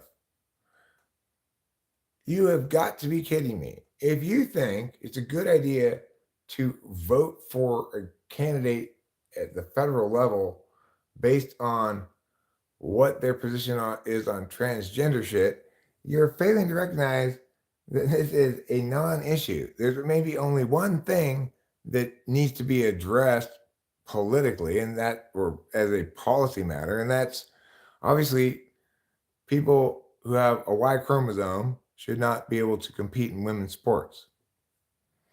But other than that, that's the only actual issue that there's anything to be politicized about at all. But people want to be like, well, if you're supporting transgender stuff, then you're on the side of those progressives who are trying to undermine fundamental values and things that I know to be true. And if you, on the other side, if you're not supportive of trans people and their shit, then you are one of those homophobic, hateful Christian Southerners, blah, blah, blah, blah, blah, right? Right. Who cares what the president thinks about education? Not that anybody ever asked the president about that, but it's not relevant. It's not a federal matter.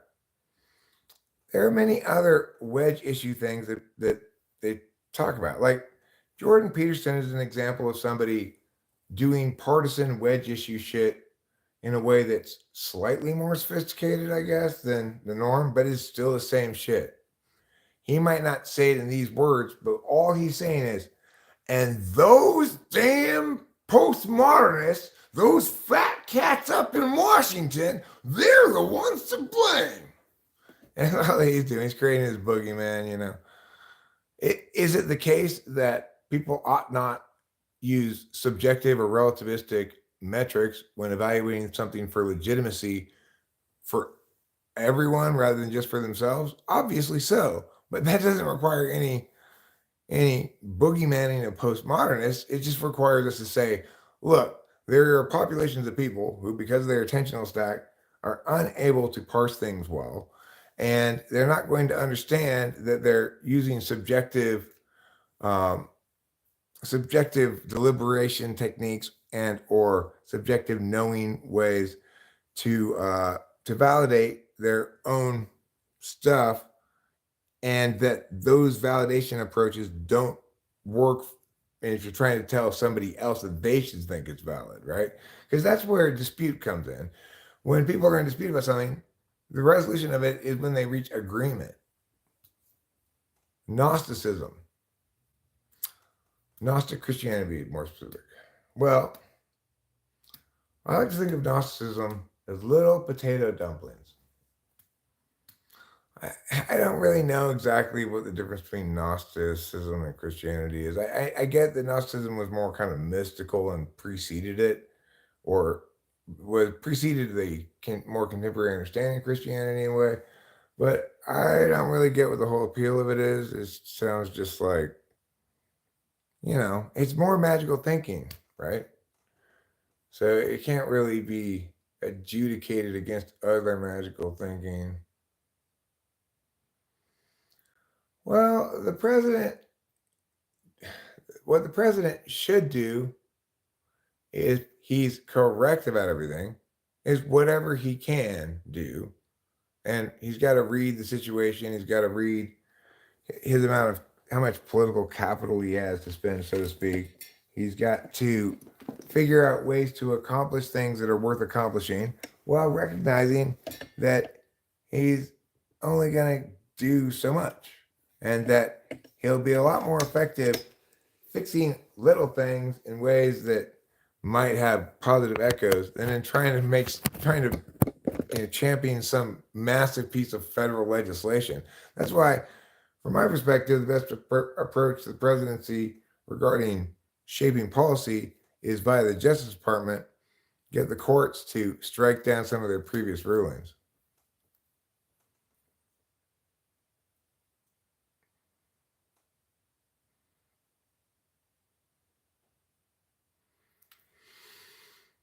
So it looks like the Texans are in a bit of trouble, but they're second 16. They do have the ball. They're down by 11 points.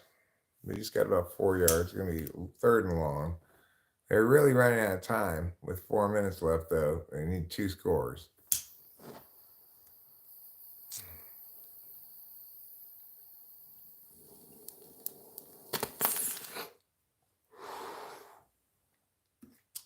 We never heard a theist talk about their beliefs as a magical thinking frame. Well, that's because, like a lot of people who think they're smart and understand things, he needs to be listening to me. There's nothing I can learn from him, but definitely stuff he needs to learn from me. That's just the simple fact of the matter, right? He has nothing to teach me whatsoever because he's not getting the category error.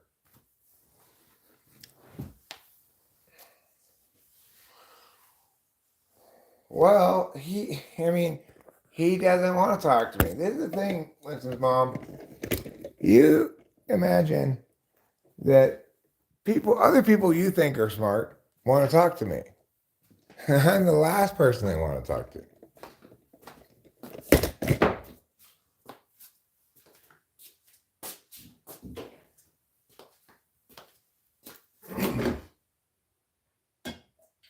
Because in terms of like understanding and explaining things, I am so head and shoulders superior to everybody else that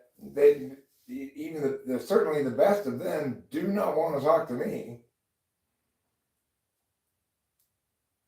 Like, I would break his whole job, right? By resolving the question in full. Then what's he gonna do? I just point out, look, just because plenty of people of faith are wrong in understanding that faith and thinking that faith is not a behavior but an affirmation, and thinking that it's acceptable to both have something be predicated upon faith and be plausibly provable via rationality concurrently is, of course, ridiculous. So, in other words, it's a betrayal of their own magical thinking frame to try to establish it's objectively so God, right? Certainly it's ridiculous to fetishize the Bible because that's not the best way of understanding Christianity at all.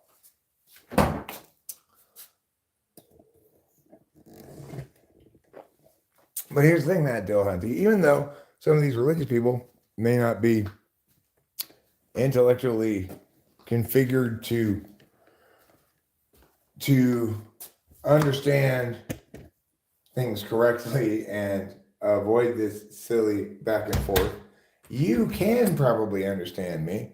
And so now what are you going to do? what are you gonna do every time you want to argue with a Christian and you want to say to me, you go like, "Oh yeah, but it's a behavior." Of course, he doesn't want to talk to me. He either has to pretend I'm not right,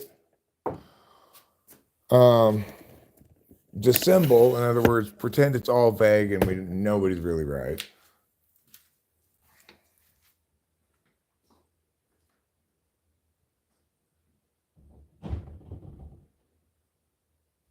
Or acknowledge that his whole shtick is a complete fucking waste of time and predicated on a category error. There aren't great choices for him, right?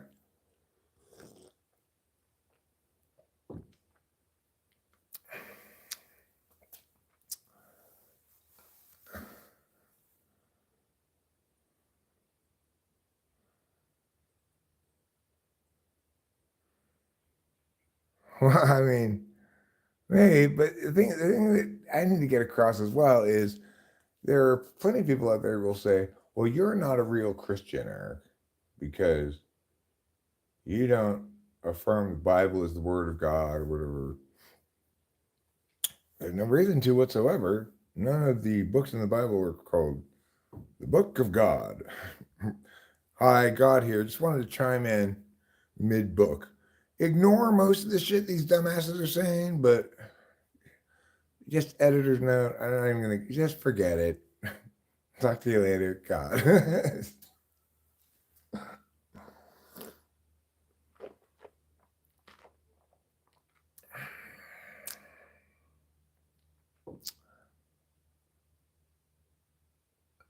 Well, the thought in its entirety is this, that if I'm determining the correctness of something, I'm using a form of deliberation, which I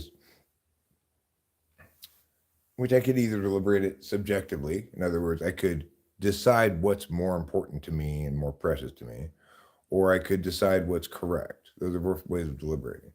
When I'm engaging in faith, I'm engaging in some kind of interface knowledge thing, right? Because by faith, I mean the behavior of prayer. I'm engaging with um, God as an external being who has like the final say on everything, but in particular on moral matters, on matters of personal growth and stuff like that. So just as somebody might want to go jogging so that they're in better health and don't get winded so quickly, somebody might want to pray because they they want that kind of spiritual exercise that's going to impact them in some subjectively desirable way to them, right? These things are subjective and arbitrary. What's desirable ways to you? That's why some people want to go to church and sing in a choir. And I couldn't imagine myself ever going to church. If I went to church, I'd think, okay, preacher, you need to sit down and let me get up there. You're saying things that are wrong.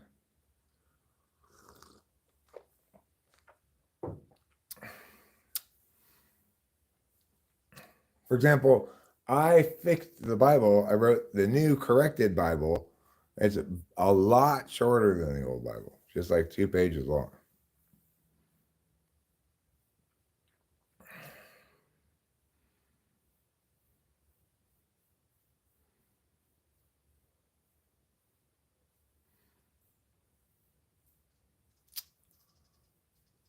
So, using jogging as an example, somebody might want to pray for some reason that's useful to them. For example, there are some kinds of questions you cannot resolve with reason or deliberation. A question of what you should do is not resolvable with reason. You can answer questions about what you should not do, what's morally impermissible using reason, but not regarding what's morally indicated. So, should I give my charity money to the dog shelter or should I give it to the local church thrift shop? Or should I give it to the this charity for Palestinians? Nobody can tell you which of those is morally superior or whether or not you're obligated to do any of them, because things that are positively morally indicated are only universalizable when they're contractual obligations. And that's not the kind of question you ask about God. So for me, the act of prayer is one of seeking forgiveness which whether or not you think there's something actually out there forgiving me, the act of seeking forgiveness is in a lot of different ways saying to myself, I it's like I'll pray something like this: I am not able to forgive myself. God, Jesus, please forgive me. I'm sorry for all of my sins.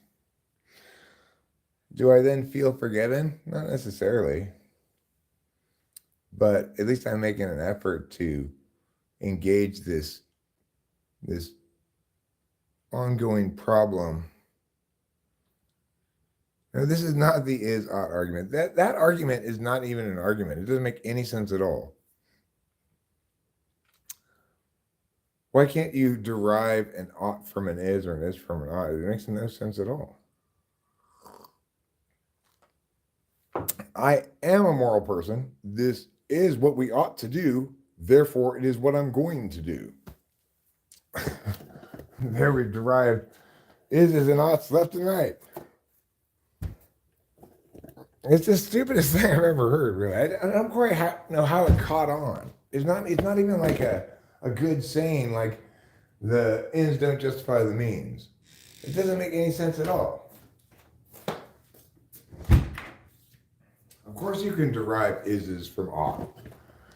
If it's the case that one ought not steal for reasons that are not specific to what you're stealing or who you're stealing from, then we ought to apply it as a universal rule.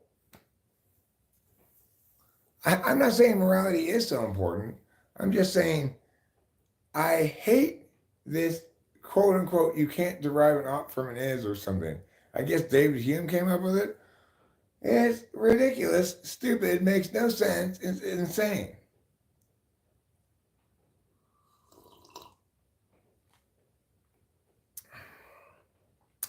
But Sonia, the answer to the question of why morality is so important is mostly to protect yourself. If you engage in wickedness, if you hurt other people, like because you're casually cruel, carelessly cruel, or because you do something wicked like cheat on a partner or betray someone's trust in a bad way, etc., then you might not feel guilty about it right away, but you might spend much more time than you anticipate many years later hating yourself and feeling guilty for shit you did many years before, as I do in my 50s, unless you are like somehow truly evil, no wrongdoer ever gets away with anything, really,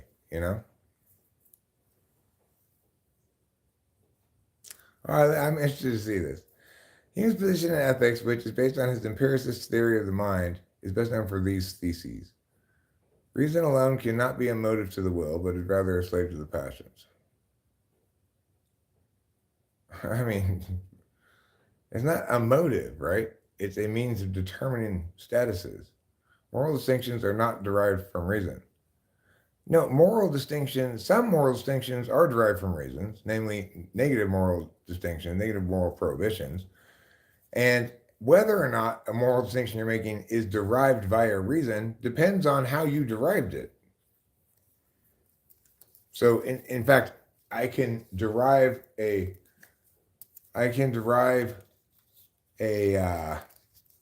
moral distinction using a set of definitions and deduction and reason and rationality, and say, if we work from this axiom, the following things must necessarily be true.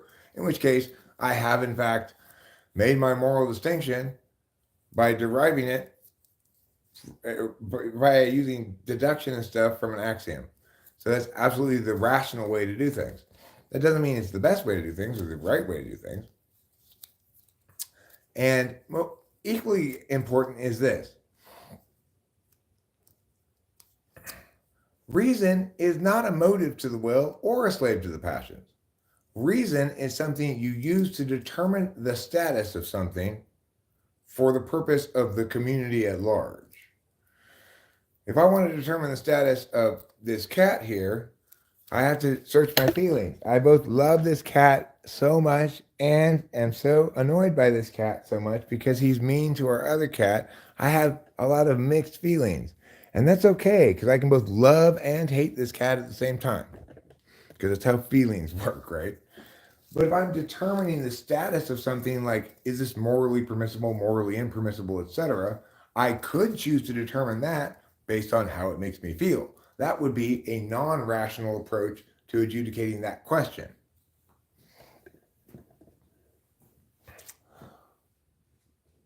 And the thing is, it doesn't matter whether any virtue or vice is natural or artificial, because all of our understandings of virtues and vices are not universal. What is universal are prohibitions and duties. Virtues are things that might be a good idea, but that don't incur any status of morally impermissible when you do them.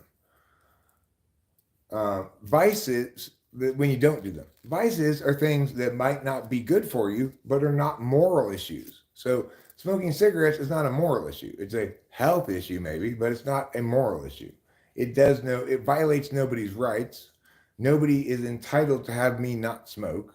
It's my body. It's consistent with the negative rights framework, which is predicated upon individuals owning their own bodies. I mean, the thing is, a book called The Rational Dog Wags the Emotional Tail is missing the entire point, right? Rationality is a way of deliberating something. If I'm going to say to you, hey, I've determined that, in fact, the traffic light is green at the corner over there, then you can tell me, how did you determine that? You can ask me, how did I determine that? I could give you an empirical metric. I could say, I went there and looked at it. I could give you a logical metric. I could say, I know they haven't finished installing it, and they've only installed the green one, and I know that electricity is going to it, so it must be always green right now. You could use a logical metric. If you're wrong with your assumptions, you could be wrong. Or you could use a magical thinking metric. You could say, I know it's green right now because God told me. So the thing is, what Hume is trying to do is make something say that something is in charge here. This is the dominant thing, it's passion. Or this is the dominant thing, it's reason. Or this is the dominant thing, it's experience. Or this is the thing. None of those things are dominant things. We have two ways of knowing, two ways of deciding, two ways of acting, and two ways of interfacing.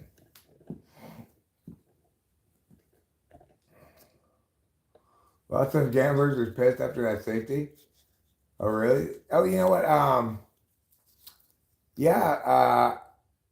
Oh, shit. That's so true. That boy Klaus took the Texans in 8.5 points. And now that's 9 points. Where do I think democracy works? I mean, I think it's the idea of whether or not democracy works is kind of a weird question, right? Like, what we have in the status quo in America, anyway, is government doing various things in various places in various ways, some of them good and successful and necessary, and some of them bad. So it's like one place where generally democracy is most robust, where the habits of democracy are most robust, is the courts. The courts are the most rational of the bodies of government, branches of government, whatever you want to call them. They're the most rational, they're the most deliberative, and things are required to both make sense internally and be consistent with precedent. If you go to a court, they do not care about how you feel or what you want. They care about what's correct. If you go to Congress, there's a lot of caring about how people feel and what they want. If you're dealing with the president, it depends on the president, right? But Obviously, the courts are the best. The courts have saved America. Without the courts, public outcry or passion would see the Second Amendment taken away. As it stands, even with the courts, the Fourth Amendment is eroded down to only applying to your house, basically. Even though it says your papers and facts and stuff. Hey, Matthew O'Day. Hey, hey, hey. Do you think people are smart to make a good leader? I mean, do I think smart people make good leaders? I don't really believe in smart people. I don't doubt there are plenty of people in the world who are smarter than me. I believe in correct people. So what I can promise people is that I'm going to reliably be more correct than people who are smarter than me, because I'm not going to have positions on things I don't know about. And when I'm talking about something I do know about, I've done much more rigorous position establishing work than they could ever even dream of. How was her birthday? It was fantastic. We had a great time.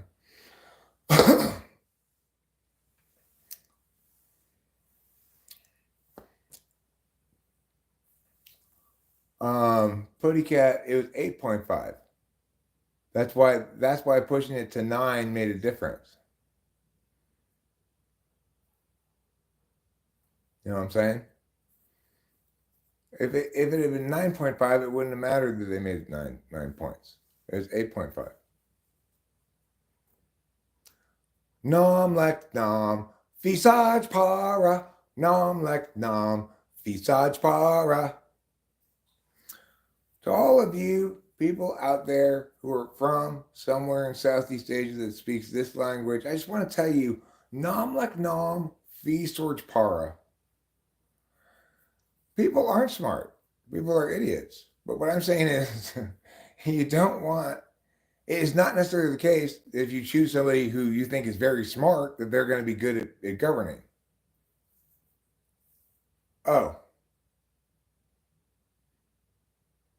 Oh, well, you know what? Then that boy Klaus is going to be fine with it, I guess. No, he's still not going to be fine with it because he didn't take 9.5 points. He only took 8.5 points. No, it's not that people are smart. That's why it's not that people are smart or dumb. That's why they choose bad government. It's that people are idiots, including the people who run for office and the people who vote for them. So, but it's also because they're waiting for a genuine alternative. They've never heard anybody be a correctist instead of some bullshit. So, Putty Cat, I believe you. I'm sure you're correct, but I will tell you this. This is definitely the case that boy Klaus, when he came in, said he took 8.5 points. Is what he said. So maybe he had a different bookie than you. Wasn't that fun? I thought it was super fun, Winston's mom. No Job. Well, Job died a long time ago, Javid Rashid. And who can blame him? His wife had turned into salt. He had a plague of locusts in his underwear. No, I'm not giving you a job. I'm not hiring anybody, and I don't want you to clean my toilet. I don't want strangers in my house cleaning things. All right, cool. I totally accept that explanation too, Putty Cat. Javid, shut the fuck up. Can somebody time him out? I already told you, knock that shit off, dude. This isn't a job fair.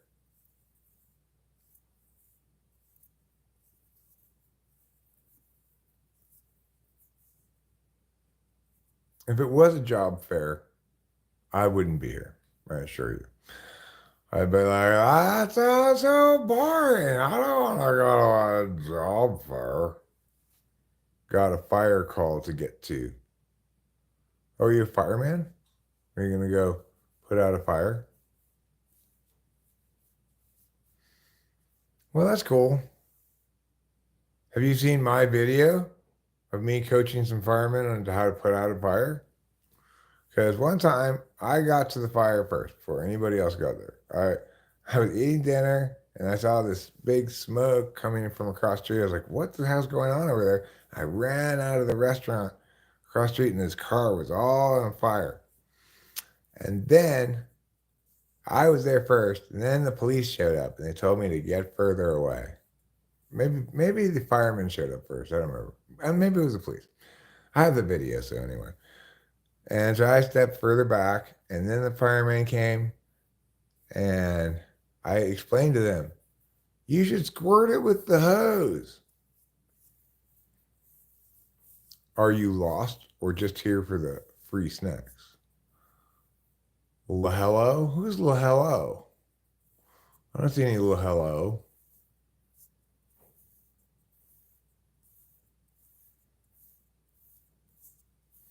Yeah, I remember that guy, I think. No, I don't really like cigars. Instead, I like cigarillos. What free snakes? Thoughts on marijuana? I mean, I think it's one of two things that I smoke all the time.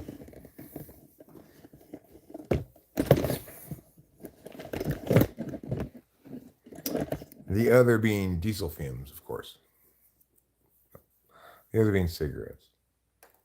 Instead of smoking a cigarette, though, you've convinced me, Orion Kennel, that instead of smoking a cigarette, I should smoke a healthful, delicious, and rejuvenating bong rip.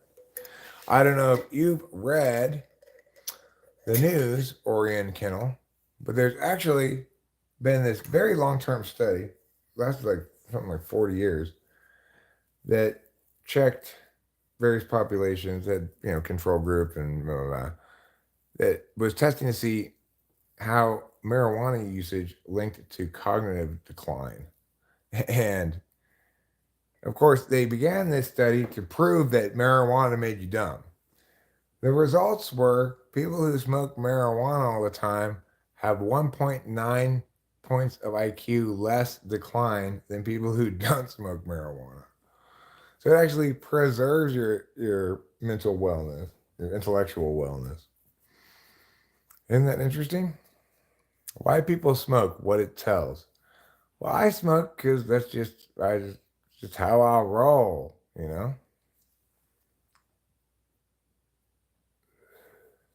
Yeah, I shit you not. This study recently came out. It was I read a couple articles on it.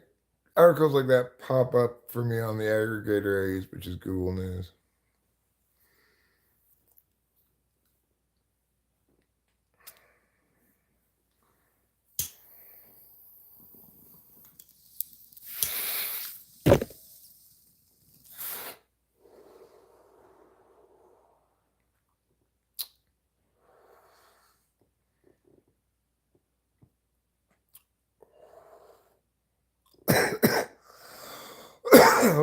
When I think about a hunger strike, why would I hunger strike? What am I hunger striking about?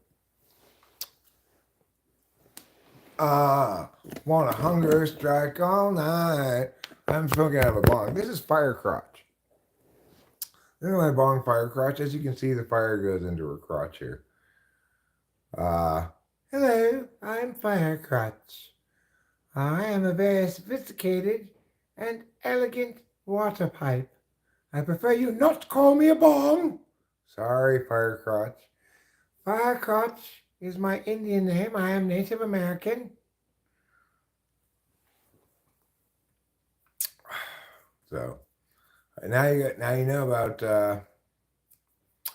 Fire Crotch. You get to meet Fire Crotch. You get to learn about her personal history.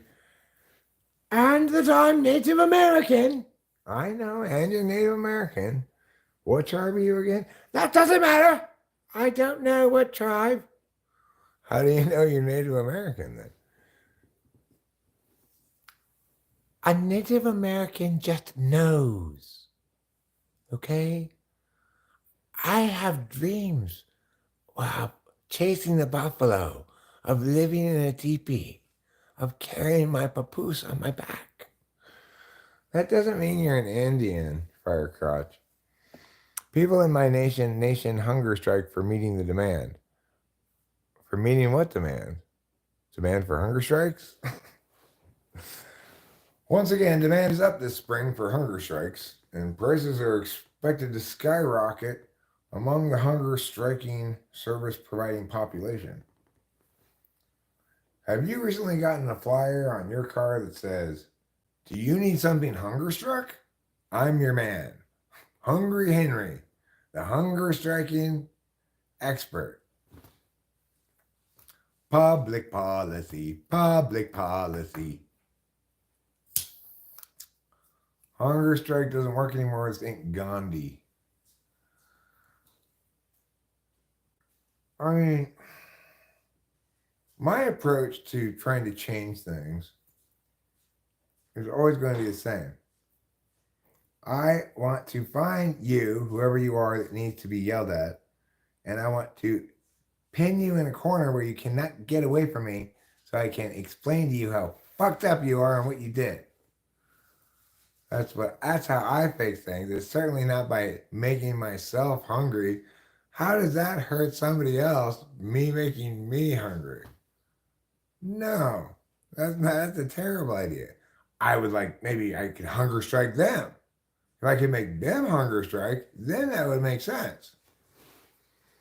What are my thoughts on weed? I don't really have any thoughts on it. I mean, there's not much to say about it. It's just, I smoke so much weed that I don't even know what it's like to not be smoking weed. I've been smoking weed since I was like 14 years old. Oh my Lord, how I wish that I had a napkin. This bong resin is on my lips. Oh, how I wish that I had a napkin. I guess this circle will do, I guess. Because this gets all bong resiny, and then it gets on my lips, and it tastes so gross. Oh yeah, hunger strikes would maybe work if you're in prison, you know, because they have a responsibility to keep you alive and stuff is right, and also you're fully disempowered in that context. Like, there's no way for you to exercise any kind of power or voice except by refusing to play along with the existing system. Like, basically the deal is, well, you get to eat and have some place to sleep, and you have to stay here all the time. And they're saying, well, I don't agree with this deal. I'm not going to eat or sleep or anything. I'm just going to die because fuck you. I get that. That's fine. But if you're trying to create social change, right? Like, or if you're not incarcerated, if I'm not operating in a world where I'm dealing with these very violent people who have complete authority over my every minute of my life, prison guards and such, then, if somebody is wrong and pissing me off, heads are gonna fucking roll, Somebody's going to be held accountable. I'm going to give someone a very stern talking to. I am not afraid to yell at people and tell them, you fucked up. Should vegetables be mixed or segregated? I think you can mix all the green vegetables with the other green vegetables. Your white vegetables go with white vegetables. And you can put the brown vegetables over there, like on the bottom shelf or something.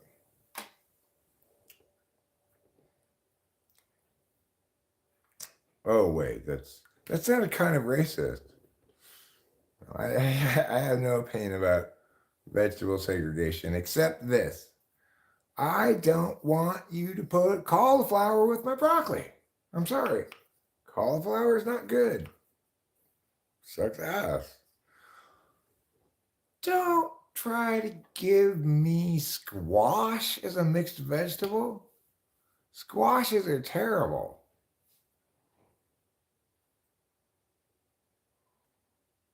No, not with partners. Not with partners. Because I'm expecting, with partners, except maybe with Kimberly eventually. I mean, even then, she was just super toxic and and basically trying to make it such that I could not achieve anything with words, which is obviously going to drive me insane. But with like with Rachel, no, Rachel and I are very gentle with each other.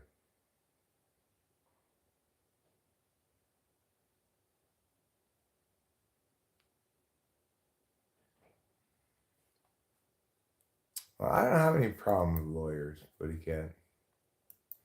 I know people like to joke about lawyers, but it depends on your lawyer. I do think that most lawyers aren't very good at their jobs, or what they should be good at, like the actual understanding of things. But because I think the most effective lawyers are often the ones who have a very good understanding of all the procedurals, but not really of the law. Why don't people do farming? I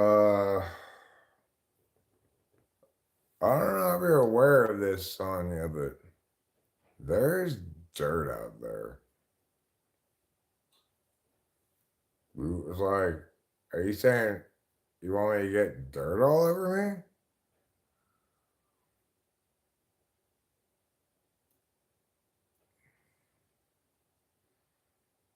I think Sonia is probably somebody from another country.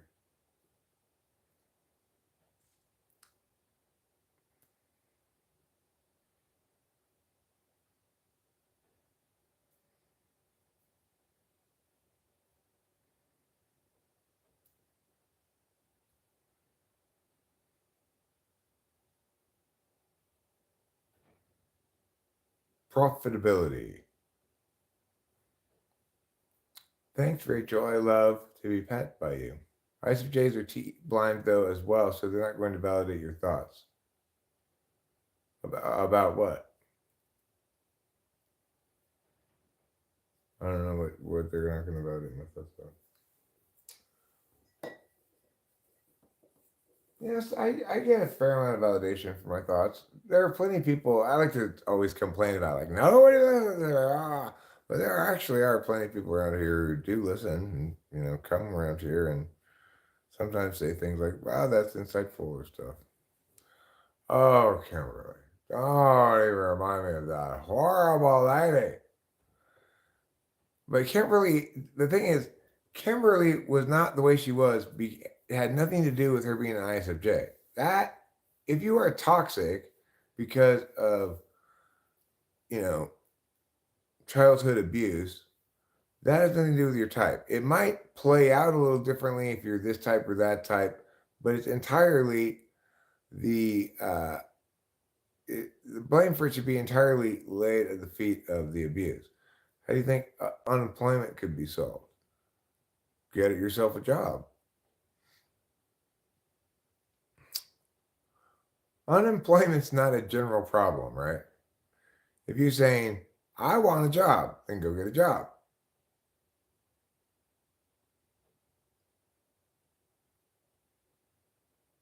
If you're saying it's really hard to get a job right now, well, then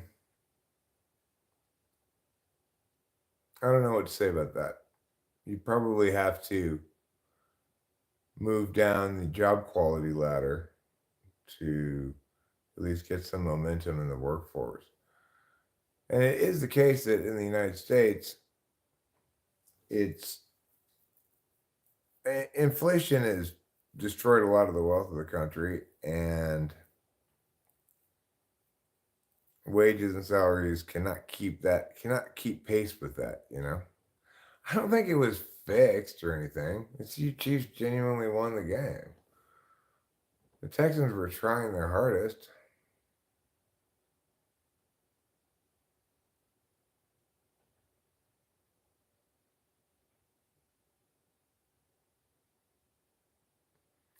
Okay, well, I don't know how to solve other countries' employment problems because I'm not that familiar with the specifics of how they came about, how their economies work, etc.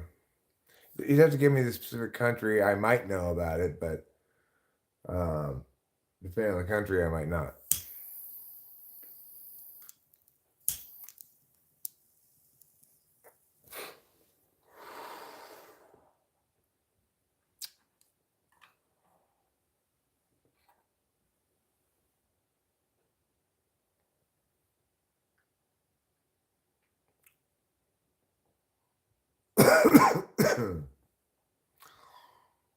My ex-boyfriend treated me like dirt. You mean he plowed you and planted his seed?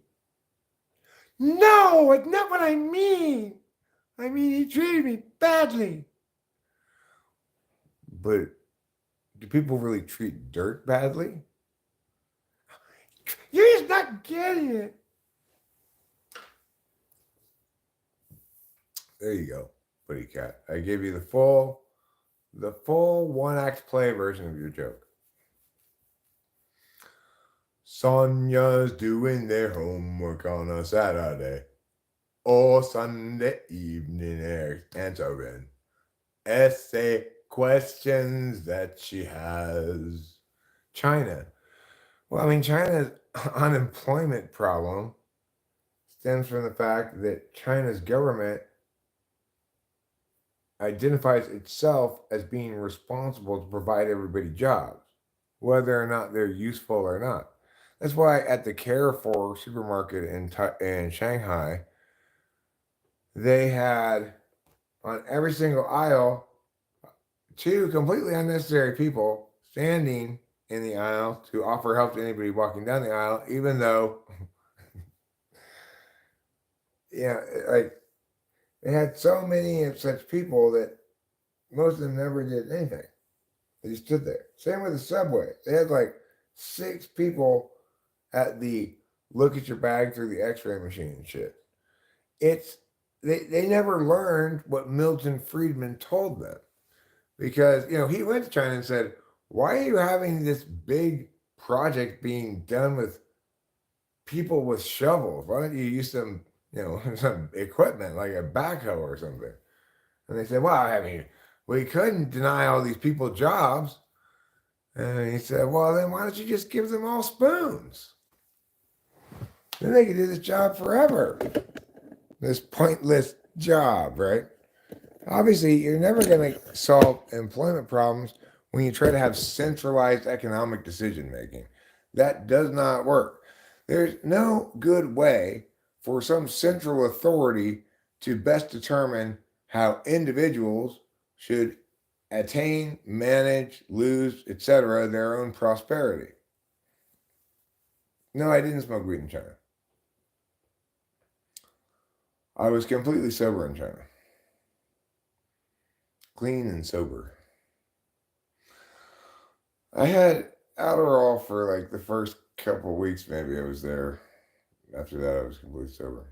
What about the birth rate problem? How can we fix that? It surely isn't an issue of abstinence, but rather contraception.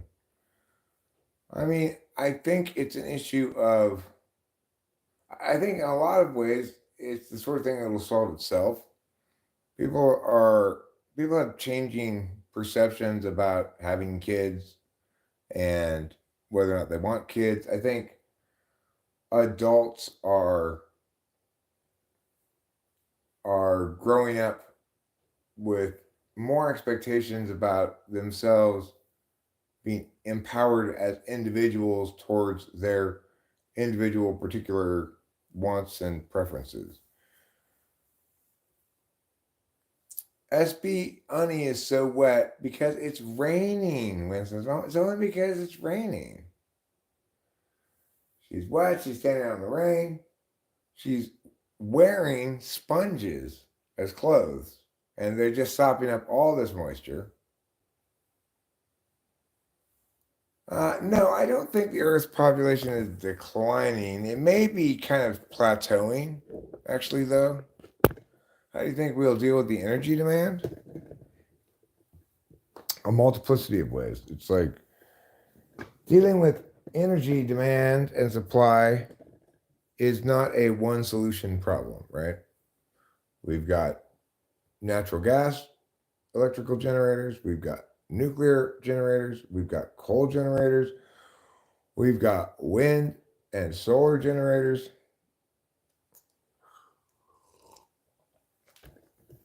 We've got hydroelectric and geothermic power generators. There's geothermal in Mammoth, just on the other side of the Sierra Nevadas from us. So the thing is, in the status quo, we have a wide variety of ways that we make electricity. Like sometimes when the power company doesn't send electricity to our house because they suck so bad, we have to run the gasoline powered generator and it generates electricity for us. If you're talking about energy requirements in general, including fuel like gasoline, diesel, I guess electricity, when put into an electric car, qualifies as fuel. I'm not sure. Let me get, what am I getting? A cigarette. I'll be right back.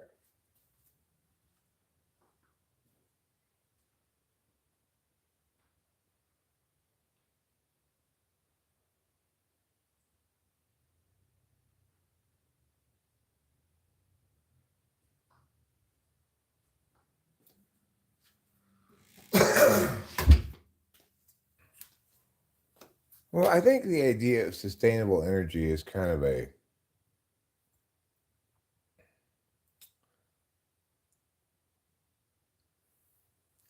it's kind of selling you a bill of goods, right? Our current energy consumption is sustainable and that is being sustained, right?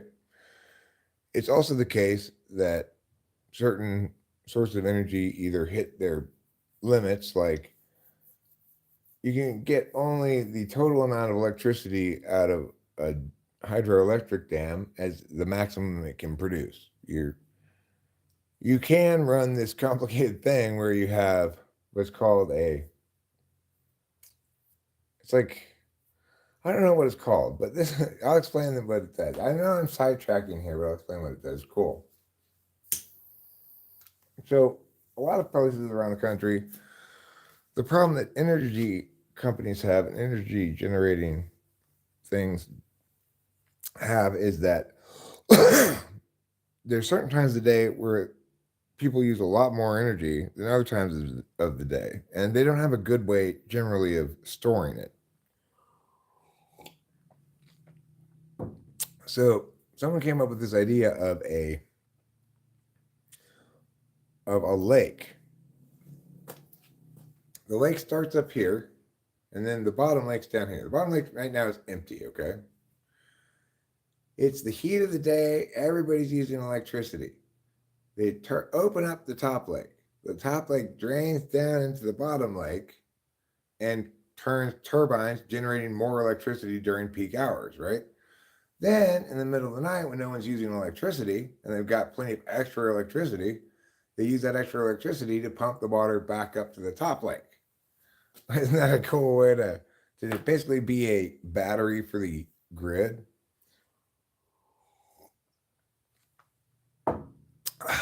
So, I was sidetracking from something to get to that point.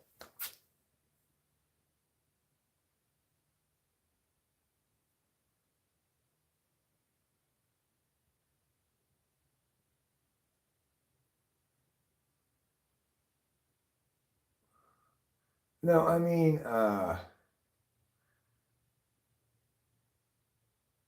understand that Taylor that the times are very difficult because of the damage that was wreaked by a sequence. It wasn't just COVID causing inflationary pressures over the last 20, 30 years. You know, been other huge, ridiculous follies that caused inflationary pressures, but uh, everyone's money is worth so much less, and costs of things have skyrocketed, but wages, income have not increased accordingly. So shit's tight. Times are hard. I feel for you, for sure.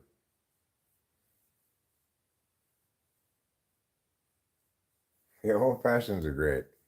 You do have to have kind of a lot of stuff. You have to have oranges, bitters, sugar, whiskey, soda water, ice. Maybe a little orange juice too.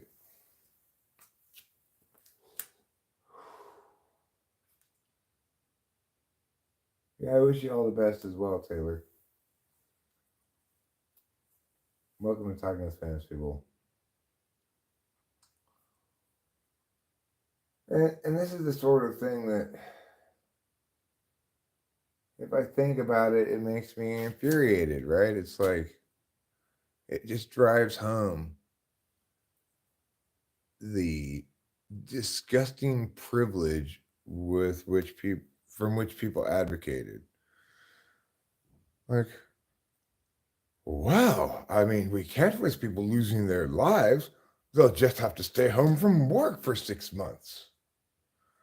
I know, Margaret, we'll need to dip into our portfolio. And I guess these poor people will have to do so as well. I'm not thinking about that at all, really.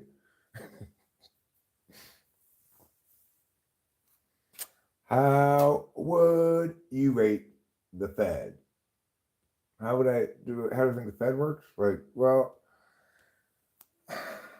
I mean, there are core things that I do not understand why it's done that way.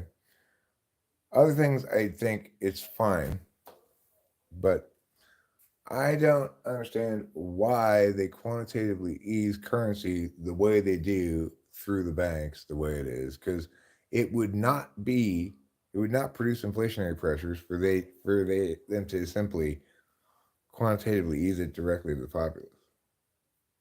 It's the same amount of new currencies entering the economy for the same reason, because new wealth is being generated. It doesn't matter. There's no reason to lend it through the banks. It shouldn't be lent through the banks. It's counterintuitive. It makes no sense.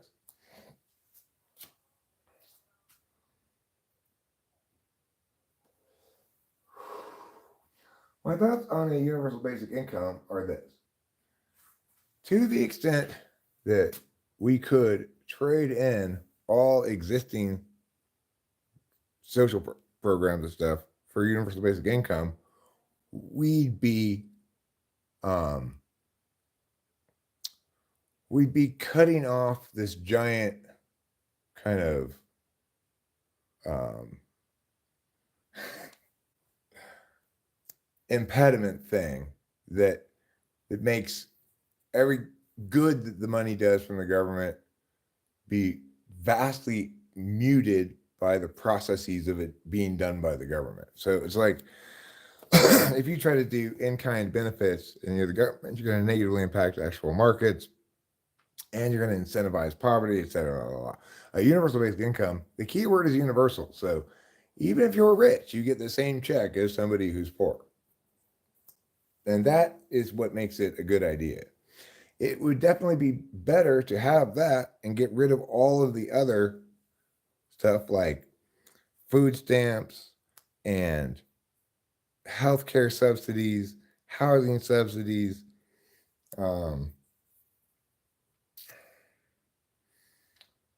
disability, Social Security, all that kind of stuff.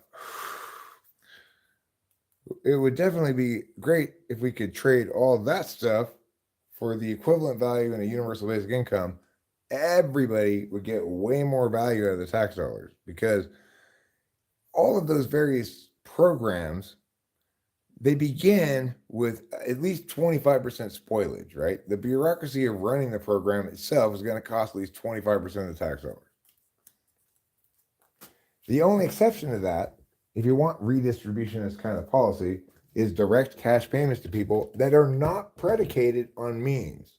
You cannot give different amounts of money to poor people and rich people without incentivizing poverty and without breaking the whole idea, which is The reason universal basic income is good is because it streamlines the redistributionist process. Some redistribution may be a good idea, but only if it's done well, right?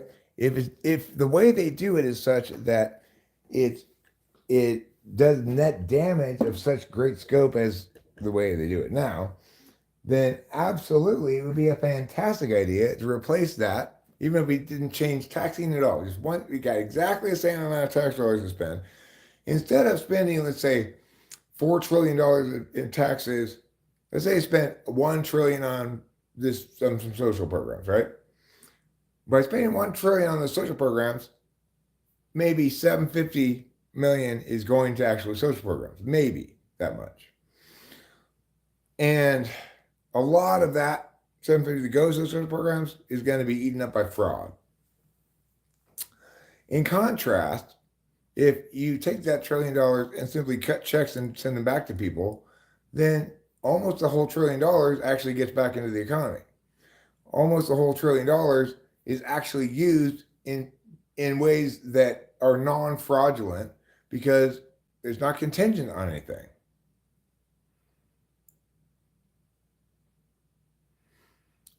Eric, what type would use their chainsaw on a tree to retrieve their shoe because they didn't have a big enough ladder? Ah.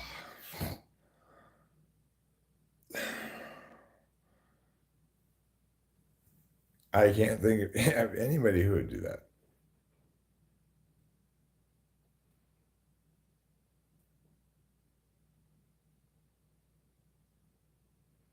You talking to me?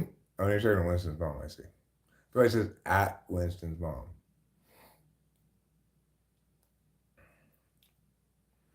So the thing is, should we have a universal basic income?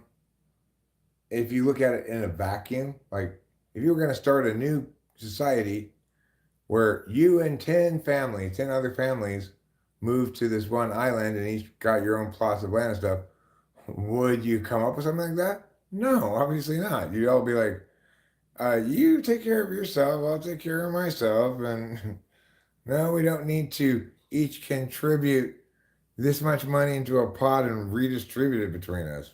Fuck that noise. Even if I would benefit from it. Yeah, you got more money, so I'd benefit from it. But if that's how you're trying to sell it to me, you have no character at all.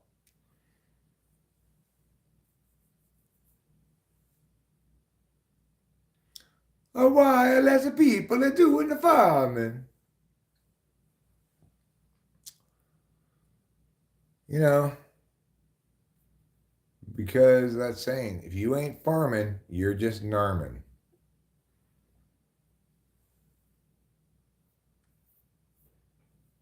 Anyway, I guess I got really throcked out. I'm shocked to realize I stayed up for the entirety of 2 full nights. It's now 5:07 after the second night.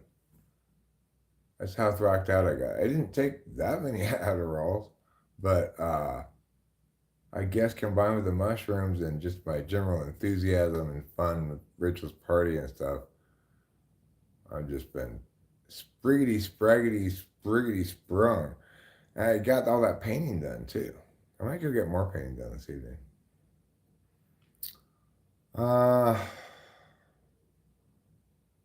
But I think for now, I'm going to end this live stream.